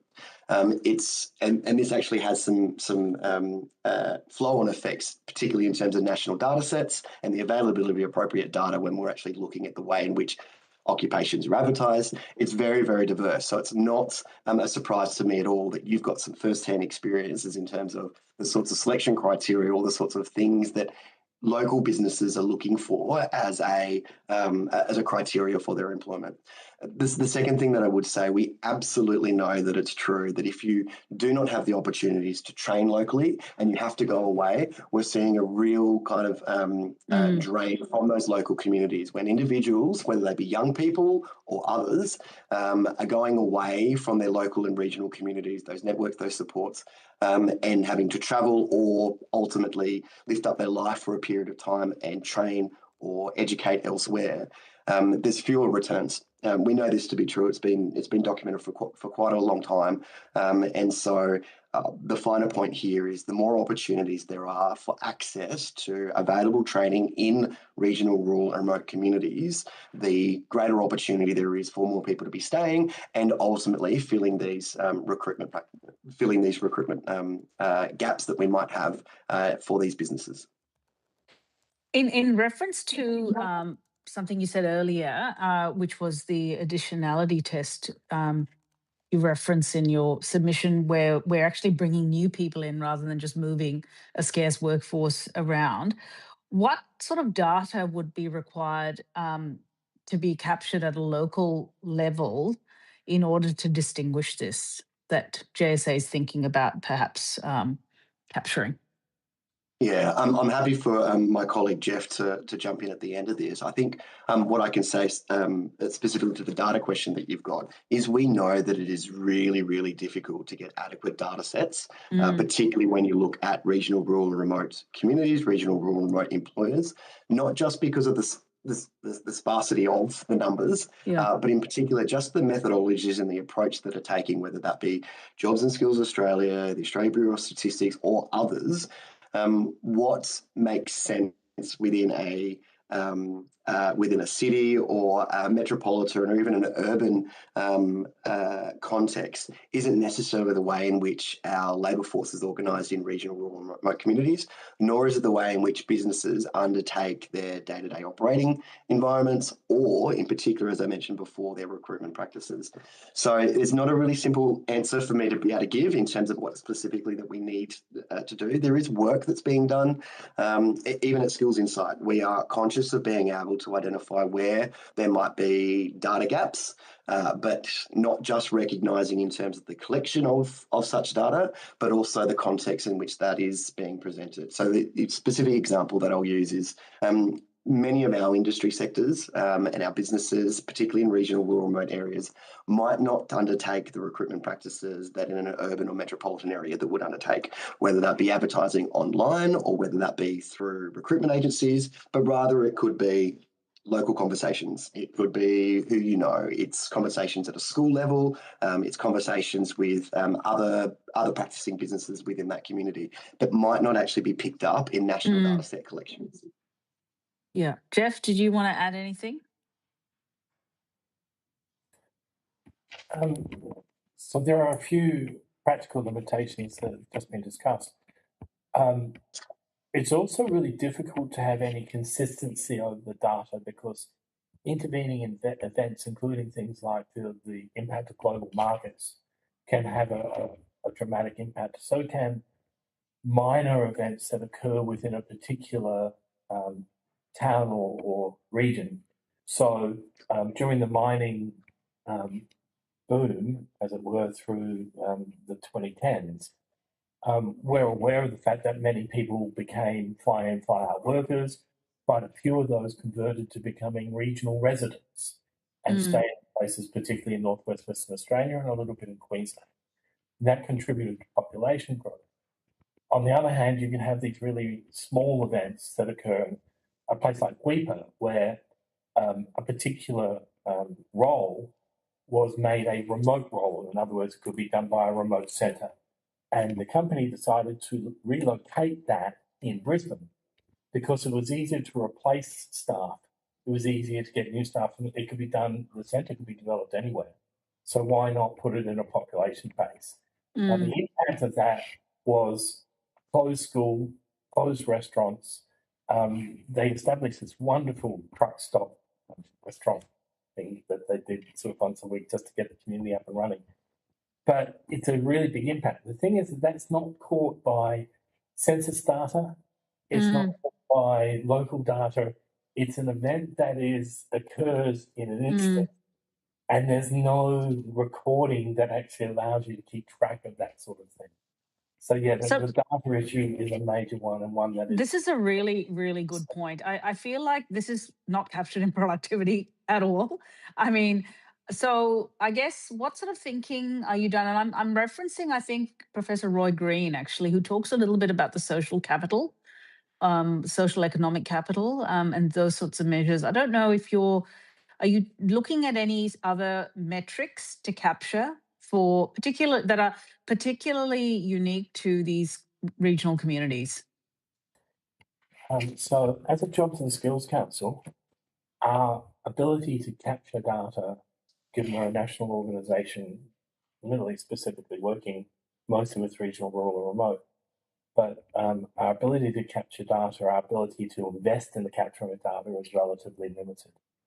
We've been working with other organisations to try and help address this, such as the Rural Research and Development Corporations, such as ABARES, CSIRO, and various others. Local governments could be a very good source of information for us, but there's an awful lot of them and very few of us, as it were. One of the things, though, that you mentioned there was the social capital, and it's been interesting for us to see a move over the last few years where within the regions are taking an attraction to the region first approach. So this has been particularly happening in Townsville, where they say, okay, I'm sorry, Cairns, my apologies, where they say, come to our place. And then when you get here, it's a wonderful place to live, it's an excellent, and by the way, there are jobs available. And here are types of jobs. And if you're an engineer, this is the type of engineering you can do. It's too early to say whether that's effective or not, but it certainly seems to be producing results. My last question before I hand over the call, just to follow on from what you've just observed, just on the issue of settlement services, I did actually connect the City of Greater Shepparton, which is the consortium of the council plus numerous businesses who have been running a very, very similar program to the one you just mentioned with great success. And I connected them with JSA, actually, with Professor Glover. So because he was very interested in this. So they've been doing this for years, and the approach they take is around actually connecting people to community and giving and like hand holding them through the settlement process. So they're connected to the footy team, to the schools. They know where they have a sense. They actually have a dedicated officer whose job is to help people establish themselves in these communities. And it has been very successful. They've managed to attract and retain people in this thing. So that they might be worth connecting with. And I'm happy to do that if that helps. That would be Thank terrific. you, Chair. Thank you. Senator McKenzie, do you have questions? Not sure. Hopefully the team in Canberra is there. My screen looks a bit funny. So I will press on unless I hear otherwise. I wondered whether, from your perspective, I mean, I'm thinking particularly about kind of opportunities around food sovereignty in particular and fibre. Whether, I mean, it's probably a leading question, but, are we making the most of our regional advantage as a country in connecting up the opportunities that we have by our geography and size, and then, how we match this, what is the skills gap there, if there is one, and what's your view about all that? And, is that something that can factor into our thinking as we think about productivity in all the different ways we are? Jeff, given your passion in this space, I'm very comfortable for you to be able to answer this one. Thank you, Senator. It's are we making the most of it is a difficult question. What we can say is that agriculture routinely has, most of our industries actually, routinely has relatively high productivity compared to most other industries in Australia. I think that is a product of a number of things, including the work of the CSIRO and the Rural and the Research Development Corporations. It includes the capacity for a number of our industries to have developed really strong peak bodies and good relationships between peak bodies and unions who tend to work together. There are a number of programs as well, such as the PALM program, which is helping to fill some of the workforce shortages. And also those people are getting training as well. So for a period of time, there's trained workforce available here as well. The other factor is the increasing work with First Nations communities, where native foods and native products, for example, have found a market not just within Australia but also overseas. And the increasing work in areas such as aquaculture and seafood. There is still, however, some fairly major gaps that need to be filled in. Obviously, workforce gaps remain the number one priority for our stakeholders. The access to training is part of the issue, but the access to the people themselves is also the other part of that issue. In that context, we do see some areas where there could be significant improvement. So the number of First Nations people working within our industries is surprisingly low. Some of them are higher than the national average, but surprisingly low given the nature of the industries we work with, given that they are land and water-based occupations. We would expect potentially to see more opportunities there. This also, though, comes back to a data problem again. We're not sure if that's something that's real or if it's a way in which the data is actually collected and calculated. But it is certainly real to some extent, but how much it is real, the data is not necessarily that reliable. So, yeah, there are certainly areas where there can be improvements, no doubt. But access to training is the one that we hear the most. So it is routinely, especially across Northern Australia, that we just hear there is no access to the training that we need. We're having to take on young people, untrained, try and train them ourselves, can't get to standards. There are safety issues, there's productivity issues, and then there's retention issues right through there. So that is clearly a major gap. Yeah, okay. And in your view then, so it's not, so access to training, what about labour supply? Yeah, so a bit of the two sort of go a little hand in hand. Yep. There have been, according to the Regional Australia Institute, there have been more people moving out to the regions over the last few years, and that number is starting to build, and that's a good thing. But at the same time, many of those people are still actually working in metropolitan occupations, and they're working remotely, so they're not necessarily contributing to local labour. So there's an improvement there, but yeah. attraction and retention was a really big thing with our stakeholders. And there's no doubt that they would like to see more done with attraction. So we, for example, put together a website which employers can go to see all of the support services, all of the ideas others have come up with, some of the places they can go to get assistance to band together to try and attract people to their region, as we were saying before. Let's get them to the region first and then work out how the workforce goes.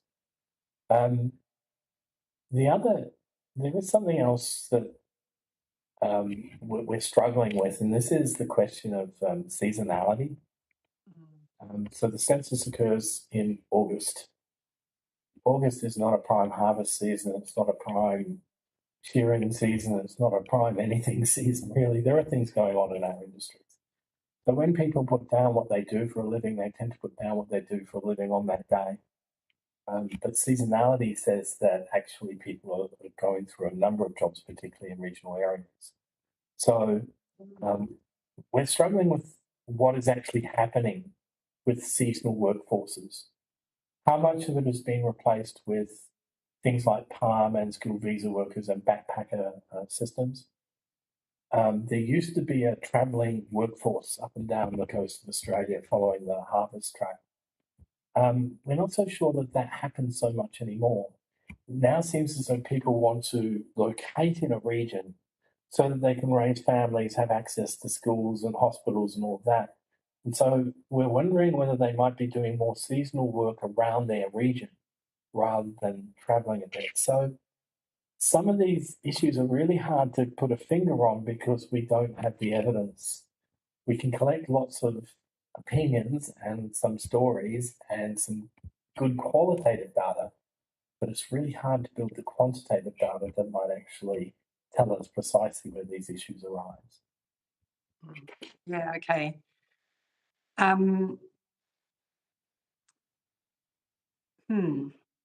So in terms of just going back to the issue about lack of access to training, particularly in Northern Australia, what's, in your experience in terms of some of the models that you've seen work well, like what would be your recommendations about how we could improve that situation?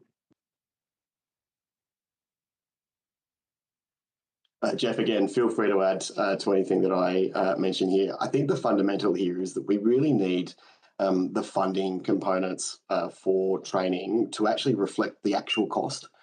We hear often that there might be a factor, might be a 50% factor, a 75% factor, whatever it be, that might be a loading on top of the funding that might be provided by various jurisdictions, state governments in particular, that is supposed to be a catch-all. But it really doesn't go to the heart of reflecting those actual costs for regional training. And so therefore that has a flow-on effect on the viability of training providers to be making their choices. I think also I'm sure you'll be familiar, we hear this concept around, it's a vocational education training market. However, we don't necessarily hear that market concept around higher education market or a secondary school market. And so there's a conceptual issue here around leaving it to a market. And the reality is that the funding just isn't adequately addressing those critical components that could be distance, travel, small cohorts in particular, trainer availability, connectivity, specialist facilities, and again, as Jeff had mentioned, that seasonality of workforce, so therefore the access to potential students or enrolments at particular times. So again, it's that the funding isn't necessarily reflecting the actual cost of delivery, and that's public, private, right across the board. Yeah, okay. So there isn't, as far as you're aware, there isn't, like, there's not a, I understand what you're saying, like all of those things, distance, travel, small cohorts, connectivity, they're all extra costs. So there isn't in current models, as far as you're aware, certainly, I mean, I guess the private sector is different altogether, but in terms of the funded sector, there isn't a loading, if you like, or a recognition of the particular challenges of rural and regional. Again, each region, each rural community is so diverse and so different. It's almost like comparing an industry against another industry in the way that they organise themselves, whether there's local leadership in particular. I will say there is a plethora of fantastic programs out there, and the previous senator had mentioned one in particular, but there's a plethora of locally organised kind of local solutions out there that may or may not attract state or Commonwealth government funding, but there are a lot of that locally led programs that are designed, and many of them are successful. Some of them might not be. Some of them might actually be designed not necessarily for a successful result of a completion, but rather around engagement or participation. Again, at the end of the day, the one consistent message or the one consistent thing that we regularly hear back on is that local leadership is a really critical element of those sorts of locally designed, locally delivered, local solutions. And that leadership can come from a whole variety of different places. It could be an individual teacher in a school. It could be the local chamber of commerce that has a particular passionate board member or staff member. It could actually be the local council. It could be a whole variety of different things. But the common success factor quite often is that there is a local leadership component to these locally built solutions. Yeah. Maybe my last question is just going back to the question, the issue of First Nations representation and I guess the lack thereof. I think the point that you made, Mr. Barbaro, around, surprising given the nature of some of the work that there is in a high proportion of First Nations workforce. What do you think the barriers are and what could we do to try and help there? I think a number of the barriers are probably historical and are being addressed in some ways. I think the nature of the training market at the moment does make things difficult. So you would have heard references, I'm sure, to tertiary harmonisation and the importance of improving recognition of prior learning. The viability of RTOs at the moment is dependent upon a funding model, whether private or public, that is dependent on the delivery of units of training. And that means that there is a lot of on-country learning, in-place learning that is not accepted as part of an already existing knowledge base. So those barriers exist. We've heard routinely, both for regional education generally, but also specifically for First Nations, that programs that have mentoring support from elders or from respected leaders tend to be more successful than otherwise. As Josh was saying, the employer support also can be really important. And so when you get an employer like Hunter Do Barrow, which is an outstanding example in the Northern Territory, when you get their commitment to the program, good things can happen. But one of the issues, I keep saying that, there are so many, that they seem to face is that they can have short-term successes, but then something happens and the support is withdrawn. So in New South Wales, the thoroughbred breeders got together, created this program. It wasn't formally recognised training, but it was based on the formally recognised training.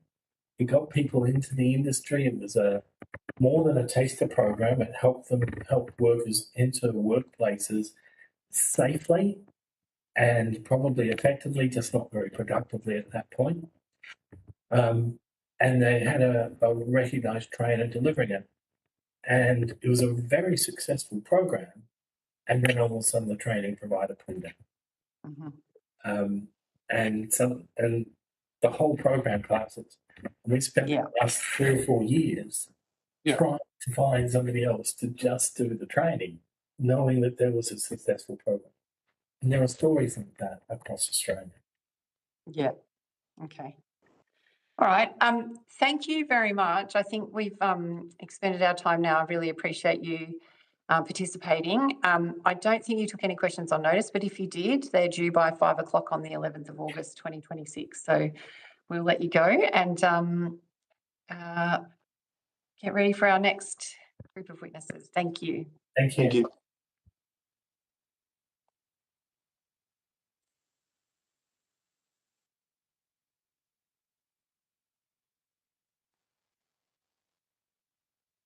Do we have, are we chasing down our next group?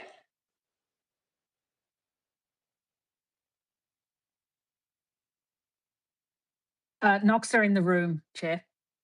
Oh, right. Okay. Sorry. Sorry, I didn't check my messages. Oh, there you go. Sorry about that. All right. Let's get going then. I'd like to welcome representatives from Knox Energy, and I presume Silver Chain will be joining us via teleconference shortly.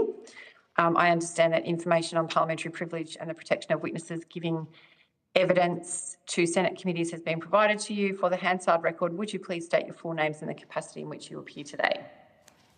My name is Charlie Richardson, and I'm the Chief Operating Officer of Knox Energy. Thank you very much. We will perhaps invite you to make your short opening statement, and if Silver Chain hasn't arrived by then we'll ask members of the committee to ask you questions. Thank you very much, Mr. Richardson. Chair and Senators, thank you for the opportunity to appear. I'm here today to talk to you about workplace EV charging in the context of economic, labor, and energy productivity. Australia's electric vehicle transition has become preoccupied with speed. We count fast chargers, celebrate bigger power ratings, and design policy and programs around a centralized petrol station-like model. That model matters on highways and for vehicles that must turn around quickly, but it overlooks a more prosaic and potentially more productive opportunity, namely level 1 charging in the workplace car park. The workplace car park brings together that holy trinity of EV charging, namely parking and high utilization, commercial electrical backbone, and low-cost daytime and overnight energy rates. And while level charging via power outlets just like those in this room is commonly dismissed as slow, that is the wrong economic frame. The Electric Vehicle Council research indicates that fully 45% of Australian EV drivers primarily charge over 500,000 times per week via a common power outlet. There's also a thriving ecosystem of Australian companies providing managed level 1 EV charging solutions. In short, it works. At work, employee vehicles sit for 6 to 8 hours while fleet vehicles are idle overnight. Time is abundant, but capital and electrical capacity are scarce. The productivity question then shifts from how fast is each charger to how efficiently can we deliver energy while vehicles are already idle. The result is a policy blind spot. Australia has a national electric vehicle strategy and a national EV charging network. We have programs for fast, curbside, dealership, repair, and fleet transport electrification. And all these programs address genuine needs. However, what we lack is an equivalent national and state recognition of workplace charging as a strategic infrastructure category. In a workplace car park where vehicles dwell throughout the working day and overnight, lower power managed level 1 charging can spread available capacity across far more parking bays. The same infrastructure can charge employee vehicles by day and business vehicles overnight. For businesses, workplace charging can improve operations, reduce exposure to volatile imported fuel, and accelerate transport electrification. As an employee amenity, it can also support attraction, retention, and in-office attendance, helping to revitalize some of those business districts that are still lacking in foot traffic.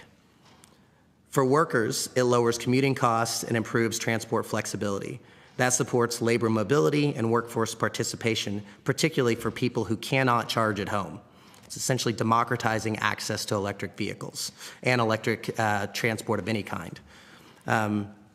Lower transport costs effectively increase disposable income without higher wages. Workplace charging also improves energy productivity. Managed day and night charging can use abundant solar, reduce curtailment and storage needs, and avoid shifting charging demand into peak morning and early evening periods. Workplace charging should, therefore, be treated like enabling infrastructure that helps people participate and businesses compete.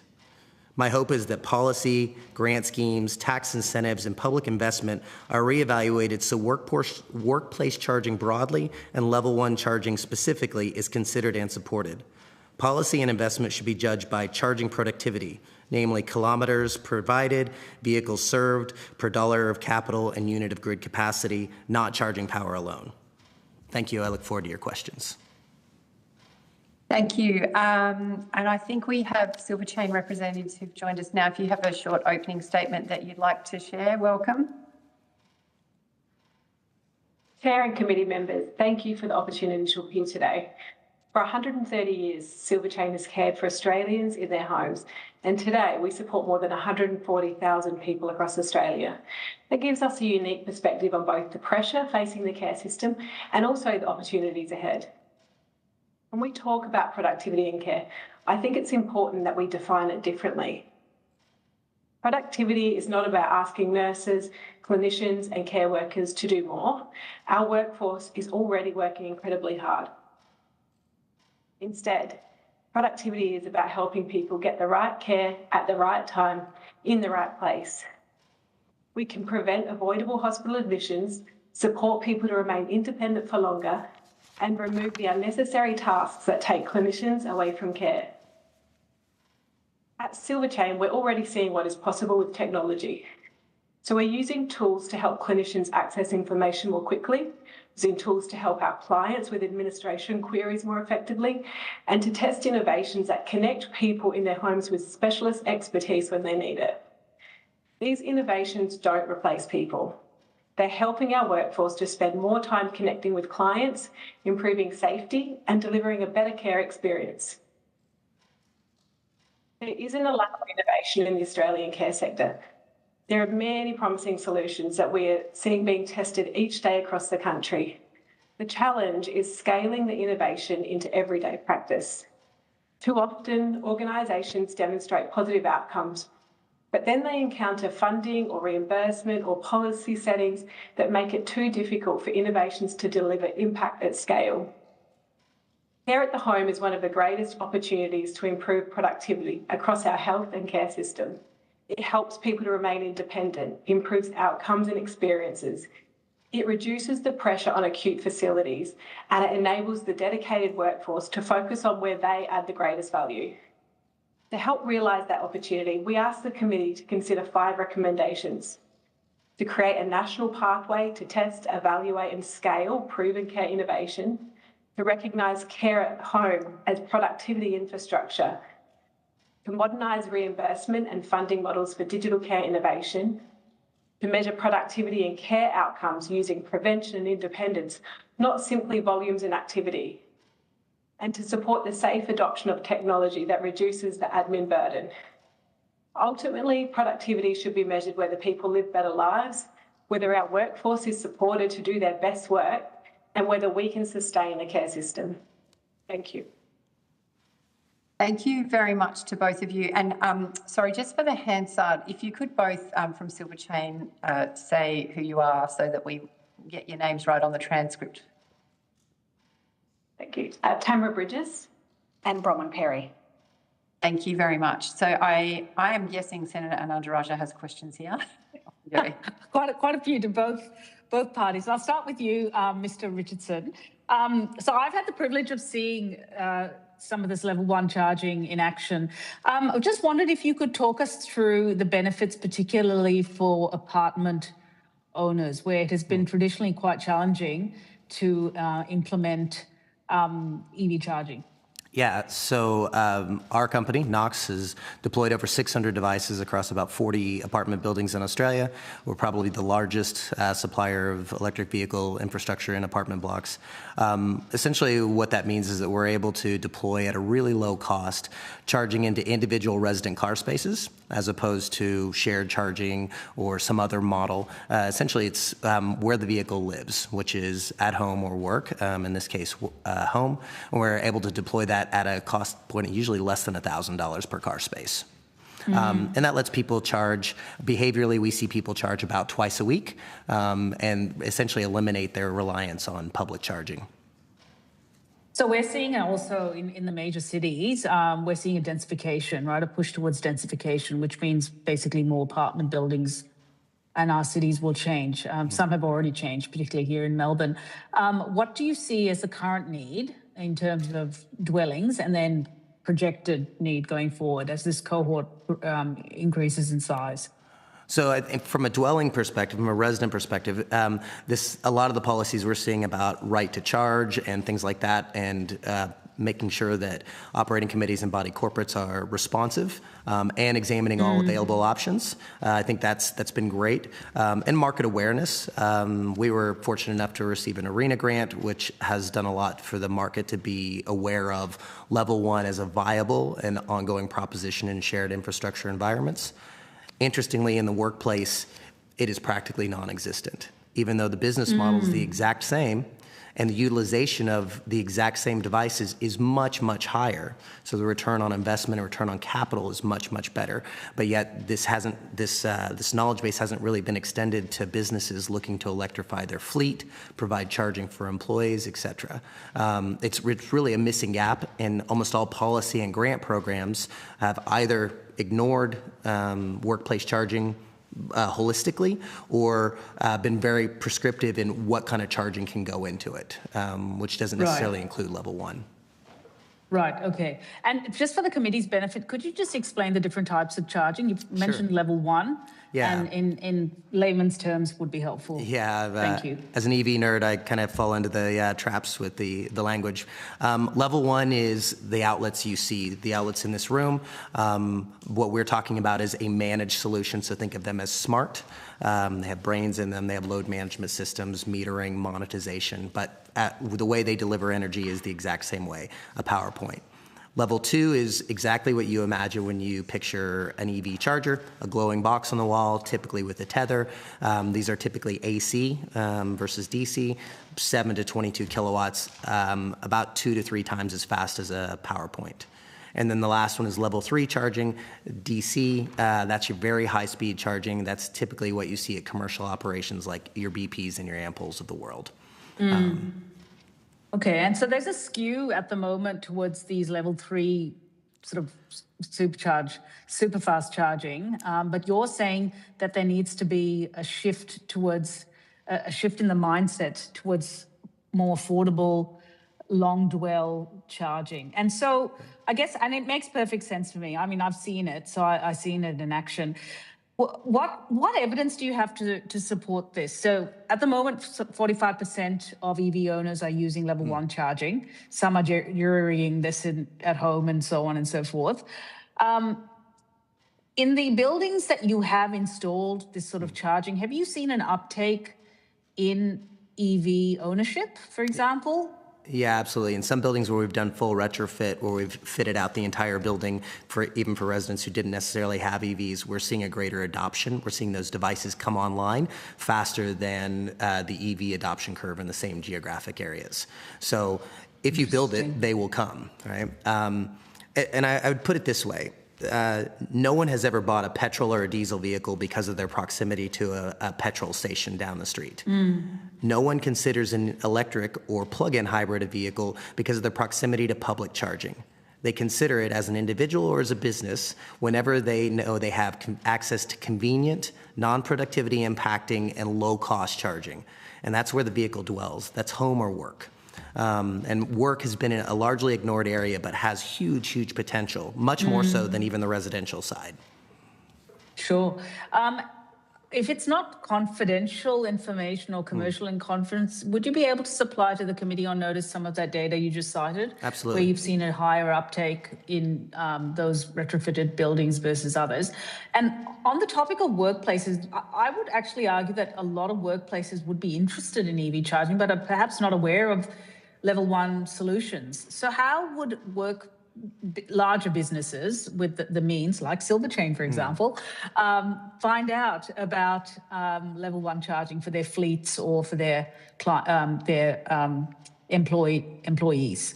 I think part of it is policy and support, right? So understanding that grant programs essentially shouldn't have any kilowatt requirement on them. Putting that on puts an artificial barrier and essentially oftentimes eliminates level 1 charging. So I think that's number one. Number two is to actively encourage workplace charging for both employees and fleet electrification. Most of what we see now is just around fleet electrification, not necessarily for employee charging too.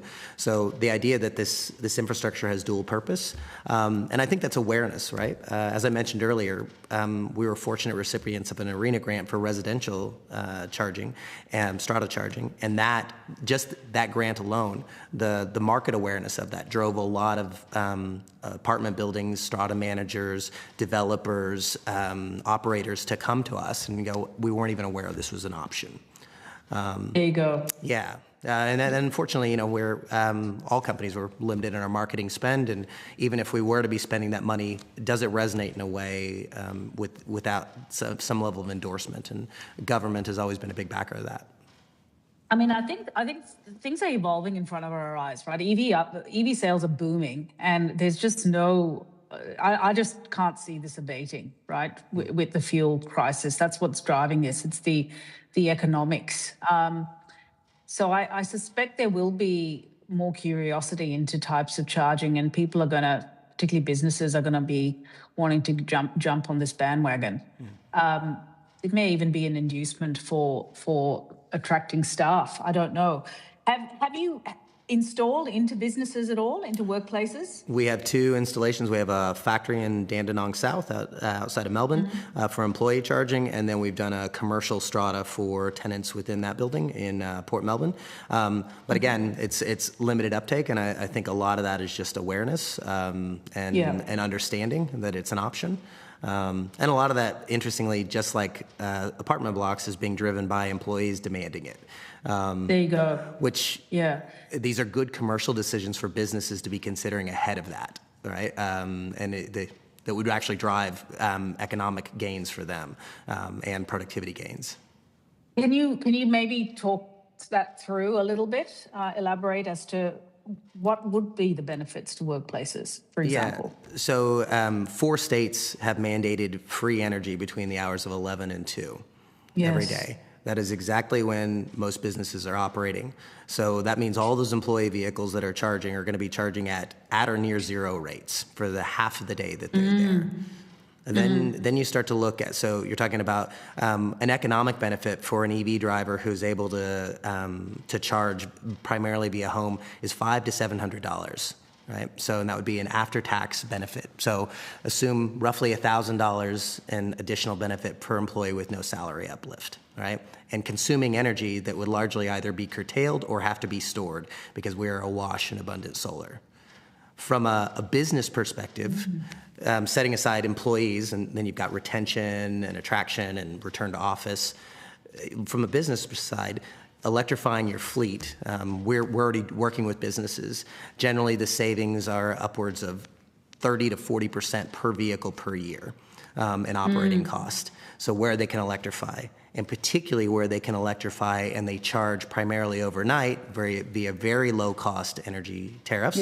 Those 10 a.m. to 6 p.m. or 10 p.m. to 6 a.m. rates, the benefits are much, much greater.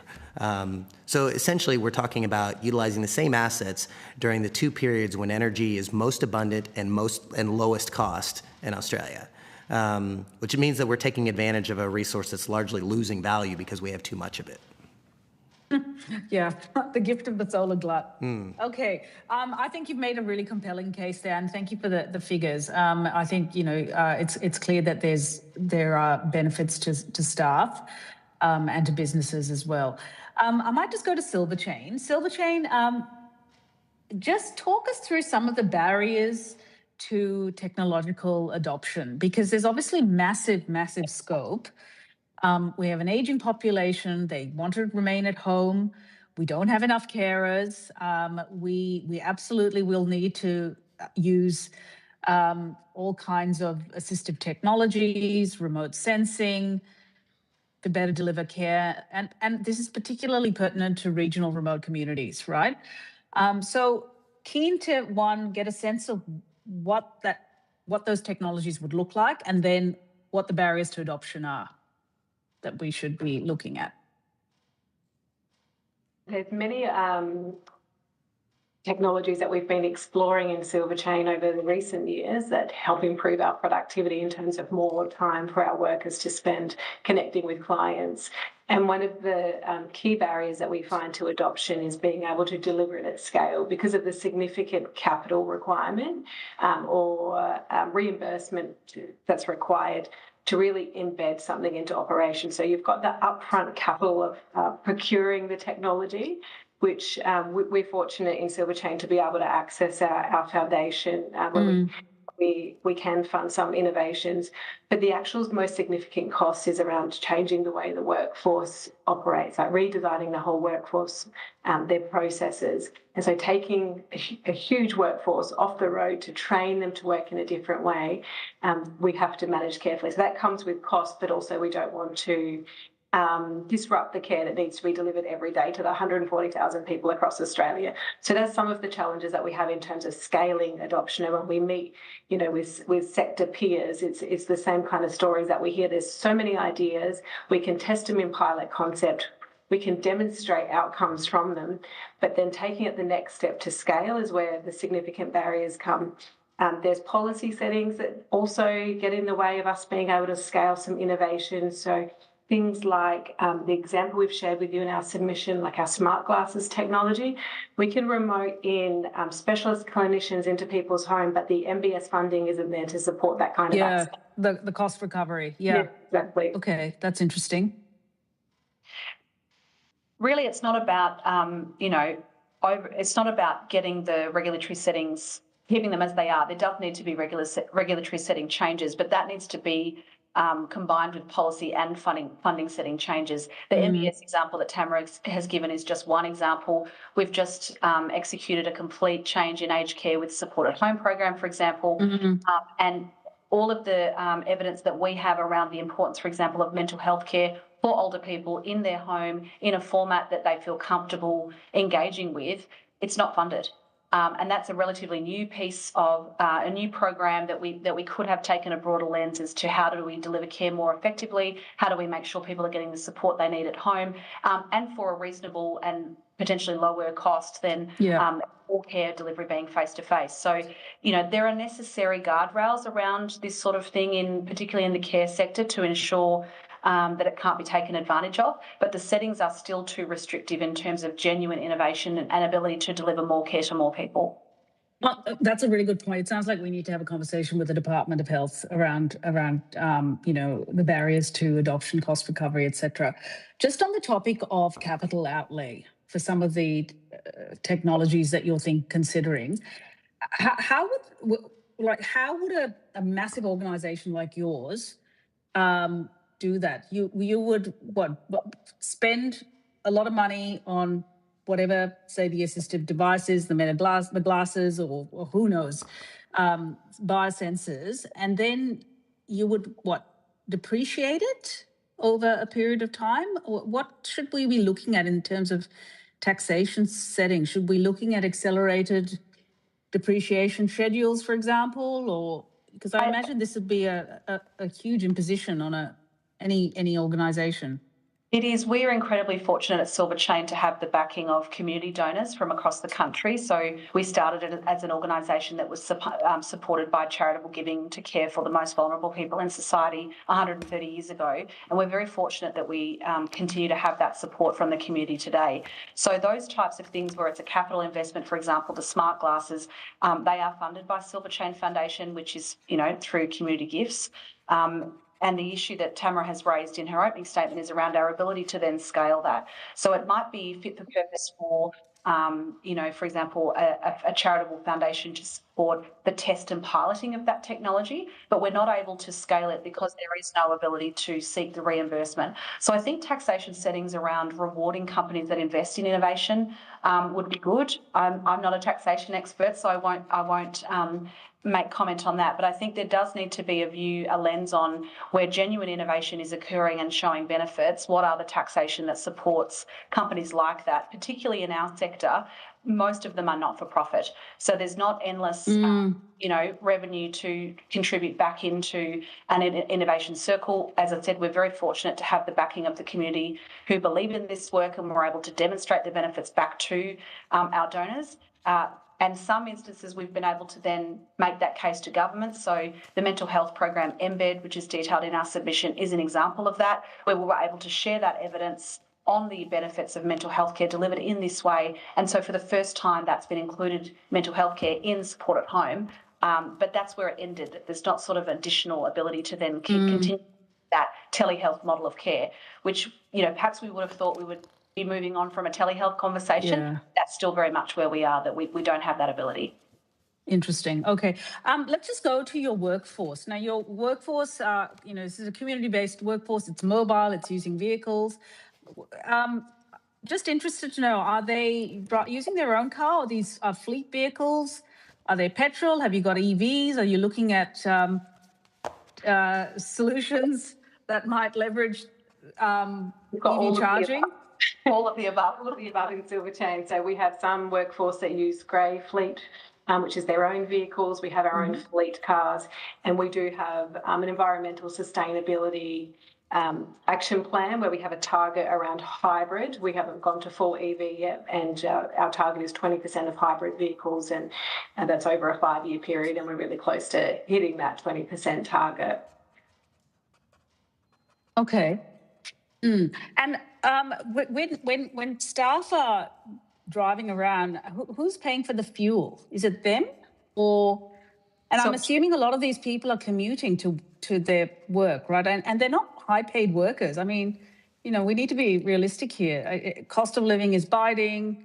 Fuel doesn't seem to be getting cheaper. So for our grey fleet, which is employees that have their own vehicles, we pay a very generous allowance. It's higher than the tax office standard, because we believe that that's what they deserve. The last couple of months with the fuel crisis, we have paid an additional allowance on top of that in recognition of the incredibly high price of fuel in recent months. So it is something that we're actively exploring in terms of what does the fleet of the future look like, but that also goes hand in hand with what are the settings, to the fellow presenter from Knox today, what are the settings that enable people to take up that technology at home in a cost-effective way, particularly with the type of workforce that we have, who are not necessarily... Well, let's go to that, because I think, Mr. Richardson, could you talk us through people who have, cars that are supplied by their work? And have you got any examples of how these are being managed at home with, have businesses install level 1 charging for these workers? Yeah, it's a good question. For fleet operators or businesses that are providing vehicles, almost none of them are doing at-home charging. We've started a few pilot programs, and those that are doing it are largely doing level 2 charging.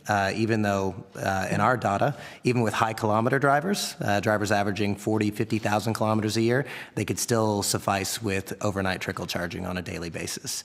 So what's interesting is those fleet vehicles are not necessarily, a lot of them, especially if they're take-home vehicles, they are not being chosen for electrification because the charging at home and or charging at work has just been put in the too hard bucket. We think that's one of the reasons why we advocate for level 1, is it's a much more cost-effective and scaled solution, whether that be at the office or at home. So Silverchain, just back to you, you mentioned in your fleet mix, you're looking at 20% hybrid. Are there any battery electric vehicles that you're looking at? Because, I mean, as you know, we've just talked about the fact that there are 4 massive states in Australia that are going to be getting access to 4 hours or 3 hours, I think it is, free electricity during the day. Yeah, so our environmental sustainability strategy is just wrapping up this year, which was developed 5 years ago. And so that was really focused on hybrids. And now as we look forward, we'll be thinking through how do we get to that EV fleet and what is a sustainable EV fleet that doesn't impact on our workforce. We're obviously a big logistics organisation. All of the care that we deliver is in people's homes. So there is a lot of work to do in the planning and preparation for moving towards an EV fleet. But really happy to hear of the direction that the states are going with the free, power between those hours. Probably for a company like Silverchain may not be optimal because they're the hours we're out on the road in people's homes. So we'd have to think through that. But it's a significant piece of work for us to do and something the executive has definitely discussed in the near future having. How would a not-for-profit, I could talk for hours on this, but how would a not-for-profit, and you're not alone, there are so many other providers, right, who are not-for-profits, how would they finance, electrification of their fleet? Do you just go to a bank and you ask for a loan? How does this, or do you have to crowdfund? We don't ask for loans for fleet. There's different arrangements. So there's lease arrangements, there's, buying up front arrangements. So we would just have to work through the business case of what would be best for Silverchain. But, we are quite a big organisation. So it'll be different for every organisation. But that would be part of it. Is it on that topic? I mean, we are moving through an electrification revolution, right? Not just in Australia, but around the world. And households are leading it, to be honest. What kind of policy settings should the committee consider to assist not-for-profits like yourself to electrify, for example, transport? I think incentives around, there's been different types of incentive programs over the electrification journey, but I think recognising the unique position that not-for-profit providers have, and very many of the home care providers are not-for-profit, incentives around things like electrification of fleet would be welcome, and something that could be considered as a circular reinvestment in social impact as well, because obviously the care sector, whether it's health, aged care, disability, exists on the good social impact of not-for-profit organisations. So any settings that allow those not-for-profits to continue to be financially sustainable as well as improving their environmental sustainability would be really welcome.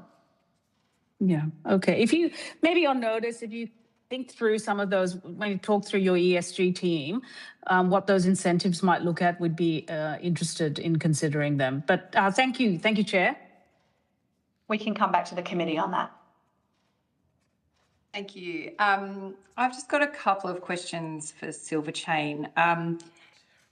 In your submission, you've referenced a couple of different areas where you're using AI.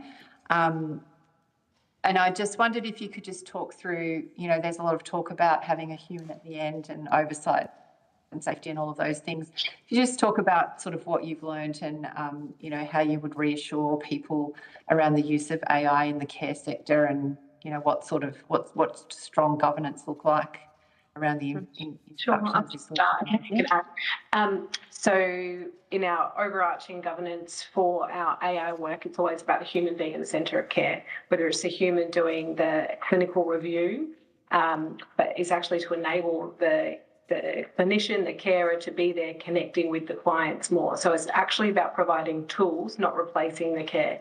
So some examples are things like our Silver Brief Pro, which has the nurse going into the home, instead of going through screens on their tablet or phone to get the history of what's happened to that person they're visiting. Silver Brief Pro will quickly do a very succinct summary of what has happened, say, in the last 24, 48 hours, whatever's relevant in terms of time period, and give them the key imperative things, which saves minutes of a nurse's time before she's heading into the home. So that gives her those extra minutes to spend with the person she's going in really well informed, or he. And some other examples, our first test around using AI with our consumers, our clients, has been our appointment scheduling AI. And this was really interesting because we just wanted to test to see if it was acceptable. We work with a lot of older Australians. And so we tried it with something like appointment scheduling because there's no clinical risk there. And we wanted to see if the older population would accept AI, how they would interact with it, whether it could be successful. And we did that in WA as a pilot. And what we found is that the very low dropout rate, over 95% of the clients in that area were screened as being eligible to interact with AI. They're obviously fully informed that they're interacting with AI. Nearly 75% of those people chose to be a part of that pilot, and we had a very low dropout rate, so only like 2% dropped out of that pilot. And we found that over 75% of calls actually were able to do the administrative changes through the AI that we needed. So that was a really good test for us, because you often hear one of the barriers to bringing technology into healthcare or aged care as being that the older population won't embrace it. And we actually found the opposite with this pilot, and have found that with some of our other innovations like smart glasses being welcomed into people's homes. So you just on that AI pilot that Tamara was referencing, we actually had some anecdotal feedback from clients that participated in that they actually preferred the AI conversational tool than a text or a chat confirmation function, because they don't interact with text or chat in their day-to-day life. So they much preferred to have the clear knowledge that it was an AI contacting them to either reconfirm or reschedule their appointment. And as Tamara mentioned, we only had 2% of those calls that were conducted by AI needing to be escalated to a human. So it demonstrated that it was really a very viable approach in terms of people's comfort level. We deliberately excluded some clients that we thought may, as a pilot, that thought may have additional considerations or concerns, but on a broad level, it was shown to be quite acceptable. And so that's informing the other pilots and tests that we're running with AI as well. What we find is that the focus for us is on, as Tamara mentioned, having the client and the care workforce at the centre of that. So it's not done purely to relieve administrative burden, it's done to enhance care, and it usually means that the carer or the clinician has more time with the client and more quality time with the client. So less time, trying to remember to take notes or looking on their phone for something. That is done in pilot stage in the background for them so that they can focus on the human connection, which is very important to us. We do have a very strong governance framework in place around our AI, and that's from board level down. And so there's key principles in there. Clinicians always in the loop. So it supports clinical judgment and decision making. It does not replace it. Human-centred care, the human is always the centre of care.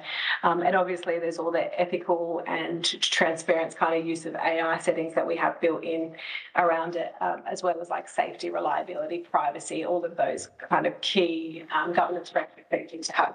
Like AI. So just finally, how, this came up earlier in terms of the care sector and measuring productivity, because we think about, it's an output with a given set of inputs. And you've just talked about using new technology to not reduce the amount of time that you spend with a client, but the time is more quality. So how do you look at measuring productivity in your sector and workforce? Yeah, so we see it as a varied combination of things, obviously. If our clinicians and workforce know the clients better, they can prevent unnecessary escalations and deteriorations, which reduces follow-on care requirements. So all of the tools that we give them to support them going into the home, to really know that person and to be able to ask the right questions and prompt them, instead of being really transactional, kind of task focused, stops that sort of flow-on event of deterioration, people ending up in hospital, being stuck in there for weeks, things like decline in function and nutrition, really takes its toll on the healthcare sector in terms of productivity. So we see that sort of workforce investment as really important. And of course, if we can save some time through, releasing some of the admin burden, our people are able to spend less time, taking notes on their computer, looking through screens of information, and actually see more clients in one shift as well, which also helps with, obviously, the productivity outcome. And then if the care is the right kind of care, so it's not just going in to do the dressing, but they're sort of seeing other things happening within the home and able to make recommendations around what that person actually needs to remain independent, we prevent we keep people independent longer, and then they're engaging more with their communities, having more meaningful lives. We're avoiding things like depression that we see in such a significant number of the aged population. So having that quality interaction that's not just task focused actually keeps people independent and improves productivity in the care sector more generally. That's how we think about it and how we see it. If productivity is measured only in units of care delivered per worker, that completely misses the point. We have to look at, it's not just about doing more tasks or faster. It's about redesigning care so that people receive safer and earlier effective support at home, and giving the workforce better tools to enable that, to Tamara's point, to improve the quality of care they receive and then improve the health and wellbeing of the person receiving it as well. I totally agree with all of that. Do you know of any conventional and accepted measurement in our economic environment that accepts this point of view? I think better outcomes, avoided deterioration, they're all things that most care providers would monitor and track, whether they're broadly accepted, in a funding and policy setting, for example, rather than just, number of bed days or NWAs, etc. Definitely, I think there's better metrics. So there are things that you guys would track that we could point to. That's useful, I think, yes. Because I think the real challenge with some of this is that the measurements aren't there in the same way as they are for, money in, product out. Yeah. One of the things we're really passionate about is having home care seen as care infrastructure, not just service delivery. So we have an active role to play in helping people stay at home if that's where they want to be, but also helping them to avoid unnecessary hospitalisation, emergency admissions, deterioration. So those things can be measured. It's just that we don't measure them on a national scale. And so we would advocate that that is something that we should be tracking and continuing to improve as a nation. Yeah, thank you. I think Senator Anandaraj has got one more quick question. Yeah, no, terrific contribution. Thank you, Silver Chain. So much to unpack there. Care infrastructure, I love it. But, I would also make this observation that we don't seem to capture these second-order effects, the fact that you're preventing, for example, hospitalizations. I think it's highly, highly relevant to the care sector. Huge. So that's perhaps something that we can take on board when we're formulating recommendations. How do we actually measure success in the care economy? Mr. Richardson, just back to you. Would you mind on notice maybe providing us a little bit more detail around the business case for businesses? Yeah, absolutely. In adopting level 1 charging? That would be great. And with regards to the grants, you said that they seem to preference wattage over other outcomes. Could you just unpack that a little bit for us? And perhaps how, if you were to be redesigning these grants in order to incentivize a cheaper, more scalable solution for EV drivers, what would the criteria look like? Yeah, so I've talked earlier through level 1, level 2, and level 3. Most grant programs mandate level 2 charging. I see it's at a state, often at a state level, and some at the federal level as well. Those grant programs usually provide a rebate or a subsidy of somewhere in the neighborhood of $1,000 to $2,000. All well and good, except that those charges are generally $4,000 to $6,000 per parking bay to install. Yeah. Businesses can't justify even with the subsidy. So what we're actually seeing is a lot of these grant programs are wildly underutilized. And when we talk to grant designers, and we've had some success in this and having those barriers reduced, talk about the efficacy of getting charging put out into the world. So like I said, a lot of what we see is because that has been the traditional mindset of what EV charging is a level 2 charger. And so a lot of the grant programs are designed around that I don't think maliciously, but without an understanding that there's this thriving ecosystem of managed level 1 smart providers like us, and that are providing solutions that can absolutely scale at a fraction of the cost. So if I were to design my ideal program, I would simply have I would design it where every business that turns over less than $5 million is eligible for a 50-50 matching grant up to, say, $5,000 or $10,000. And that's going to deploy tens of thousands of chargers. As I said, our average cost of installation is about $940 per parking space. So, a $10 million grant is exactly, it's thousands and thousands of businesses that could then have this infrastructure in place. And then all of the ancillary benefits that come with that. We talked about energy consumption rather than storing it or curtailing it. We've talked about immunizing those businesses from volatile fuel costs. More essentially, this is turning into energy sovereignty for the country and for businesses in particular. Yeah. And have you had these conversations with the department, with DQ? We have had some conversations about grants that they've specifically administered, and we've had some success in having those some of those grants changed and advocating for a more inclusive definition. And some others we've had less success, right? And like I said, I don't think any of that's malicious. If we start thinking about less about we're delivering a certain voltage and more about how many parking bays are we actually electrifying, right? And particularly in long dwell locations. That's home and work. Home and work are where we need to be focusing our EV infrastructure now, in particular, since we've built out these corridors with high-speed level 3 charging. We hear the horror stories on Easter when they're overwhelmed, but the vast majority of the time, corridor high-speed charging is serving its purpose. So now the next step to really push electrification even further is to really focus on long dwell locations. Like I said, home and work, and not in shared charging situations where we force people to antithetical behavior where they go to home or they go to work and they're forced to move their vehicle after a couple hours. Yeah. We want them to just park the vehicle and leave it there. And charging to be so ubiquitous and so available that it's not a scarcity and it's not a rarity. It's an easy amenity to provide. And what about shopping centres? Do you think it's the dwell time's just too short? Yeah, I mean, you see models where a lot of low-speed DC or level 2 charging has been applied, and that's absolutely great. But as I would point, where you drive, how many locations do you actually go to anywhere for more than an hour? And how many times are you going to either wait on a shared charger availability or to pull out your cables or do whatever else you need to do for what is going to be a very limited charging session? So that focus on continuing to put that infrastructure, which by the way, is very difficult to maintain and service, pure public charging.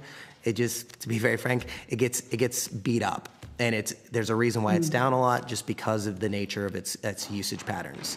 So really focusing on, call it captive or semi-captive charging, where the vehicles live, where they spend 90% of their life. That's where infrastructure should be spent. Fantastic. Thank you, Chair. Thank you, Mr. Richardson. Thank you very much. Jane. Thanks to all the witnesses who participated. We will need to move on now. So if you had any questions on notice, please provide them by 5 o'clock on the 11th of August 2026. And we can release you now, and we'll move to the final set of witnesses for the day. I'd like to now welcome representatives from the Department of Employment and Workplace Relations and Jobs and Skills Australia. I understand that information on parliamentary privilege and the protection of witnesses giving evidence to Senate committees has been provided to you. The Senate has resolved that an officer of a department of the Commonwealth or of a state shall not be asked to give opinions on matters of policy and shall be given reasonable opportunity to refer questions asked of the officer to superior officers or to a minister. This resolution does not preclude questions asking for explanations of policy or factual questions about when and how policies were adopted. Officers appearing today are also reminded of the Senate order specifying the process by which a claim of public interest immunity should be raised, and a copy of the order is available from the Secretariat. For the Hansard record, will you please state your full name and the capacity in which you appear today? And perhaps we'll go with the Department of Employment and Workplace Relations people first. Thank you, Senator. My name is Matt Cowgill. I'm the Chief Economist at the Department of Employment and Workplace Relations. Thank you, Senator. Matthew Gilliland, Assistant Secretary, Strategic Policy, also in the Department of Employment and Workplace Relations. Thank you. Jobs and Skills Australia. Megan Lilly, I'm Acting Commissioner, Jobs and Skills Australia. Simon Booth, Executive Director, Jobs and Skills Australia. Thank you, Senator. Cliff Bingham, Assistant Secretary, Labour Market and Migration Branch, Jobs and Skills Australia. Thank you very much. I'd invite you to make a short opening statement, and at the conclusion of any remarks, we'll invite members of the committee to ask questions. Do either of you have an opening statement? Thank you, Senator. From the department, we don't have a statement, but I would just like to say that we're pleased to be able to join you to comment on the matters that are raised in our submission.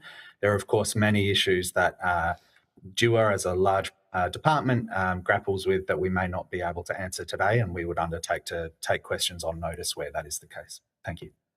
Thank you. Thank you. And from Jobs and Skills Australia, we don't have an opening statement, but thank you very much for inviting us to be here today. And I'm just pleased to note that much of JSA's work highlights stronger alignment across education, migration and workforce planning, and that we see that as being essential to support inclusive productivity, participation and improved productivity. And so we've had a lot of projects, reports and analysis that we're happy to go through today, and we're happy to proceed to questions. Thank you. Thank you very much. Senator Anandaraja, do you want to go first? Yep. Yeah, I do. Thank you. Thank you, Chair.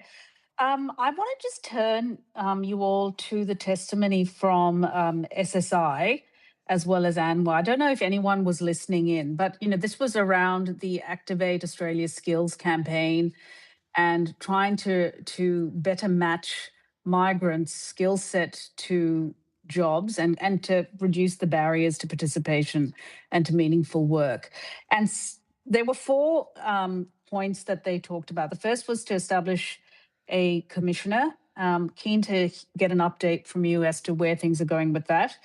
A portal to try, like a directory, so that people, when they're coming into the country, have a sense of like one-stop shop, a front door, I guess. Targeted financial assistance and a national navigation service. It all sounded very sensible.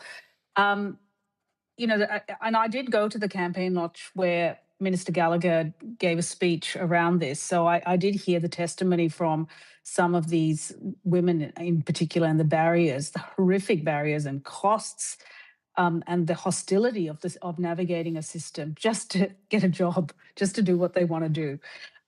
So interested in just working through some of those ideas put forward by those groups. And if you could update us, that would be helpful. This is to the department. Thank you very much, Senator. I can certainly say that in general, the idea of matching people to the jobs that best use the skills and capabilities that they have would be positive for productivity. So there are certainly gains to be had from improving matching of that sort, and our submission goes to that issue. I would say on the specific proposals that you discussed that SSI raises, I understand those are matters for government and that there haven't been decisions announced in relation to any of those proposals. We are consulting at the moment, I believe, on a commissioner. Is that right? I believe that is the case, Senator, but I don't have details that I'm able to provide you today on that specific consultation. Okay. Does the department have carriage of that, or is that in another department? Senator, so there was a range. There was a measure package announced in the budget around better utilisation of skilled migrants, including delivering faster skills assessments for migrant trade workers, improved trade skills recognition for onshore migrants, including family partner, refugee and humanitarian visa holders, as well as stronger oversight of the assessing authorities. And yes, the department is leading consultation on options for a skills migration commissioner. So that's I can come back to you whether that's underway or will shortly be underway. Okay, so no, thank you, and thank you for that overview. Just on the topic of what we measure, we talk a lot about the unemployment rate. Everyone's familiar with that. Participation, labour force participation gets quoted usually in parallel, and it's good. It's almost at record levels. That's a good news story. We talk about the gender pay gap, but how do you measure the matching between skills and work? And anyone can chime in here. I'd be interested also to hear from JSA on this one. Thank you, Senator. Yes, our JSA colleagues have certainly done some relevant and interesting work here.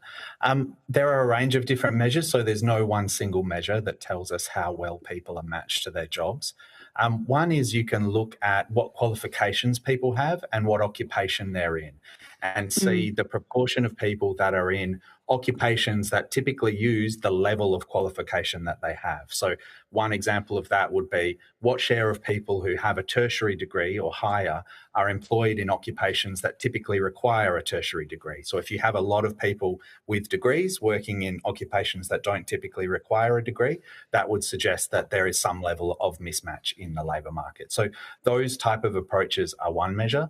Another is based on what economists call the Beveridge curve, which is the relationship between the unemployment rate and the number of job vacancies in the country. So ideally, you want there to be fewer vacancies for a given level of the unemployment rate. And that is an indication of improved matching efficiency, that you have a greater rate at which unemployed people are able to move into jobs that suit their skills and experience. So again, there's no one measure here. There's a range that we monitor and that can provide information about the quality of matching in the jobs market. Should we be routinely reporting that sort of those metrics along with unemployment and participation rate? I mean, I feel like it's very pertinent to productivity. If you've got it certainly mismatched roles, right? Thank you, Senator. Yes, you're quite right that it is pertinent to productivity. If we can match people to the jobs that best use their skills and experience and qualifications, that does improve productivity. These aren't routinely sort of published in the same way that the unemployment rate is, but they are certainly able to be calculated, and there's something that we and other colleagues in various departments certainly monitor. So say the first set of measures that I referred to based on people's qualifications and occupations, those measures can be derived from the same ABS data from which we get the unemployment rate and the participation rate, the labour force survey data. So we monitor that. Similarly, the kind of Beveridge curve type relationship that I refer to, that's something that we certainly monitor within government as well, but it's not the subject of the same kind of high-profile public discussion as perhaps the other. Right? Would you perhaps, on notice, be able to provide us with some of those metrics over the last, say, 4 quarters or so, just so that we can get a feel for this data and what it means? We can. Thank you, Senator. I would also note, and I'm sure my JSA colleagues can elaborate, that JSA has published some relevant work on labour market matching, and the Department of the Treasury as well publicly released some work on labour market matching in recent years as well. JSA, would you like to make a contribution to this on the issue of labour market matching? Thank you. Maybe Cliff might like to do that, and I could follow up with some initiative we've got around a skills taxonomy to actually assist all of this work. Thank you, Commissioner. Thank you, Senator. To Mr. Cowgill's point, there is some work that we have done around labour market matching. One of the pieces we've done recently, which we touched on in our jobs and skills report last year, goes more to region by region labour market matching efficiency in the context of where is there an available job. So, for example, where is there a job vacancy and where might there be a person who is not currently employed who can then match with that job. So there's a little bit there around where does a job vacancy lead to an additional person being employed rather than potentially a substitution of someone from job A into job B. Mr. Cowgill's point, that's not so much in the underutilisation, overutilisation, etc. But as he noted, there are a range of ABS publications, labour force survey, things like the ABS characteristics of employment, which provide detailed data which speaks to where people are currently employed and what is called their skill level in the way the ABS describes it. Those skill levels are largely mapped to an anticipated required level of education. So a skill level 1 would typically be associated with higher education and so forth. And we can use those things to assess, well, who looks like they're in an occupation and a role that marries up with the qualification they have, who looks like they might be in a role above their formal qualification. And so on-the-job experience becomes really important as part of that. And to your point, probably the most important part of your point, who looks like they're being underutilised. And so there are a range of regular ABS publications that help us get good snapshots at that high level. And then there are other more complicated things that we can do from sort of a labour market matching efficiency more in a locality sense? Can a locality sort of be self-sufficient and self-sustainable in terms of finding its own workforce? And that's where some of our more recent labour market efficiency work went to.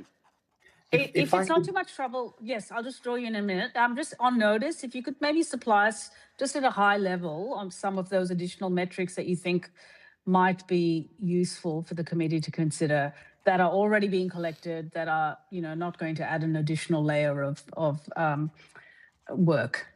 Sorry, yes, go ahead.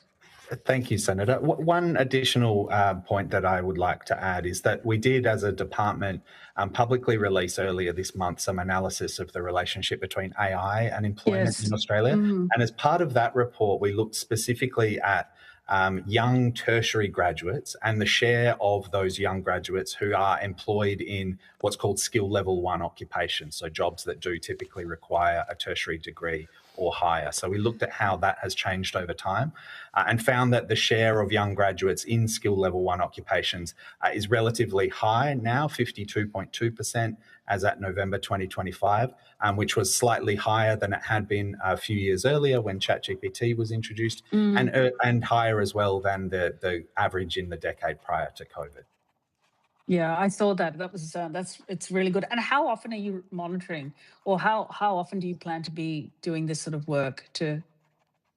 So the ABS data on which, thank you, Senator. The ABS data on which that measure is based is quarterly data. The ABS is upgrading some of its systems at the moment. That means there'll be a delay until we next have updated data. But from later this year, we expect to be able to monitor that data on a quarterly basis. Okay, that's helpful. Just on the topic of AI, I'm very concerned with this issue about bias, particularly for new entrants, people who are job applicants, and AI screening of job applicants. I mean, AI is a tool, but it's also potentially it's based on, you know, the quality of the input data, and it will amplify biases, and that could have a disastrous impact in a migrant nation like ours, right? Which is so diverse. So I'm just interested to know what you're seeing, what work is going on in this space, and what we need to consider as a committee. Because at the moment, it's all anecdotal. Thank you, Senator. So one thing I'd add is that Minister Rishworth, the Minister for Employment and Workplace Relations, has convened an AI Employment and Workplaces Forum, which has now met twice. That includes tripartite representation from Australia's business and union groups, as well as Acting Commissioner Lilly is also a member of that group. And the issues that you raise around trust in AI and bias in AI are certainly issues that are being considered by that forum and discussed openly in that tripartite forum. Commissioner, yeah, go ahead.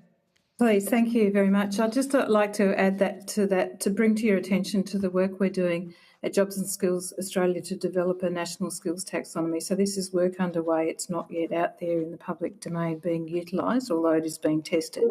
But it is a really important contribution to exactly the point you're making about the bias that can occur in many areas, including AI. And so basically the fundamental thing we're doing in developing a taxonomy is developing a common language for skill. And there isn't, and when I say common language for skill, I mean a language that goes across senior secondary, vocational education, higher education and employment. And so we're developing this common language on the basis of this broad inclusive definition of skill that we have developed. And the most important thing that I want to make in relation to your point is that we are in the process surfacing invisible skills. So the economy and individuals, there are many invisible skills. Often they're hidden in highly feminised occupations where skills that are not recognised, not articulated and therefore valued. And so they have existed sort of in the economy in that unspoken, unacknowledged way for a long time.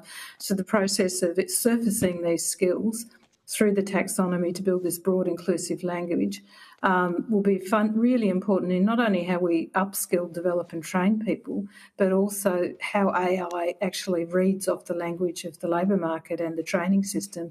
And we need all of the language of the breadth of skills to be able to be captured. So that's one of our business cases in doing what we're doing, and it's not the only one, but it is profoundly important to try and make sure that we don't reinforce the gender bias that is absolutely there, as you've already identified. Not just gender, Commissioner, it's intersectional, right? It's people like me don't get jobs.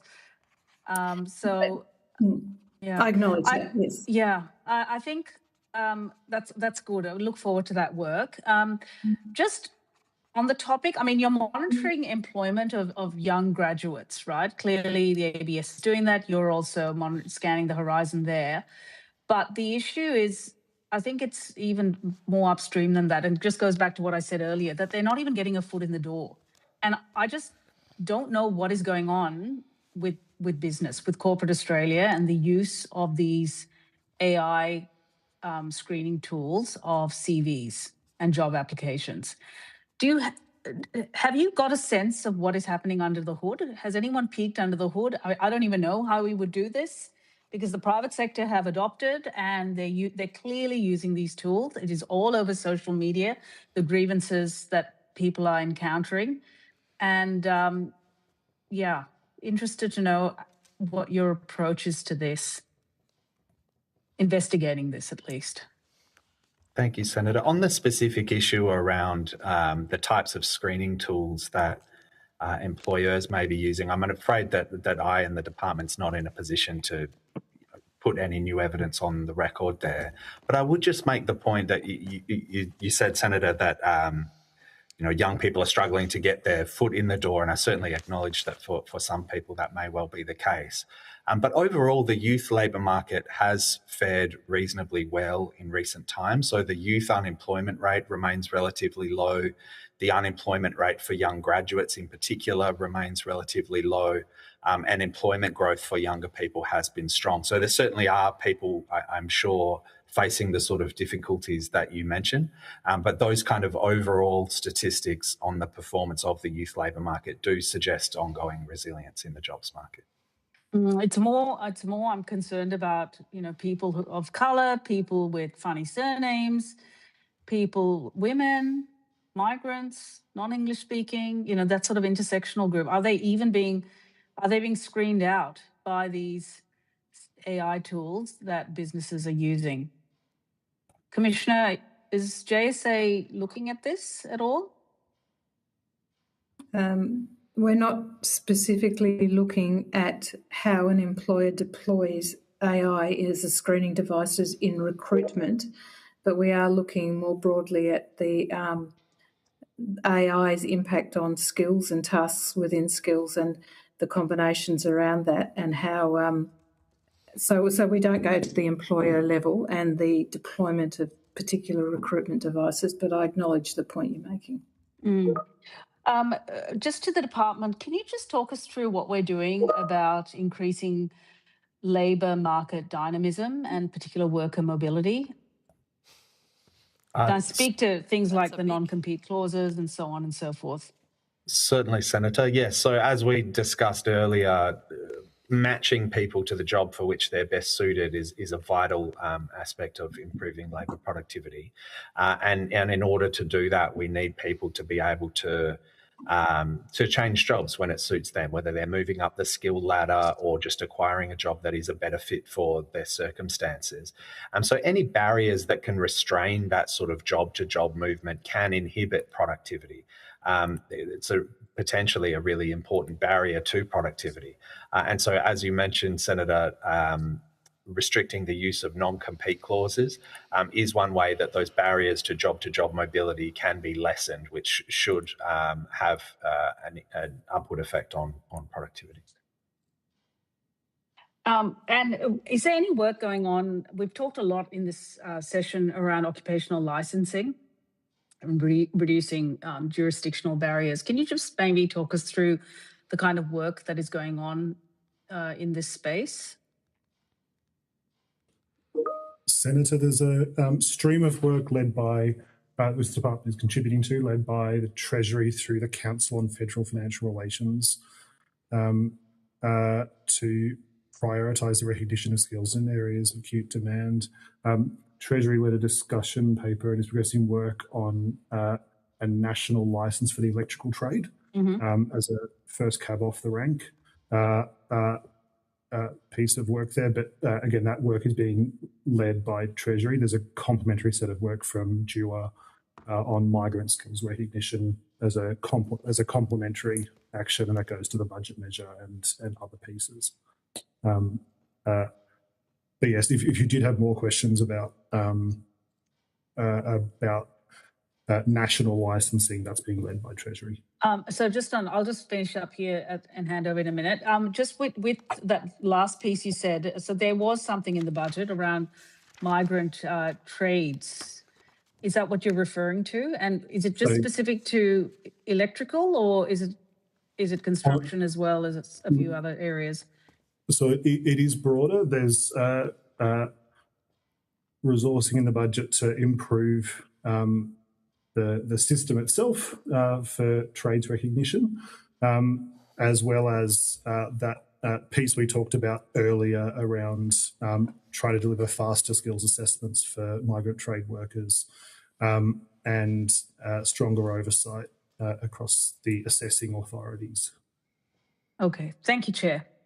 I'll hand over there. Thank you. I believe Senator McKenzie has some questions. I do. Just on that line of questions, Mr. Gillard, is it? Gilliland? Sorry, I understand. The writing's very little on the things as opposed to the signs. So you're DUA's doing the work for the Ministerial Council, or is it for Treasury? Because I'm assuming you're having to work with state governments to actually get a national licensing system together. So, Senator, to the extent your questions relate to national licensing and, for example, the electrical trade, that work is being led by Treasury. Oh, I know it's being led by Treasury, but I thought you said DUA's role was looking at... So there's a complementary set of... there's complementary initiatives around improving migrant skills recognition. Yes, so like recognising quals that come in, what additional training needs to be done.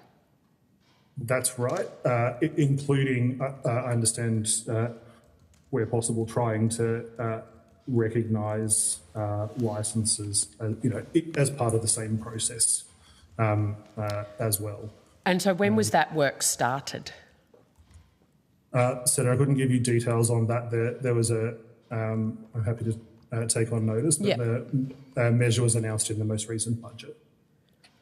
Okay, but I thought it was something that was discussed earlier. Okay, if you're on notice, you can just give me the start dates and how far down the track you are. Okay, on page 12 of the department's website, you reference CEDA report that a quarter of permanent skilled migrants are working below their skill level. Given this data, to what extent does the department assess that Australia has been failing to derive full economic value and full productivity gains from its migration intake over recent years? Thank you, Senator. So I think one important thing to acknowledge is that, yes, our submission quotes that CEDA statistic, which I believe comes from 2021 data. We don't have a good measure of that over time, so we're not able to say whether that number is higher or lower than the proportion of migrants who may have been working below their skill level at a prior time, which really constrains our ability to draw any conclusions about the contribution of this issue to slowing productivity growth. So productivity growth has slowed. We certainly know that if more migrants were in jobs that used their qualifications full and skill set. Yeah. Yes, that would absolutely have an upward effect on productivity. But we can't infer from that this proportion of migrants has contributed to that slowdown in productivity. So why did you put it in? Oh, it's certainly a relevant consideration. Like our submission, Senator, went to as we put it, barriers to productivity. And regardless of whether this proportion of migrants working below their skill level has gone up or down over time, certainly if that proportion was lower, so fewer migrants working below their skill level, then that would be a lower barrier to productivity, would increase productivity. Yes. So you can't really comment, only that at that point in time when that data was collected, migrants we weren't a society that allowed migrants to fully participate. Well, yes, it is also the case that there are some Australian-born people who are working below their skill level as well, so this issue is not exclusive to migrants. No, I know, but I'm quoting the data that you quoted in your submission, so I'm actually interested in, this particular cohort. So is there any discussion within government to actually collect that data as a way of really understanding how we can, avail ourselves of those skill sets within society? I believe my colleagues from JSA, because they have some responsibilities related to migration, may have some relevant information to share. Yeah, I suggest that Mr. Bingham responds. He's been dealing with this closely. Oh, excellent. Senator, I think part of Mr. Cowgill's evidence earlier around ABS publications that come out frequently, some on a quarterly basis, which speak to the relationship between occupations that people work in and the qualifications that they hold and where skills are being fully utilised or potentially underutilised is really important and offers us a sort of a domestic benchmark. As part of that, we can, of course, undertake work, particularly through some of the integrated data sets that are held by the ABS to look at the utilisation of migrant skills, either in a temporary skilled migration sense. For example, for an employer-sponsored skilled migrant, the skill is very closely tied to the employer sponsorship, so you would expect full utilisation during that period. But of course, once a migrant becomes permanent, they may not necessarily be attached to an employer-sponsored job anymore.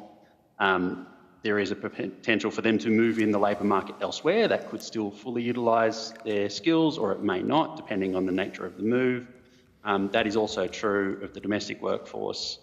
We have a skilled migration list. We have a skilled migration program.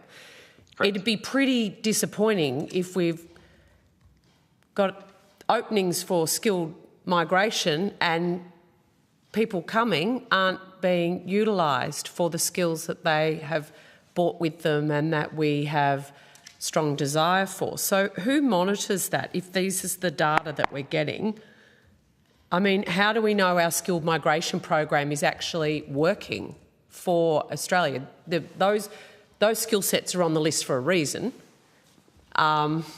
So, Senator, to that point, Jobs and Skills Australia published a couple of months ago now an analysis of the early stages of the Skills in Demand visa, which was introduced by the government in December 2024. Yep.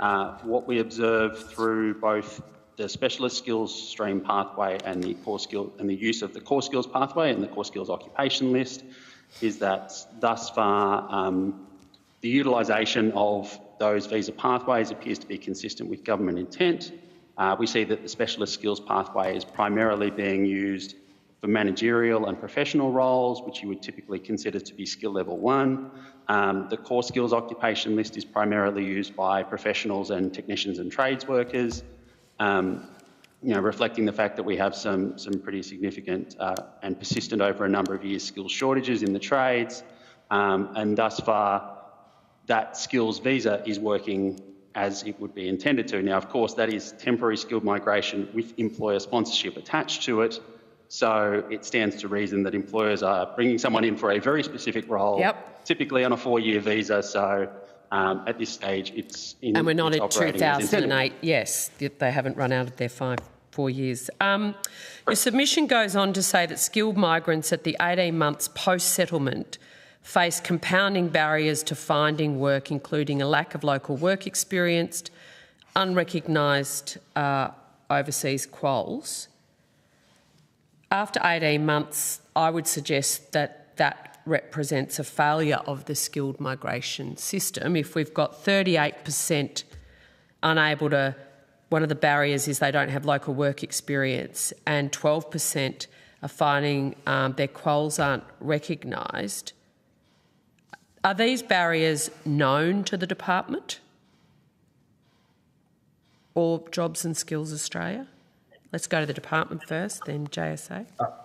I mean, you are quoting from our submission there, yes, Senator. So yeah, certainly these are issues that we are aware of, yes. So then if we're bringing, like, we've got known barriers, what work are we doing to reduce those barriers before we put people on literally 18 months after post-settlement, a pathway where they're unable to use their skills?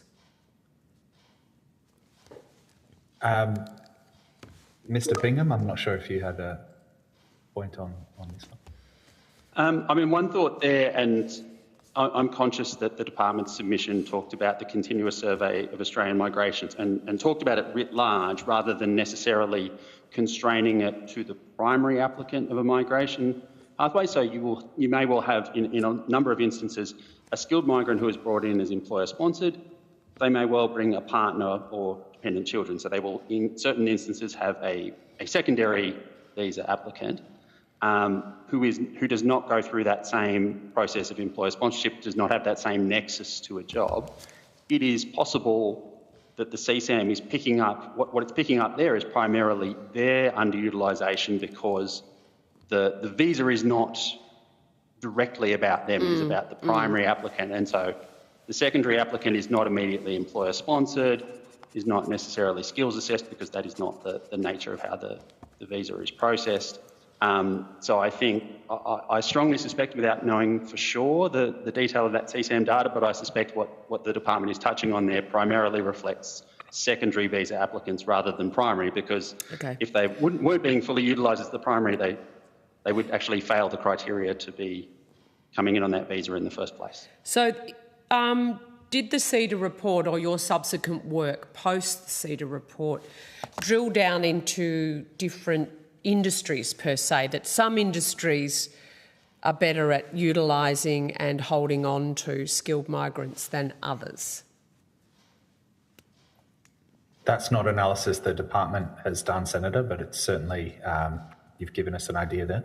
It would seem to be useful.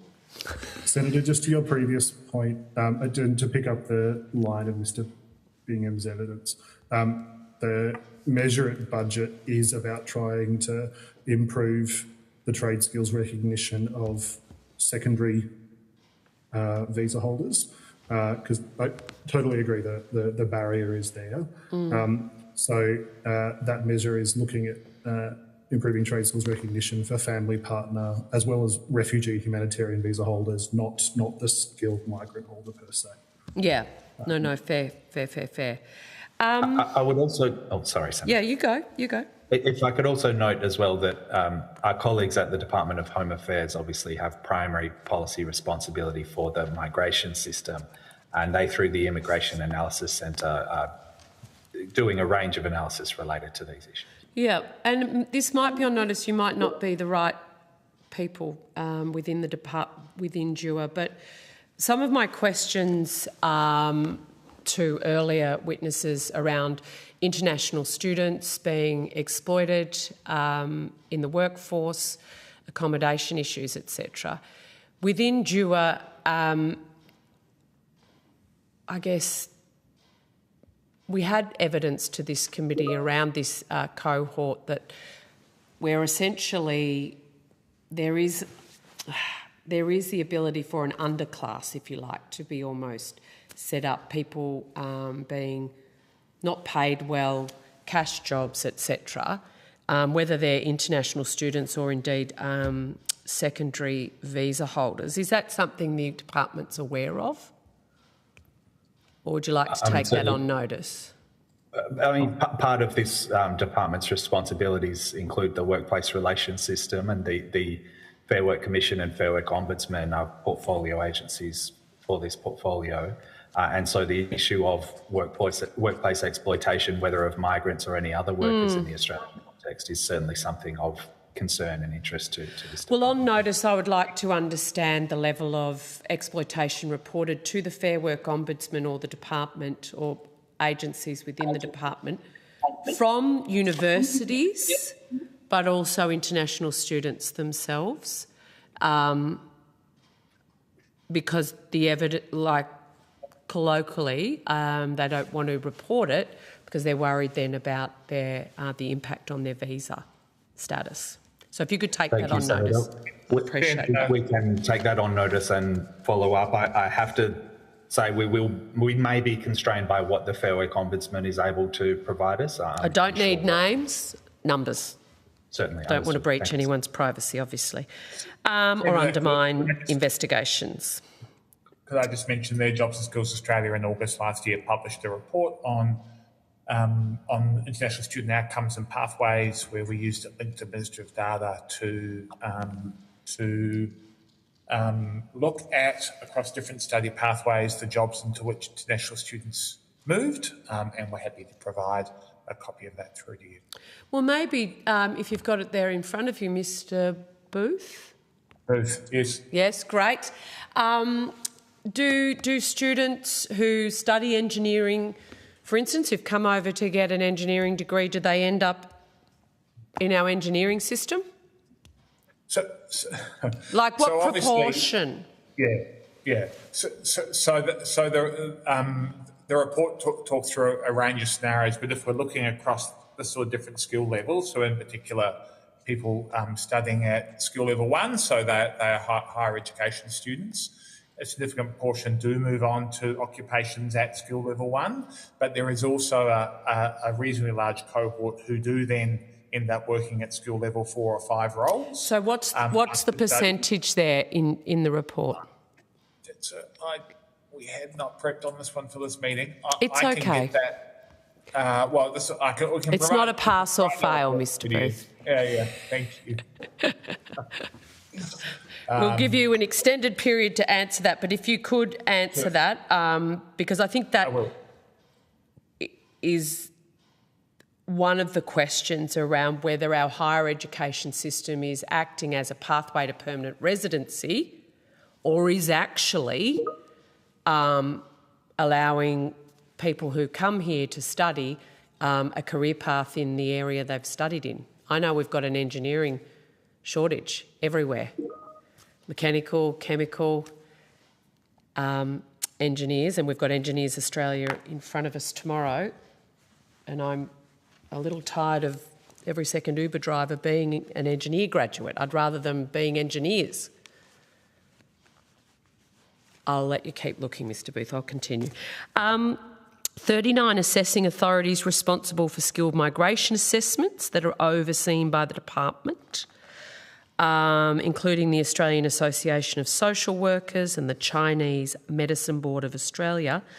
Has the department undertaken, or are you otherwise aware of, an assessment of the relative success in the numbers of skilled migrants assessed by each authority in finding employment in their area of skills within 2 to 3 months of arrival of those 39 different agencies?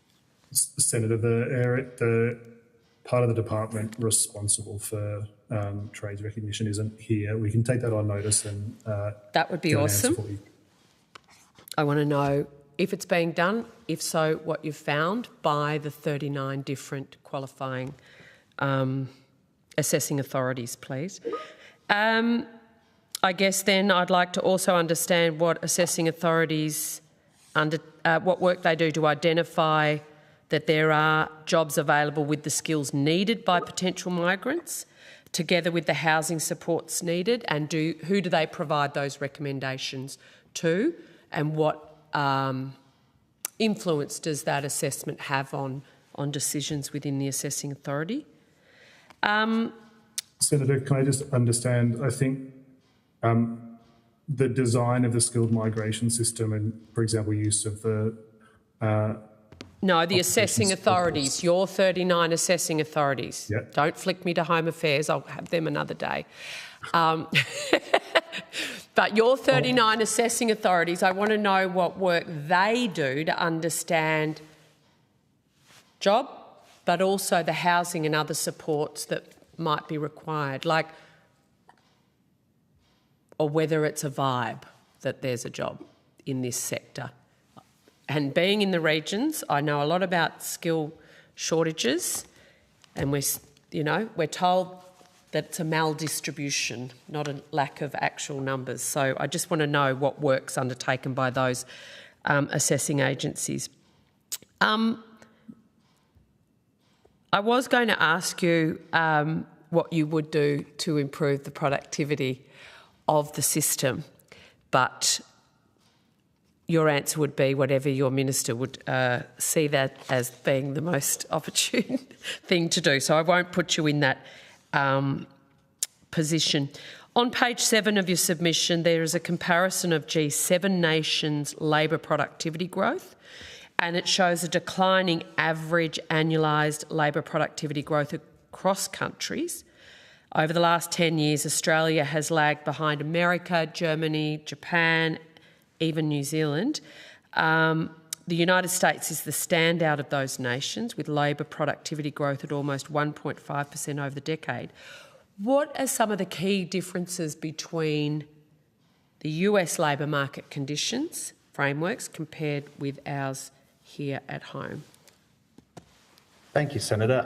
Just on that point, that chart that you allude to does, as you mentioned, show that average productivity growth over the past 10 years has been lower in Australia than it has in the US. It has been slightly lower than in Germany, so 0.5% per year on average in Australia versus 0.6 in Germany. It is the same as in Japan and New Zealand, so not below those countries, but equal to the performance of those countries over the past decade. A point I would make, Senator, regarding the comparison with the United States, and certainly the United States, particularly in recent years, has been the outlier among advanced economies. So many advanced economies have experienced relatively modest productivity growth, with the US the outlier at the other end. Part of that is likely not driven by specific labour market factors, but could be driven by the composition of the economy and specifically the role of the technology industry in the United States. So the technology industry is a larger share of output in the United States and has a very high level and growing level of productivity. And so that has likely contributed, particularly in recent years, to that outperformance of the US of all the other advanced economies to which we usually compare ourselves. Put it down to the tech bros. I can't be specific about what proportion of that outperformance is due to tech, but it is certainly a factor, and I would be comfortable saying it is a major factor. Yes. It's a major factor. All right. Thank you, everyone. That's it from me. Just one question. Can I just ask, out of 1, 2, 3, 4, 5 people, who is in the ACT today, physically? Only one of you. Okay, thank you.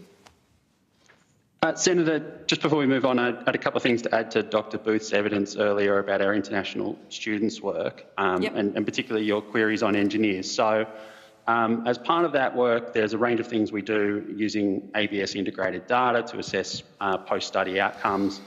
For some occupations, because the number of people who get to the end of it is sufficiently small, the ABS won't release that data to us for privacy reasons, and so as a consequence, we won't have the precise aggregate picture of proportion in the right skill level versus proportion underutilised. What I can say from what we're able to derive is that international vet graduates were more likely to work in the occupations and earn incomes aligned with their qualification than was the case for higher education. There were a fairly narrow band of occupations where the transitions from graduate into work were really successful, such as registered nurses and chefs. Typically, 4 key characteristics around ease of course access and completion, available visa pathways via skilled occupation lists, education settings, particularly that prioritise work readiness, which matters in an engineer's context, and employer appetite for international graduates thereafter. One of the other things we do, which is not constrained to international students, but when we think about skills shortages, is we look at underlying drivers of shortage. And one of the things that does come up a lot, particularly with engineering occupations, but some others, particularly with the university pathway, is what we call a suitability gap. So we talk to a lot of employers assessing their ability to fill roles, which is kind of a key part of how we assess occupational shortages, but we also ask them about the total pool of applicants they received, the total pool who have the right technical qualifications, and then the total pool who were job ready. And what we see in a range of occupations, and engineers are often prime amongst them, is a high number of people who have the right technical qualification, but a very low percentage of them who the employer then considers to be job ready. So there's something around the underlying qualification, whether that goes, in some instances that might go to things like professional accreditations, for example, beyond a university degree, or it might go to an employer expectation of, I would need at least 2, 3, 4 years of work experience to hire someone. Or, as we found more broadly in an international student study, challenges around things like English language proficiency, work integrated learning, a range of things, not constrained to international students, but certainly the overlay of international students has a number of these issues apply to it, which is how do the people who have the right technical qualification actually be considered job ready and suitable by the employer? No, that's so really good, and I'll ask engineers. Yeah, we've got Engineers Australia this week, so I'll ask them specifically about engineers. But thank you for giving me a spread of different occupations react differently or have different outcomes. Yeah, appreciate that. Thank you, Chair. Thank you. I wanted to ask Dua, on page 6 of your submission, the table that you have there breaks down the measurement of productivity in different parts of the market. And a theme, that I've been asking about a couple of other witnesses earlier today is around the non-market sector. And I'm interested in your table there. It shows a drop in productivity over the year 5 and 10 years. So I was just interested if you could talk about how did you go about, how do you measure productivity in the non-market sector, and what are the drivers of this drop in productivity in that sector in particular? Thank you very much, Senator. And I heard your earlier discussion with the witnesses from Silver Chain that certainly was relevant to this issue. So these figures come from the national accounts published by the ABS with regarding the third row, the market sector excluding mining. We do some calculations there. It is just a measure of output, so gross value added per hour worked. It's the same measure as for the market sector. So the difference is that measure of output, so the gross value added. And that's where the difficulty comes in. That's why that's where measuring output in the non-market sector is very difficult, and measuring change over time in output and therefore productivity in the non-market sector is very difficult. The reason for that is that non-market sector services are generally not accompanied by market transactions with market prices, and it's those market prices that the ABS or other statistical agencies use to estimate the quantities that are really being delivered, and that's what we're interested in measuring when it comes to productivity. So here we report the change in the productivity within the non-market sector. It's an important consideration, but absolutely acknowledge, as our submission goes to, that there are significant constraints on the ability of the ABS or any other statistical agency to measure output and therefore productivity in the non-market sector. Our submission, Senator, also does highlight that there have been efforts to improve on the measuring what we're really interested in here in many cases, which is the outcomes achieved by providers in the non-market sector.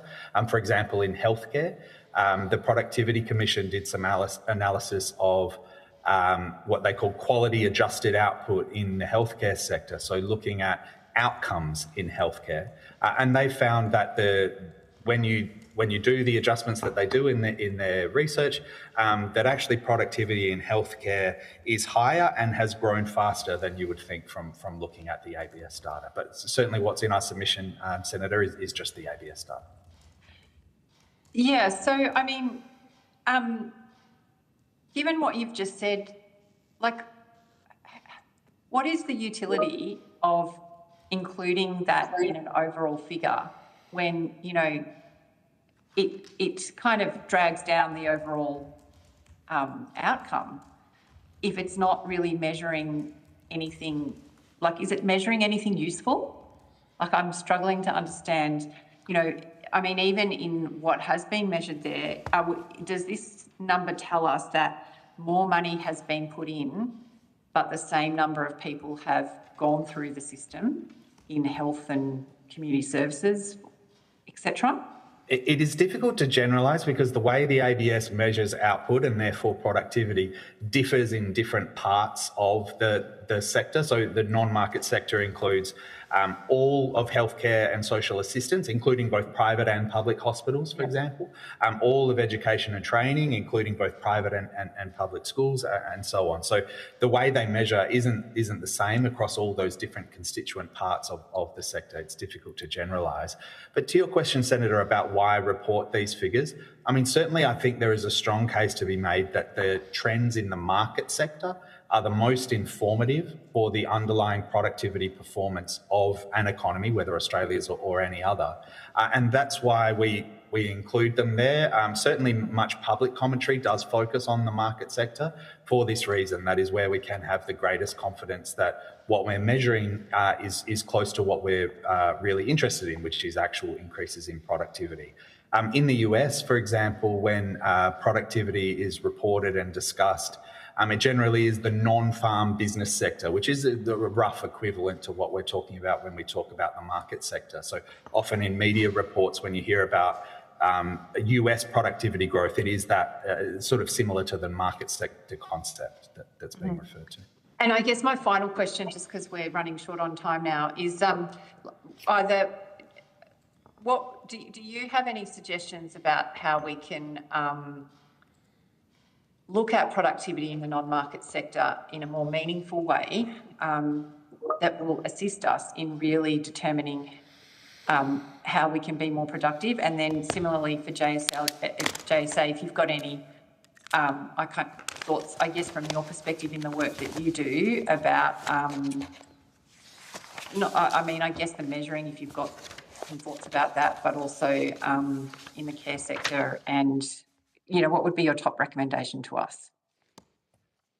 Thank you, Senator. On the measurement issue, I think that the work that I mentioned before by colleagues at the Productivity Commission is actually really important and something that could be built upon. So this idea of measuring quality-adjusted outcomes as an indication for the performance of a system, whether that's healthcare or any other constituent part of the non-market sector, that's a really promising kind of avenue to better understand trends in that sector.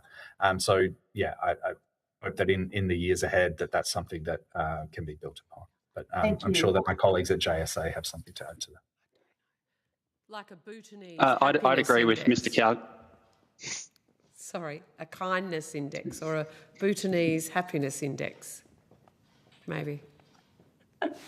I mean, to your point, Senator, I mean, there is the wellbeing framework that seeks to measure holistic outcomes. I think it's important to note that productivity is a very important determinant of the material living standards of a society. But of course, material living standards in the form of real incomes are not the only thing that we care about as a society. And so there are a range of other factors that will never be captured in productivity statistics that, of course, impact on people's wellbeing. And that's what something like the wellbeing framework seeks to capture. But I'm sorry, Mr. Bingham. I was only going to agree with the points you've made about the importance of outcomes, and there is an inherent challenge that not all outcomes will arrive in economic activity in a dollar form that can be picked up for something like gross domestic product, which is essentially what measured productivity relies on as its starting point. So the value of improved outcomes, even if they don't have a monetised dollar value attached to them, is something that we need to be really cognizant of. Yeah, and Ms. Lilly, were you going to say something? No. If I could just add as well to what Mr. Bingham said, there's also an issue of timing. So in the healthcare sector, for example, if a treatment is administered early, so some early intervention that results in somebody not having an expensive condition, that has a sort of long and unobserved payoff in the form of somebody's, both their health being good, but also their consumption of further health services being lower than it otherwise would have been. But that's something both that we don't measure and observe, and something that occurs over an extended period of time, so isn't well captured inherently by something like the quarterly national accounts from which our productivity statistics are derived. Yeah, exactly. All right, thank you. And Senator Nadaraj, last question to you. Just a JSA. I think I wrote a report not so long ago in regards to the pay bump that is seen with vocational education, and I remember a number of 15,000 very high employment outcomes, and maybe a halving in welfare. Can you just elaborate as to some of the outcomes here, because it's a real advertisement for vocational education? That's our VET national data asset that records all that data, and I'll hand over to Dr. Booth to take you through it, but it's a tremendously insightful and good news story. Yes, so we've been able to, through linked administrative data, look at income impacts and also impacts on welfare use.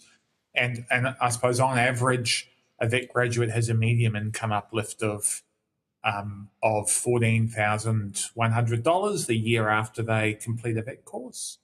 And the fact there's a slightly higher uplift for First Nations graduates of $15,700.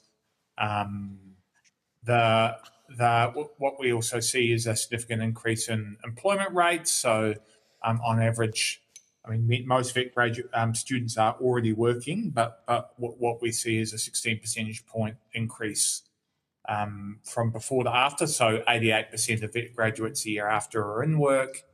And in terms of reliance on income support, we see a 48% reduction a year after completion. So amongst those who graduate from a VET course, just under half are no longer on income support a year later.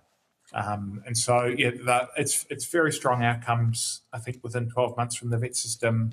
And actually, also, we've recently put out a report that also shows significant benefit for partial completion of VET programs as well. So many students also use the VET system to top up or get a small amount of study that tops up their existing qualifications, or might get them a new technical skill or meet a new regulatory hurdle, and then they're also able to convert that into significant uplifts, not as high as those for full graduates, but actually significant benefits as well. So, and those data are all available on our website. And is there a descriptor in that data of the data set itself? How big it is? What's in the data set? Yeah, so it's basically like there's a technical report on the methodology, but it's a comprehensive analysis of every student in the total VET activity data set. So it doesn't rely on surveys. It's linking the student record to the tax to basically tax records around what they're earning, and then also the social security data. So it's very reliable. And just my last question: when you say vocational educational VET, what does that include? Is that free TAFE and apprenticeships, or? That's right. So we're looking at VET programs here, and so that's basically someone enrolled in a full VET qualification. So that's anything from a diploma through to the range of certificate qualifications that are also on offer. And look, I don't have a total number of students that are included in front of me, but there's normally around about 2 million students enrolled in some kind of VET program at any given time. Yeah. Okay. Thank you. Thank you, Chair. Thank you very much. That concludes our time with the witnesses this afternoon. For questions on notice that you've taken, they're due by 5 o'clock on the 11th of August 2026. Thank you very much for your time. We appreciate it. And that concludes today's hearings. Thank you to all of the witnesses who appeared and to Hansard and Broadcasting for their assistance, and the committee stands adjourned. Thank you.